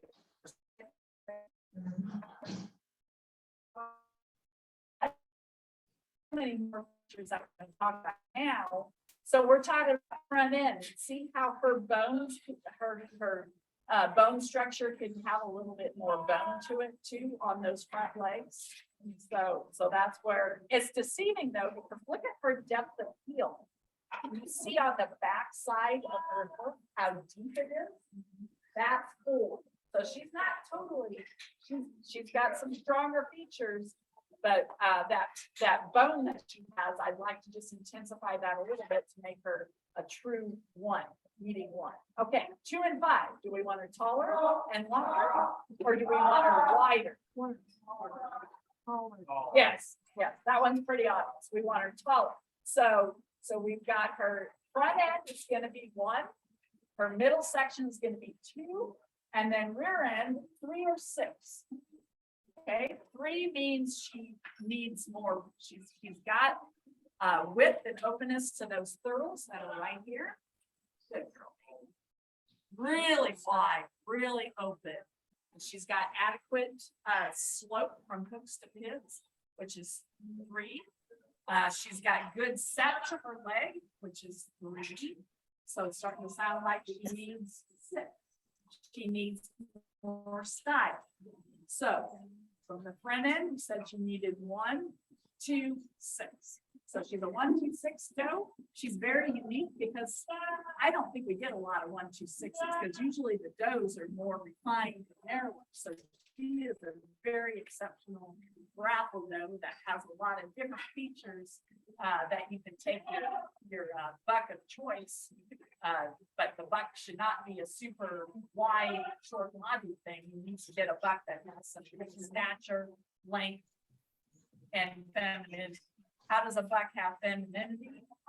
You need it. And can you come down to the thinner ears on the buck? I think Levi's got a buck that would fit her pattern quite well. So.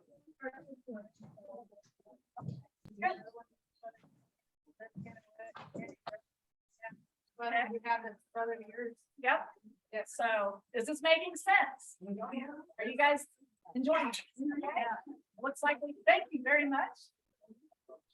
Good. Okay, Iris.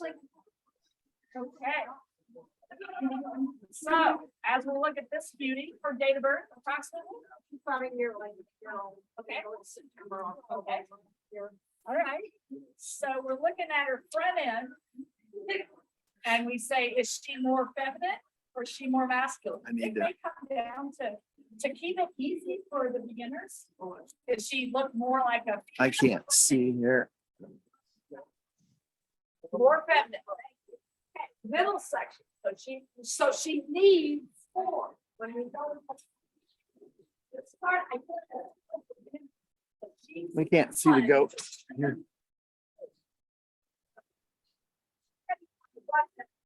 Can't see the goat.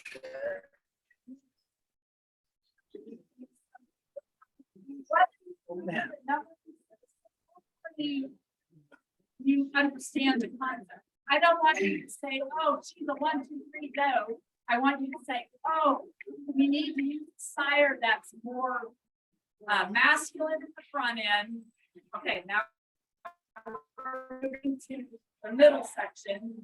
And again, there's other factors that play in her body, but just to keep it simple for the beginning, does she need to be more tall or does she have a really wide loin? let's come back here.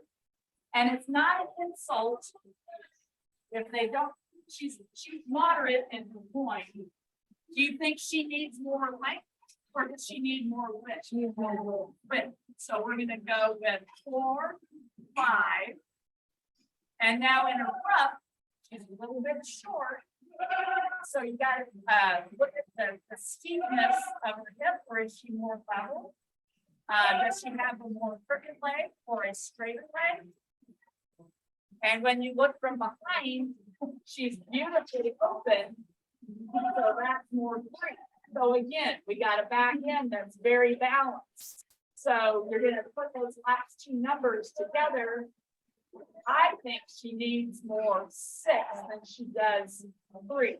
So I'm gonna do 4, 5, 6, 3.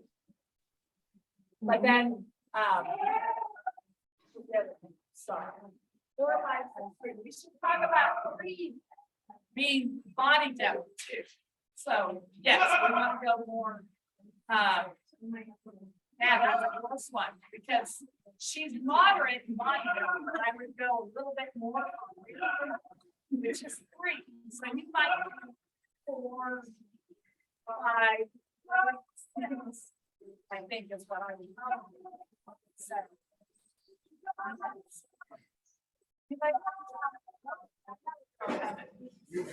Okay, this is our pregnant girl. Oh, I like her. She's got some different features that we can talk about. Okay. When you look at her front end, is she more feminine or more masculine? She's probably in between. That loose skin under her neck makes her look masculine. She does have a nice wide open muzzle, which is actually more of a code 3 trait. She has a fairly thick horn, but it's not excessive. So we're gonna go with she needs more dairy, which is a 1. That was our front end. Very adequate. So yeah, we're gonna say she needs 1. Okay, 2 or 5. You want to walk her? Yes, that's pretty obvious. I think she is pregnant now, so the stage of lactation makes them look deeper body. She's a little shorter body just because she's carrying a lot of products, right? And so, yes, I can see. But still, I think I want to stretch her out from end to end just a little bit. So we're going to say she needs 2. Okay. So we've got 1 in the front, we've got 2 in the middle section. She is a very obvious 3.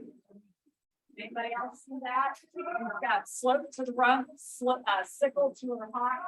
She is slightly alpha, that is no problem, but because that correlates with her burrow width is impressive. It is so wide. Maybe it's just the way she's standing. You step her ahead a couple steps. There, see? She stands wide. I think she's just pregnant, standing where she wants to right now. So when you're doing this mating program, can you see how you won't get barn blind, you won't go down a tunnel if you continue to use this program on every single animal and you analyze all 3 parts of the animal. It really keeps you on with your animals. So we're gonna make her 1, 2, 6. So when you look at this buck picture on the other page, it makes sense. You want to use someone like that red meat buck, and he's gonna stretch her out. She's got the wide front end, so it's okay if you use somebody that's a little bit. The buck can actually be a little bit feminine. I know that sounds bad, but you know she can afford a buck that's not quite as masculine because she's got the strength up front, which is good. So again, when you're looking at the numbers And these animals, can you see how they're carrying and really, it's fun. We love doing it. We really do. She's a cool one to bring. I really appreciate you guys bringing her. Perfect. So very nice though. The strength teacher, one other thing I wanted to say, look at this rat. That rat is probably one of the best rats that we've had, even though it's 4 months pregnant. Very strong. Thank you for bringing her. Okay, Sam is gonna want to here. Okay. So, back to our simple sheet of paper, 1 or 4. Does she need more masculinity or more feminine? And if you don't like it, you can say we're gonna skip that one. If you think it's too close, we can just say, let's skip that one. Okay. I can see a little bit of both. So that's where I'm okay with skipping that. Okay. 2 or 5, does she need more height or more width? Okay.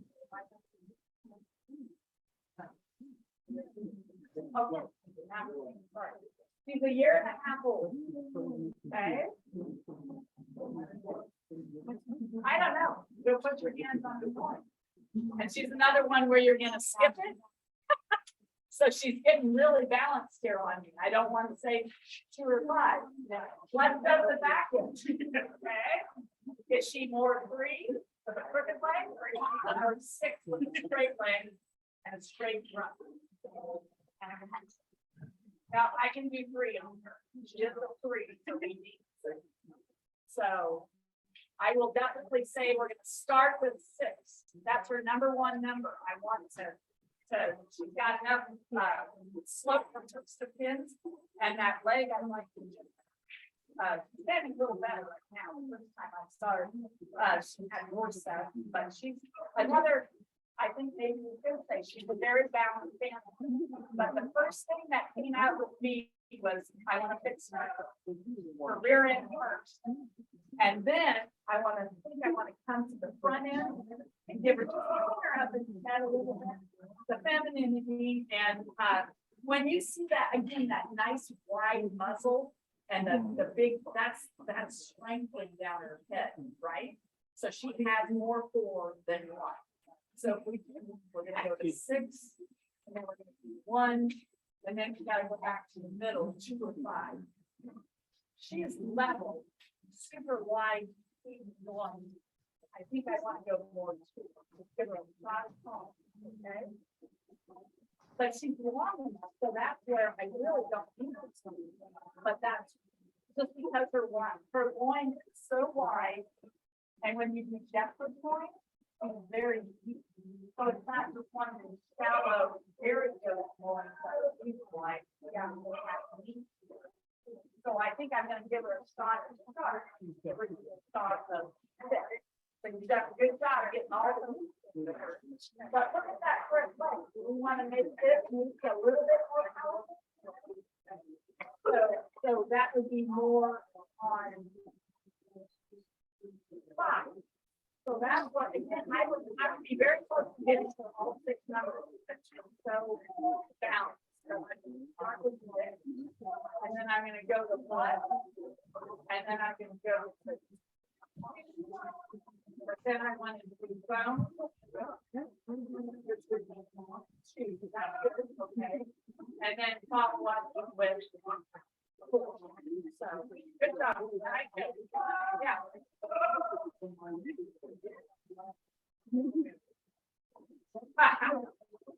You're about to be sued. Whatever, right? So,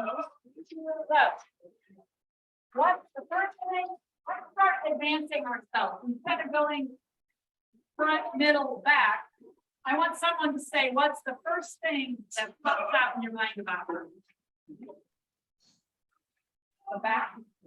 Got really good rear end. Anyone else? Look at front and back. Look like you've got those folds. See, it's so wide in front and rear.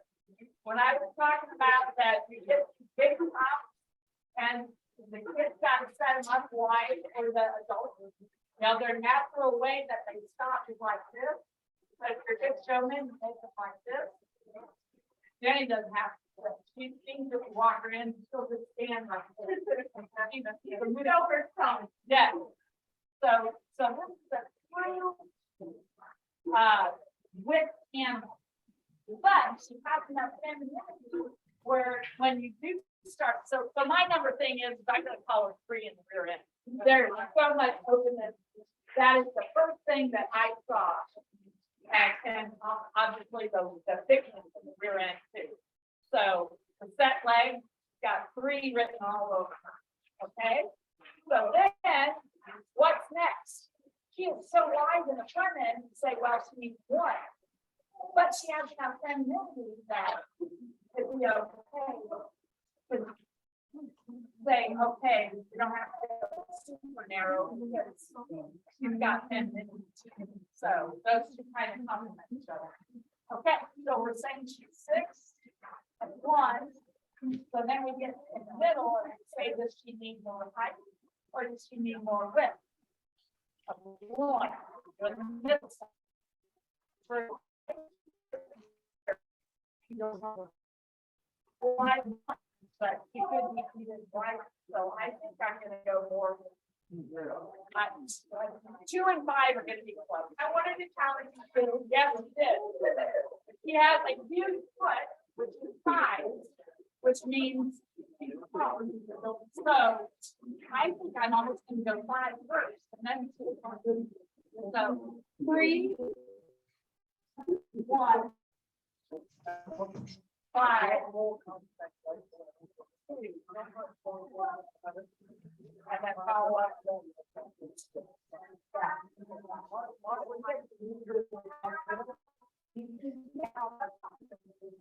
But you know how hard that is. What's the number 1 thing you want to improve on?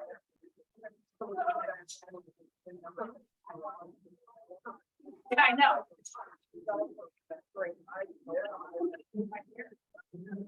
For years. Okay, what matter this? The thickness of this got a medium here, so not thick here, so she's got a medium. What I want to get rid of right here. So Britain, we want to get rid of that masculinity. So I think I'm going to go for feminine on using something that has. How does she know? Very a lot. A lot. That's good. Yep, that's awesome. So yes, you brought a good one, but she's super strong tough, so you almost want to go more sharp features than strong. But she's very wide, which is the number 1 thing you look at is okay, she's wide. So we're gonna use something sharper. We don't want her immunity. If we bring her to someone just like her, we might start getting lax. Now, I want to protect. And everybody's like, she's not a dairy goat suit, but we have to have milk for those too. And if you continue to use source for the buck, you're gonna reduce the amount of internal, and they're gonna hurt kids not to well. If you have daughters like, okay, so we're gonna go get. All right.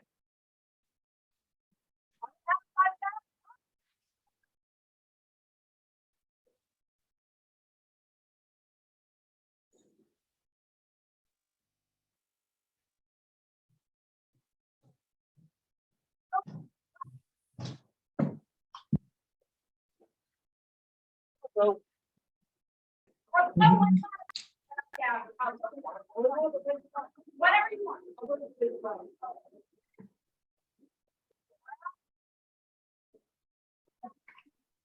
Every day I'll have meetings when they look at it. Oh, no.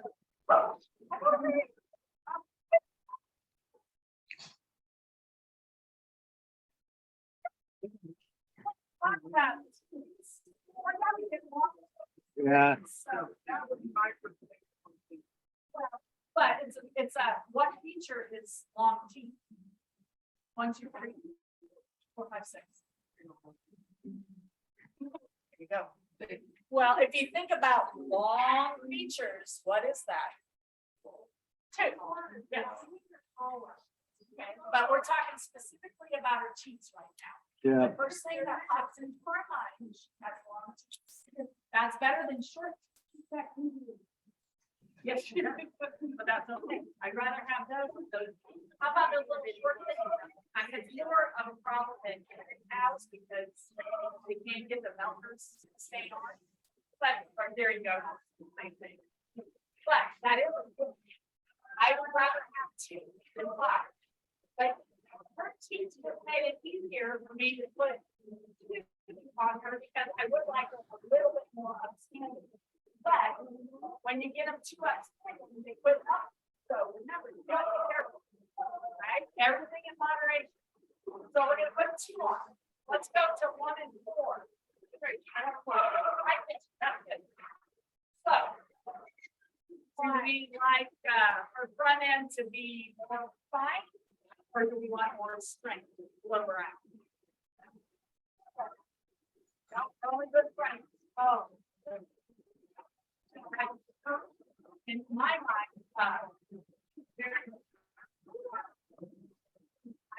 need to have 1, so we're gonna give her 4, like blow out her front end. But you gotta have that femininity. So. We already said she needed 2, which is gonna give her more bones. You guys look at that paper. More bones is 2, right? So I'm getting pretty good. I can remember it now. Yeah, I got it. Okay. Okay. So now we go to the rear end. I didn't get your question because it was lower. What did you say about the rear end? Well, I think I'm a little nervous. So, but I do see more 3 than 6. So when you say 20, naturally, that's not side of it. That's you just gave me the answer. Good job. I didn't even ask her. She said she's more 3, right? So front end, 4, middle section, you said 2, taller, and in the back end, it's 3, we want to give her 6. Okay. And what concerns me is her curls are really wide, but she's still kind of squat. So I think that style is going to help elevate her and give her more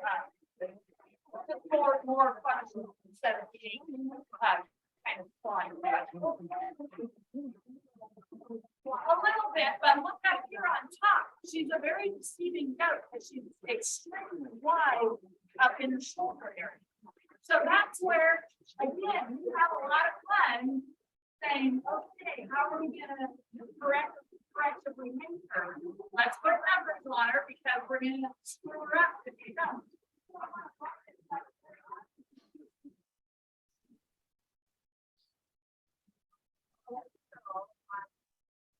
Well, then we start measuring.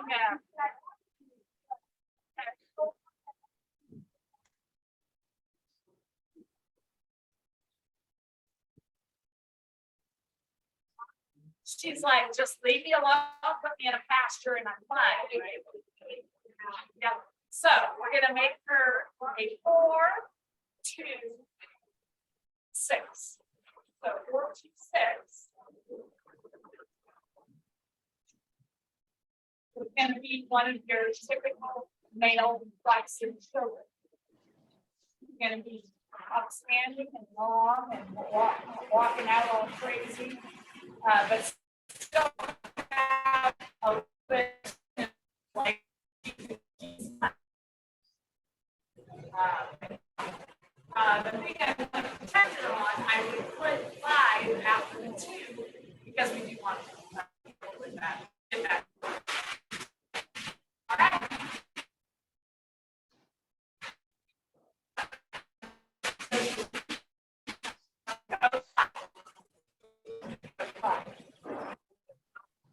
Find a buck.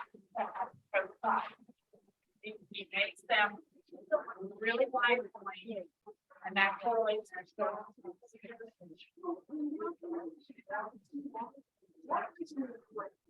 Oh, the flare, that was the problem. And that's, she's a hard no, because she's long to do, which you need 5, but she's flared, so that's 5, so that means 2, which is a narrow. So she's giving you mixed. Yeah, she's a tough one. Yes. What looks so natural or easy ended up being complicated because of certain things like flared teeth and her shoulders being wider than in the front end. And yeah, she's a good one. Okay, here we have daughter. And careful with the rock. All right. Okay. So the number one thing we said we wanted to improve on that. She gave it to me. So I said I wanted to reduce some of the, and really, it's more of a show goat thing because I don't mind being brisket. You know, they say, oh, it should be more flat because then there's more valuable traits of or pounds of meat that like percentage that are going to go into the rack and the loin and the leg, which is our favorite thing. But how many of us eat brisket here in the US? It's also, wasting where it might make her less feminine, but as a whole, I bet she says. They'll get mean these days. But I think ABA is more forgiving than if when she was little and she went in class, they were just got too much when you go into these weather classes. So again, it depends on the avenue that you're going, how you want to breed your animals. So I still say everything in moderation, and your extremes are on either end. And those are the ones you show in the different shows or marketing in the different. You know, if you want total pounds of people for a commercial breeder and he wants a big buck, you're going to find one of those extreme 2, 4, 6 bucks that we were just talking about. And that's the one that commercial guys want. He just wants pounds of meat, right? Sorry, no, I'm sorry to say, but a commercial guy would really love a boy on herd. And I don't think you want to let your favorite buck go to a commercial guy, but that's what they're looking for, right? They want pounds of red meat, right? So, okay, think about mama. Think about this show. 1 or 4.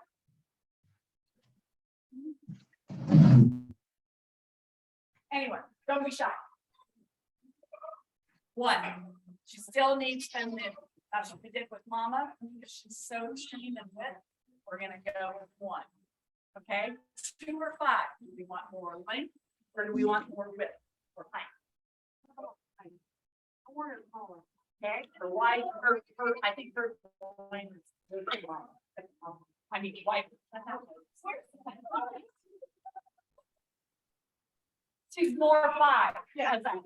So we were talking about 2, so we want more height. She's got an extremely wide loin. Let's go with more height, even though she's very adequate. We're just gonna go with that because we're doing 2, yes, because she's so 5. She has so much 5, we're gonna use a code 2 button because the doe is what needs the number. The black is what gives it. Okay? So I'm used to analyzing females. The males, they usually have codes on them already. So my husband's much better at the males than I am. So everybody bringing those, I can know how to code. You can code them. I'm just. Yeah, no, you just do it yourself right now because there are no. So one evaluator that came out and did our herd. And I'm not even sure if he's still doing AAA work. So it's unfortunate. But it's something that my husband, if he was 20 years younger, I bet you make it sound like he is. I'm old. No, you're not. Yes, we are. Maybe it's just because we raised many goats. We can get up in the morning and do chores and then go to work, come home, do chores, go to bed. That's what we do. Yeah. Are we How many of us are in that category, right? Yeah, so we all have different jobs that help support our problem. Problem, yes. So where were we? We were on, she needs 1, she needs 2, rear end, 3 and 6. She doesn't stand quite as wide as mama, right? Not as wide, yeah. But she still has those curls way out there.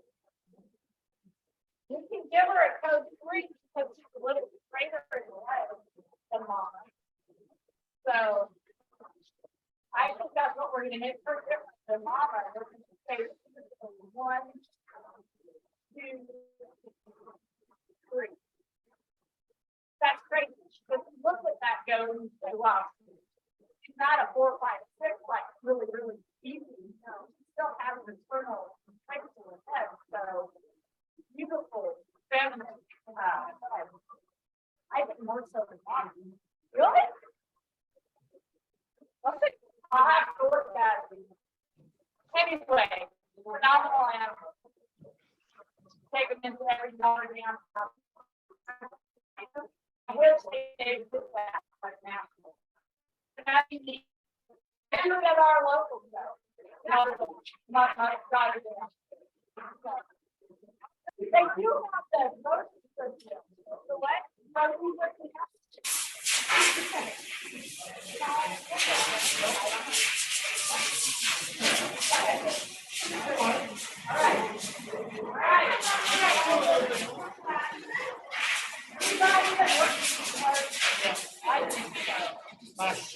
So this was one of the deals with one of the sales that we and I went to.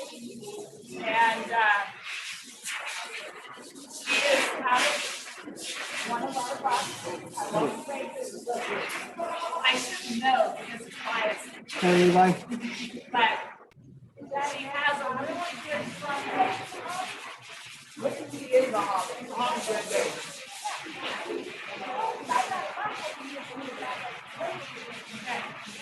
So, the Pen Pal, that is my, or C Pal, that's my daughter and her significant other. They started their own, and partners, and she went really more weather. So, we haven't had a lot of weather going here, other than the weather.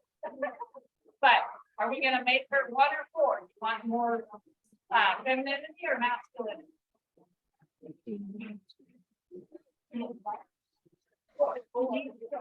Right. We want to, she gotta get her in when we buy sex stuff. You know what? Take her in the circle. Let's see where she lands. They got her. At a 4, that's masculine, right? More masculine. Yeah. Yep.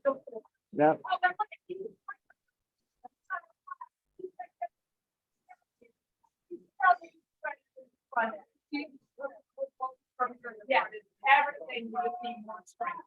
Okay. 5. You need more height or you need more width?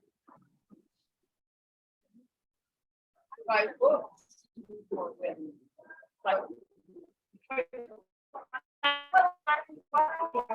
they're very confusing. Your bottom would be 2.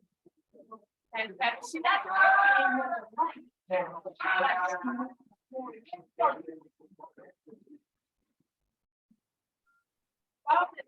want to do. So I want her to. So we're gonna go 4, 2. Okay, 3 or 6. Got good set. Got extremely wide. I think that's the widest thorough width I've seen. Proportionately, obviously, the nuisance that just went back to the head. But for the size, the structure, the stature of this animal, her pelvic width is extremely wide. So 3 is open, so that means she needs 6 style. But she really doesn't. She's a pretty hard animal to judge again. Here we are. Yeah. But I think overall, the main thing I want to give her is 4 power. Right? Yeah. 4 power. So 4, 2, 6 is what we're gonna do. Because she's got extremely width in the rear end. Good one. Good one. 4, 2, 6. 4, 2, 6 is what we're gonna do. All right. We got one right here. Volunteer, yay. So there we go. Agree, we're in full field. Yeah. Okay, so. We're ending up with some of our weather more so. What does she need? Does she need more 4? Or does she need more 1? Sharper rail.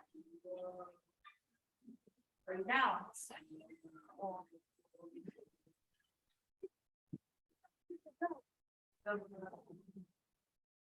You said you're treating her as a weather man. Yep. Yep. Well, and that doesn't matter. She will be. So. I'm gonna put on the same. And I don't want the influence of where she's being shown. I can put our numbers on just the same. Right. Okay? Pretty. So I think some of the ABJ styles we brought in, she is very ready. So, okay. She's adequate in the front end. She's very. Yeah. I still think I want to get her a shot of power. So we're gonna do 4 at the front end. I think 2 in the middle, because I think if I can put my hand on her, she does have a very nice rack and loin. So we're gonna do more length, so that's 2. So we're doing 4, 2. Okay, 3 or 6 in the rear end. I think so too. She's atypical, a lot of weather dams. Okay, I don't know. In the shows, they just take the does that are bred for the market show, instead of them not having a purpose in life, they created weather dams. Oh, she's not gonna have a purpose in life. You're what she does now. Yeah, she's So, producing that- weathers. I That's- feel like the show. So like with the market, Allen yeah. show at County Fair, that would be more of a weather. So we have more of our breed style goats and we have more of our weather. I think sold. Okay, that's off topic. We're not talking about bucks and ducks. We're talking about how are we gonna make her better? She has a phenomenal front end. She's standing wonderful Yeah. right now. But we still want a shot of power. We want a shot of length. Yeah. So 4, 2, and I'm gonna go 6, just like that other doe that just walked out. She doesn't need it, it'd be neat if we could put like exponential numbers, like she needs 4 to the shot of maybe 2 to the power of 2 versus the doe that just came out. She needs 4 to the power of like 6 out of 10. So we really want, if I were to put the numbers on in order, I think I would go more 2. Just pick her up, stretch her out. Yeah. And then I would do more power in the front end as a 4. And then the rear end, which is ideal, we'll follow up with a 6, just give her a tick more. A lot of the weather dams, they're getting really steep and short in their rumps because we keep driving muscle. What's that do? It shortens the rump because code 5, we're shortening things. Code 2 lengthens, but makes them usually more dairy dairy. So as we continue to want to make strong, wide weathers, we're shortening the rump and it's beast. So we gotta be careful and realize what we're doing because pretty soon babies are gonna come out. They're too short. It's a good slope, but it's too short. And it's gonna get stuck in, so. And these little bulldogs that we're, breeding, it's gonna be hard for them to come out. They're not gonna be like that small, long baby that just slips out, right? So just use common sense. And a lot of times you can do it, but that bark line and that desire to make that next exotic weather, that's just gonna basically go, you gotta be careful. We're gonna make our animals terminal, right? That's why a lot of these weather dams, she's easily a weather dam because she has a little bit of body depth, but a lot of these weather dams, they are just tubes. And you tell me you're gonna put 3 babies inside there and expect them not to get pregnant on? Anyway, what's our time? Loss. 3:15, so we're I Very think I'm gonna close. open it up to any questions. If not, we'll wrap it up. Oh, yeah, the teats, when you do look at teats, that'll be in my next, I'm gonna go look at all the sale animals and measure mouth, teats and pick, just to make sure there's no, I don't wanna make a grand champion goat that has a terrible fish teeth that I don't think is gonna be good. Okay, you can do that. But as we look at teeth, I'm not here till one. Beautiful, 2 and 2. Yeah, they look good. Okay, that's good. A lot of times these weather dams, they'll be clustered because we're breeding so much thickness into these. Clustered teeth correlates with thickness. And, you know, you can say, well, look at her, she's fine. Yes, there are exceptions, but you gotta be careful with those extremes. If you see a sire starting to make lots of multiple, I don't like if they're teeth. They just can't be clustered, right? You got 3 teeth that are piled up on top of each other. Not good. So if you close the teeth, then five, right? yes, very good. Use code 2. Use code 2 to get a long. Usually those clustered teeth are kind of short. So you gotta go back on code 2 and make them long. Excellent.